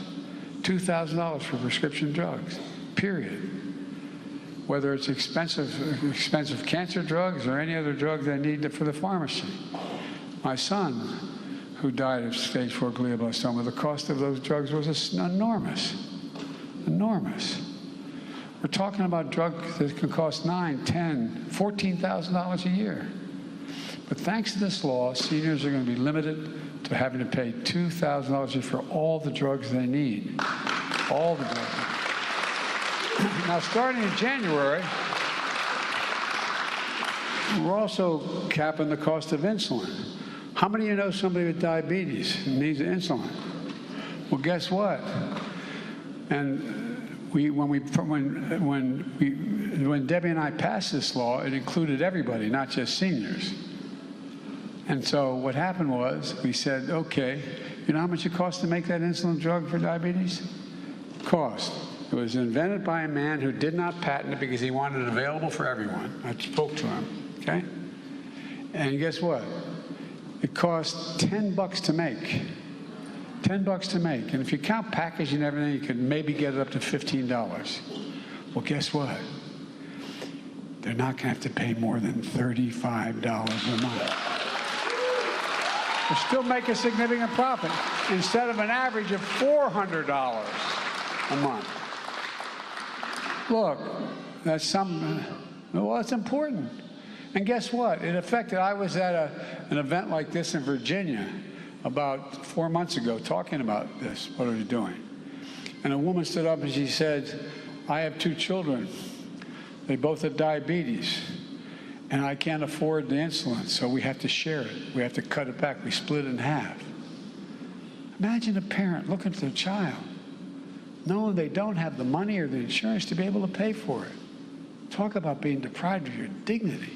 Look at your child who could have permanent damage or die without access. Maybe so, anyway. And by the way, we're making hearing aids more affordable, available over the counter, so people don't have to pay expensive visits to specialists. Folks who need them, these hearing aids are available now. The FDA estimates it's going to save patients $3,000 per set of hearing aids. Plus, for seniors on Medicare Part D, recommended vaccines like shingles vaccines are now available for free. 2 million people have been paying $200 for those shots up to now. On average, folks, on average, they're paying $200 for $100, as much as two some places, I should say. And guess what? You have to wonder how many seniors skipped the shot because they couldn't afford it. Well, they're going to be free now. You won't have to make that choice anymore. And for years, the fee you paid for Medicare to cover your visit to your doctor's office has gone up. Now, for the first time in more than a decade, it's going to go down. It's going to go down. For real. And on my watch, for the first time in 10 years, seniors are getting an increase in their Social Security checks this week. So checks are going to be up, and Medicare premiums are going to be down. And look, it's a big deal for seniors. Just add up how much we're reducing the cost of living on Medicare for those in need of health care. $2,000 cap on total drugs, $2,000 for seniors in a year. We're also in a situation where we're going to make it difficult for them to charge so much more. Thousands of dollars a year are going to be saved by reducing insulin costs. We're saving some people thousands of dollars, as I said, a year, reducing the cost of hearing aids to $3,000 by $3,000. The cost of single shots from $100 to $200 to $0. That's real money. Seniors in Medicare, that adds up somewhere between $5,000 and $10,000 a year. Some breathing room, as my dad would say. The end of the month, end of the year. Folks, this is progress that's hard won and hard fought by Debbie and some of her colleagues. And I wish I could say our Republican friends in Congress made it happen. I truly do, by the way. I truly do, because we used to be able to do a lot of the bipartisan things. But the truth is, every single Democrat in Congress voted for the Inflation Reduction Act. And every single solitary Republican in Congress voted against these savings. Every single one, including Senator Rubio, who now acts like he doesn't. No, but I was disappointed. It really disappointed me. Now listen to what they're telling us. Republicans in Congress are telling us that their number one priority, if they gain control of the Congress next Tuesday, is to repeal, number one, the Speaker said, the Republican leader said, their number one priority is to repeal the Inflation Reduction Act. That also includes all the matters going to save hundreds of thousands of dollars for people in terms of their energy bills, because they're going to do away with the whole issue with regard to weatherization. But let's be crystal clear what it means. If Republicans in the Congress have their way, the power we just gave Medicare to negotiate prescription drug prices goes away, gone. $2,000 cap on prescription drugs, gone. $35 a month cap on Medicare for insulin for Medicare, gone. Savings on health care premiums of $800 a year for millions of Americans in the Affordable Care Act, gone. And of course, they're still determined to do away with the entire Affordable Care Act. That means an end to protection for tens of millions of people who can't get insurance because they have a pre-existing condition. Only means to do that is through the Affordable Care Act. If the Republicans get their way, that's going to be gone as well. And folks, it gets even worse. They're coming after Social Security and Medicare in a big way. Folks here in Florida, you need to know this, and I mean this sincerely. You need to know this. You need to know why. Because of your own senator, Senator Rick Scott. I have the brochure here he has. He's in charge of electing Republicans to the Senate. He's the head of the campaign. And he laid out a clear plan. He said every 5 years, Social Security and Medicare would have to be reauthorized. And this is from the report. I made it larger, listed all they want to do. Quote, all federal legislation Sunsets means goes out of existence in 5 years. If the law is worth keeping, Congress will pass it again. So every 5 years, the Congress will have to vote to reauthorize Social Security. Reauthorize it, or else it goes away. Would have to vote to reauthorize Medicare, reauthorize veterans' benefits. And I go down the list, but guess what? The very idea that a senator from Florida wants to cut Social Security, Medicare, and by the way, they don't have to just, it doesn't have to go away, they can cut it. They can change it, basically. A senator from Florida going after Medicare and Social Security? I tell you what, I don't know where, as they say in Southern, I don't know where y'all been. Hot damn, boy. I tell you, look, it's so outrageous you might not even believe it. And again, word for word, all federal legislation sunsets, means goes away in 5 years. If the law is worth keeping, Congress can pass it again. In other words, it goes out of existence if Congress doesn't vote to keep it. Isn't that wonderful? And then along came Senator Johnson from Wisconsin. He says 5 years is too long to wait. No, it's hard to believe. No, I really mean it. It's hard to believe. He says that's too long. Every year, every single year it should be on the chopping block, along with veterans benefits and everything else in the federal budget. If Congress doesn't vote affirmatively to keep it, it goes away, gone. You've been paying in Social Security your whole life. You earned it. Now these guys want to take it away. Who in the hell do they think they are? Excuse my language.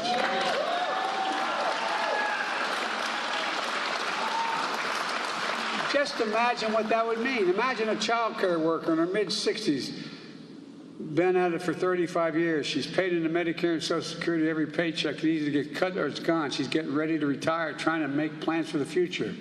She thought she could count on Medicare and Social Security to help her through that. But with these guys, she doesn't know anymore. And Republicans in Congress vote to take away another Medicare benefit in a few years. What's that do to her planning? They're going to increase retirement age for Social Security and shrink benefits. That's what they're moving to do. Well, imagine the widow here in Florida, and all she has left is Social Security. What's she going to do if it goes away? If she didn't have Social Security, the poverty rate, people over 65 years of age, would be 4 times what it is now. Imagine a senior who takes a couple of expensive medications for arthritis and high blood pressure. He's one of more than 1 million people with Medicare who will have to spend more than $2,000 in pharmacy drugs again. Look, for years he's been struggling to keep up with the cost of these prescriptions. Now, finally, there's relief for the $2,000 cap. But if Republicans have their way, instead of looking forward to having extra money in their pocket, it's not going to happen. Will this drug cost skyrocket in Congress if Republicans get rid of the cap? Well, they're going to need a hell of a lot of votes because I'll veto it. But, look, you can make changes that drive drug costs even higher. Just imagine living with that uncertainty. And what do Republicans want to do with the money? Well, guess what? They talk about they want to cut taxes for the wealthy and corporations. In 2020, 55 of the corporate 500 companies, the largest companies in the world, in the United States of America, made $40 billion, paid zero in income tax. So I passed a law saying they got to pay a minimum of 15%. 15%, you all pay more than that. 15%. Well, they want to repeal it. It would allow some of the largest, most profitable companies in America to go back to paying zero. And they want to extend the $2 trillion tax cut, which overwhelmingly benefited the very wealthy, the biggest corporations in the last administration, not a penny of which was paid for in the Trump administration. What's become of us? Folks, many of us are focused on inflation right now. But let me say something. I want to point something out. They talk about big spending Democrats. Yeah, I spend a lot of money to do these things, but guess what? I cut the deficit in half. In half, the federal deficit. This year alone, $1,400,000,000 reduction, $400 billion reducing the debt. And last year, $350 billion reducing debt. Give me a break. I'm so sick and I shouldn't get going. Come on, man. I mean, it's just amazing. No, that's a fact. As my granddaughter used to say, Google it. You know, I'm serious. We cut the federal deficit in half while doing all this. And we did it by just growing the economy in many ways and also making sure people began to pay their fair share. And by the way, the largest tax increase we had was for companies who were paying 0 to 15%. School teachers pay a hell of a lot more than 15%. So I don't know what the deal is here. Quickly, let's talk, and I'll end this, talk about inflation. If you want to raise the cost of living to seniors, go ahead and give free rein to drug companies. Look at what these drug companies have done. Republicans in Congress are cheering them on. Go ahead and reduce Social Security and Medicare. Watch what happens to the cost of living of hardworking Floridians. That's what I call inflation. At the end of the month, what you have left, if you have no money, that's inflation. The things you need, are they going up? And they are. They are. And now they've come forward with a real ticking time bomb. This one is outrageous. I mean it. And I've been there a long time. Now, the Republican leader is saying, if I don't cooperate in cutting Social Security between going back into session and the end of this term, and I don't support cutting Medicare and Social Security, they're going to shut down the government by not providing the votes to pay our federal debt to other countries in the world. It'll be the first time in all of American history that they're not going to get it done. But guess what? Remember last time Republicans tried this? And I was literally, as vice president, negotiating with the Republican leader until almost Christmas Eve day, New Year's Eve day, until close to midnight. We finally got it resolved because they couldn't take they weren't going to continue. They knew what would happen. But remember what happened? The entire credit of the federal government was degraded internationally because we played that game. It didn't even do it and degraded it. Look, this is irresponsible. Nothing would create more chaos and do more damage to the American economy than playing around with whether we pay our national bills. Let me close with this. Over the past few years, we've faced the most difficult challenges in our history, both at home and abroad. But we're making real progress. You just have to keep going while protecting what generations before us did and make sure we're the nation we thought we were. Look, I know we can do this. I really do. I'm confident. For everything we've been through, I've never been more optimistic about America's prospects. We're better situated than any nation in the world. We really are. We have to just remember who we are. We're the United States of America. No, I'm not joking. And there's nothing beyond our capacity if we set our mind together and work together. So God bless you all. God protect our troops. And God give some of our Republican friends some enlightenment. Thank you. You were just listening into President Biden in Florida, making a stop on this trip to Florida ahead of those midterm elections coming up in exactly a week's time. He's giving some remarks there on Medicare and also Social Security and drug prices, a key proponent of that Inflation Reduction Act, which he signed into law recently within the last few months. Of course, we're continuing to follow this scene out of Newark, New Jersey. Our Fox 5 team is on the ground there. They say 2 police officers have been shot. The suspect armed with a long gun. It was a massive police response underway after those 2 cops were shot on Tuesday afternoon. Like you just heard, they were 2 police officers wounded in a shooting. Their conditions not yet known. We saw quite a few police personnel, also a bomb squad there. See a very ongoing situation in Newark, New Jersey. Of course, the governor of Newark. The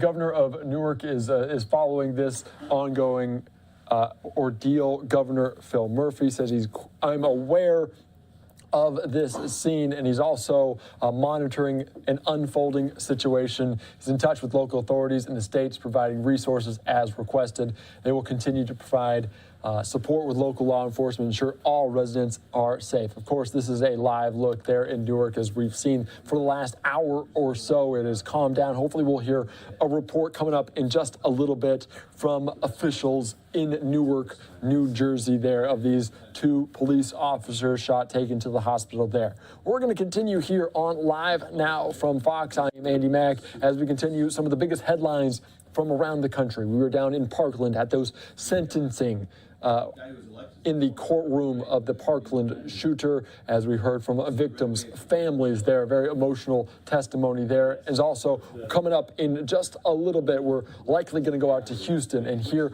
from police officials after that shooting at a bowling alley with the rapper Takeoff, as he was deceased there in that shooting. Some tragic news out of Houston, but we're also going to the other coast, to the West Coast. David Dept arraigned today in court. We're not expected to see video of that, as the courtroom has that jurisdiction to make that call, but we'll also hear an update on that coming up in just a little bit here on Live Now from Fox. But first, we're going to take a quick 2-minute break.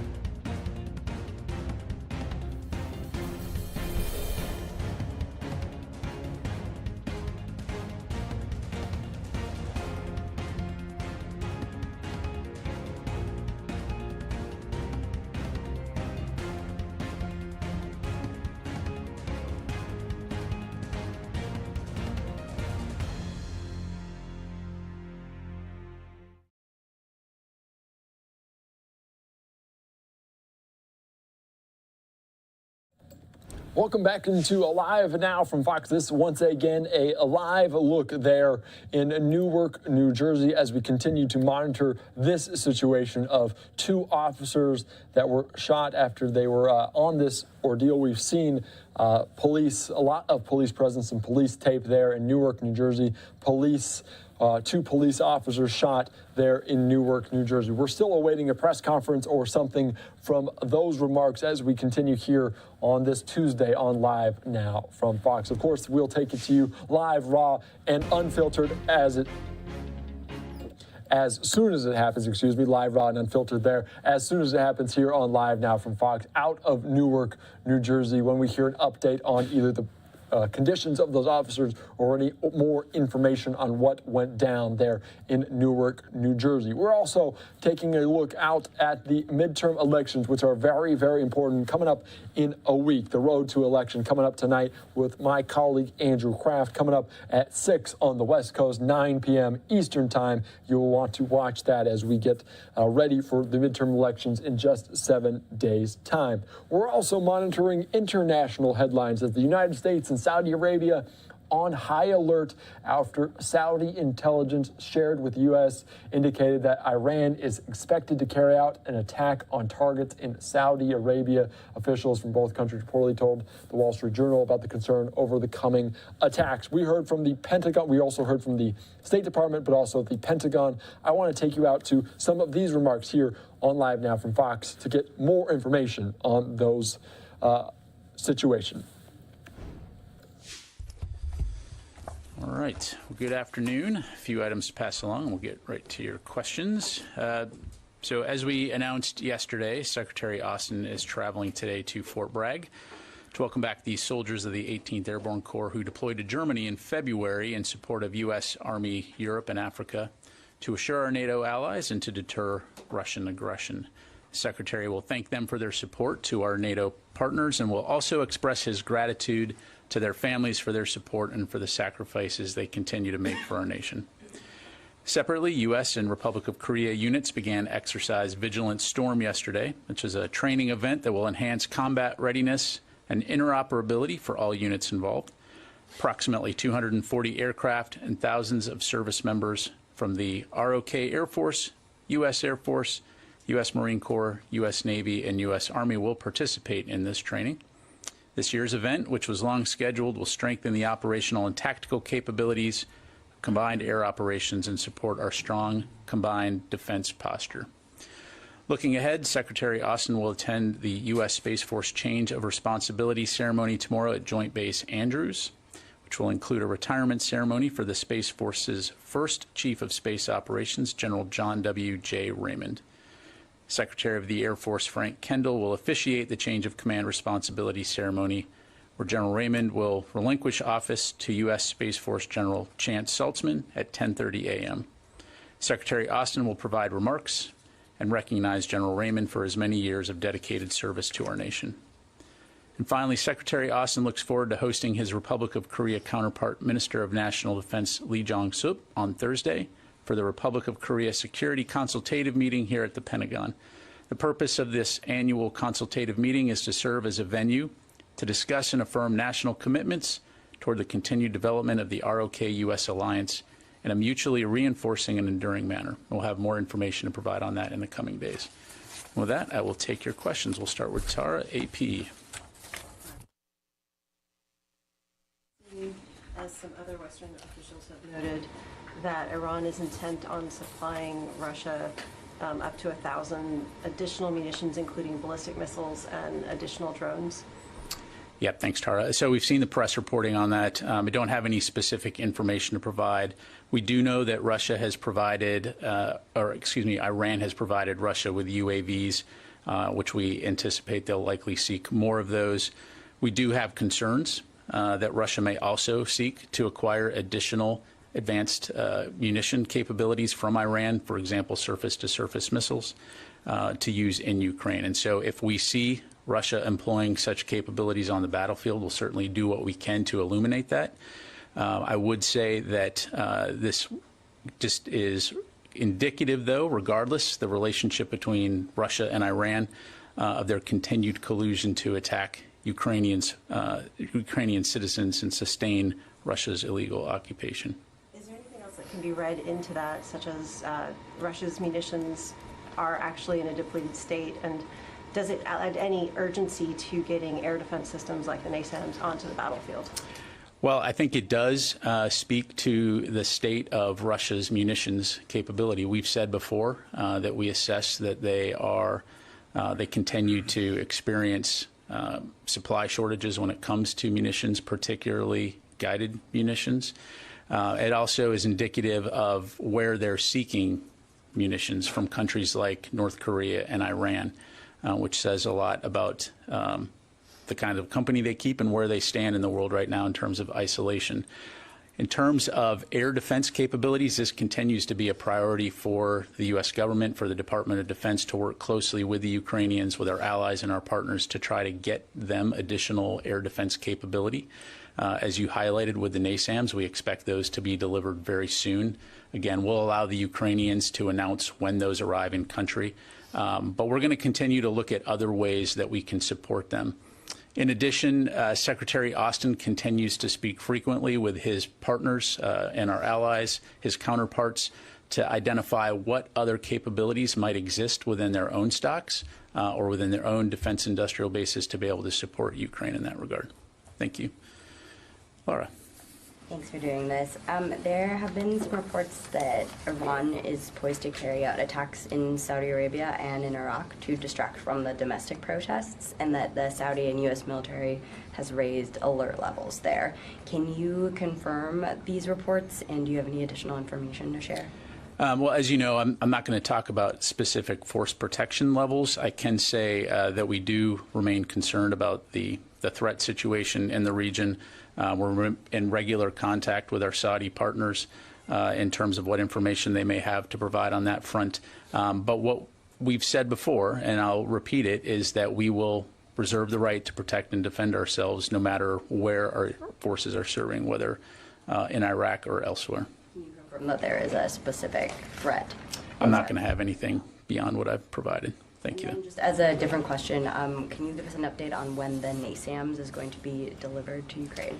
Again, we expect them to be delivered relatively soon. I'm not going to be able to get more specific than that. And for operation security purposes, we'll allow the Ukrainians to announce when they've arrived and when they're operational. Thank you. Okay, let me go to the phone here real quick, and then I'll come back to the room. Howard from Warzone. Thanks, Pat. Got a question.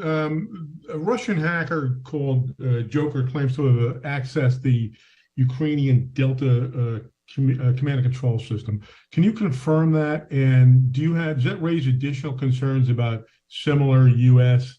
systems? Thanks, Howard. I don't have any information to provide on that. I'd refer you to the Ukrainians to talk about their own systems.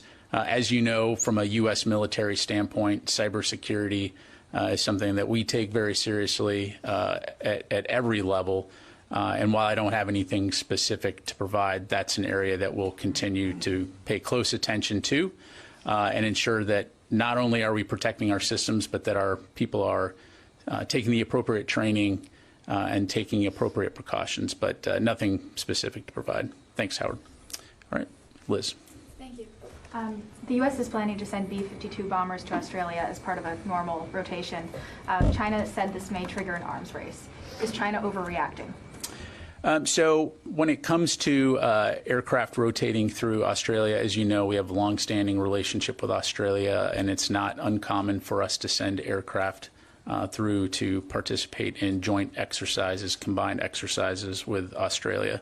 I think that it does send a clear signal to countries in the region, first of all, that the U.S. is a reliable partner and that we do maintain capabilities to be available to respond to a variety of contingencies worldwide. But it also sends a clear message that we do have the capability to deter and, if necessary, engage. And I'll just leave it at that. Thank you. Janie. Thank you, sir. I have two questions in North Korea. North Korea has predicted that it will launch a more powerful military provocation in response to the U.S. and South Korea joint air exercises, Vigilant Storm. It was also reported that North Korea would test both hypersonic cruise missiles and tactical nuclear weapons in its seventh nuclear test. How would you comment on that? So I'm not going to speak for North Korea. Again, Vigilant, the exercise that we're conducting is a long-planned exercise focused on enhancing interoperability of our forces to work together to defend the Republic of Korea and our allies and the region. Thanks. If North Korea actually uses nuclear weapons, will the United States be ready for preemptive strikes before North Korea uses nuclear weapons? Thanks, Jane. I'm not going to get into hypotheticals, but thank you. Sir. To follow up on the NASAMS question, is the Pentagon in discussion with Raytheon or Kongsberg about any contractors that would be needed to set up the system as it goes in country? And then I've got another question, a separate matter. We can get back to you on the specifics of what role the contractor plays in that. Certainly, as you highlight, it is a relationship working with contractors to ensure that the systems are in place, that training is provided, but we'll get back to you on that. Is there any update on Starlink? Is the Pentagon still in discussion with Starlink and other providers for SATCOM, or is that ended? Can you provide any update on contracting? Sure. What I would say is that we continue to discuss Ukraine's satellite communication needs with Ukraine and companies like SpaceX and others. I have no announcements to make today in regards to any potential contracts or future agreements. As you know, on Friday, we did announce that we would be delivering 4 SATCOM antenna to Ukraine to support their satellite communication needs, but nothing new to announce today.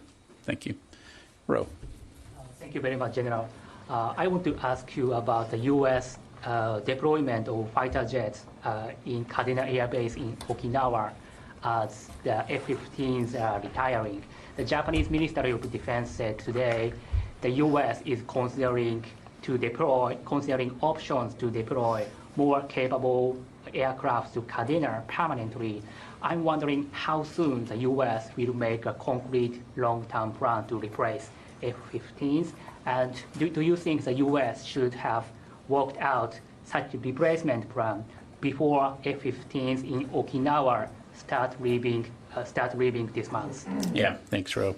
So first of all, I would just say up front that the U.S. commitment to Japan and regional security and the defense of Japan remains ironclad. And so as part of the Air Force's, the U.S. Air Force's modernization plan, they are retiring F-15 C and D models. And this fleet of aircraft, which has been in service for more than 30 years, will start a phased withdrawal from Kadena Air Base starting on today, 1 November. So we'll continue to maintain a steady state presence at Kadena Air Base by rotational deployments, and this will include advanced 4th gen and 5th generation aircraft to backfill the F-15s as they depart. So I would certainly encourage you to reach out to the Air Force. They can provide you with some additional details on that. Thank you. All right, let me go to the phone here real quick. Heather from USNI. Great, thank you so much. 2 quick questions. The first is I wanted to see if there is any update to a damage assessment or an idea of what caused the explosions at Sevastopol and Crimea. And then I heard that that Red Hill is the Joint Task Force Red Hill is planning to release its most updated plan today. I was wondering if you have any comments on the current unpacking right now going on in the pipes or the potential plan coming out. Yeah, thanks very much, Heather. Again, we are aware of the explosions that occurred near Sevastopol. I don't have any information to provide specifically in terms of the situation there. And I'll just leave it at that. As far as Red Hill goes, we can get that information and come back to you as far as the status of the unpacking. Thank you. Okay, sir. Hi, thanks. Travis Tritton with military.com. So the military has personnel inside of Ukraine who are doing weapons inspections now. I'm wondering what the rules of engagement for those personnel are if they're fired on by the Russians or if they're targeted by the Russians. Yeah. So as mentioned, we do have small teams that are comprised of embassy personnel that are conducting some inspections of security assistance delivery at a variety of locations. And again, this is part of a broader effort of the U.S. government to track U.S. provided capabilities and to prevent the illicit spread throughout Eastern Europe. Again, I will highlight up front, we have no indication that there has been any type of illicit spread the capabilities that we provided to the Ukrainians are being used effectively on the battlefield. In terms of personnel that are conducting these inspections, my understanding is they would be well far away from any type of frontline actions.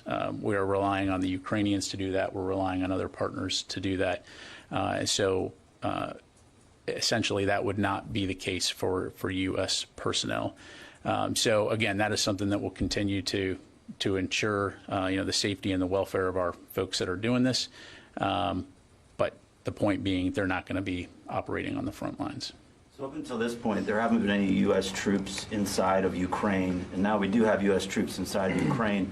Well, that's not. We've had U.S. forces serving at the embassy as part of the Defense Attaché Office, which is where these guys are assigned. So we've been very clear. There are no combat forces in Ukraine, no U.S. forces conducting combat operations in Ukraine. These are personnel that are assigned to conduct security cooperation and assistance as part of the Defense Attaché Office. Right, but this would be different because they'd be working outside of the U.S. Embassy. I'm just wondering if people should read this as an escalation in U.S. involvement in the war. No. This is just responsible management of the capabilities that we're providing to the Ukrainians. And as I mentioned, the Ukrainians are working very closely with us to provide insight and tracking of those capabilities in places where it's not safe for U.S. personnel to go. Thank you. Yep. Can you clarify, are there U.S. troops, like U.S. Marine security forces, protecting the embassy personnel who is doing the inspections? We have U.S. Marines at the embassy doing normal U.S. Marine type guard duties, but my understanding is that, to your point, these are not combat squads that are going out. These are personnel that are going out in areas where they're not going to be in harm's way to conduct these types of inspections. Again, to put this into context, if you've got capabilities that are at a logistics node being tracked before they go into country, then when they come into country and they're delivered to the Ukrainians, and then they are at their own logistic nodes tracking those and then dispersed out to the front lines, our folks are not going to be on the front lines. Are there Marine security guards going with the embassy teams that are conducting To my these knowledge, inspections? no. But we'll check on that and come back to you. Jim. General, just to find my own calculations, the Ukrainians on the air defense side have all the legacy Soviet systems. They got S-300s from Slovakia. They've got Stingers from the United States. They've got Hawks coming in from the Spanish. They have German systems. Pretty soon they're going to have the NASAMS. But for all of those air defense assets to be effective, they've got to be integrated. I mean, can that variety of air defense measures actually be integrated? They are vastly different systems. They have different radars. They have different everything, really. Well, the short answer is you can integrate any air defense system. It just depends on how you're, the level, the advanced level of how you're going to integrate that. So that is, again, an area that we continue to work with the Ukrainians on, not only us, but our allies and our partners, to look at how they do improve their air defenses.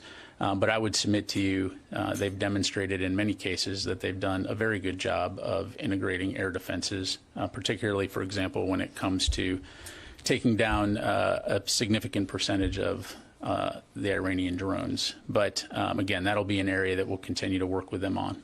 Do we have contractors? Are there contractors in Ukraine working this problem, or is Not that to my knowledge, something no. outside? Not to my knowledge. Yeah. Thanks. Sir. Thank you. So two questions. So the U.S. has mentioned that the Iranian arms shipments to Russia are a violation of UN Security Council resolutions, and the U.S. has previously interdicted Iranian arms shipments bound for places such as Yemen. Are U.S. forces working to intercept Iranian weapons bound for Russia? Yeah, so I don't have anything to announce today in regards to any type of U.S. military interdiction of Iranian weapons. You've heard State Department and the White House talk about a variety of efforts to include potential sanctions and sanctions. You're just listening in to Brigadier General Patrick Ryder there at the Pentagon at a briefing as the U.S. and Saudi Arabia on high alert over intel of those impending Iranian attacks.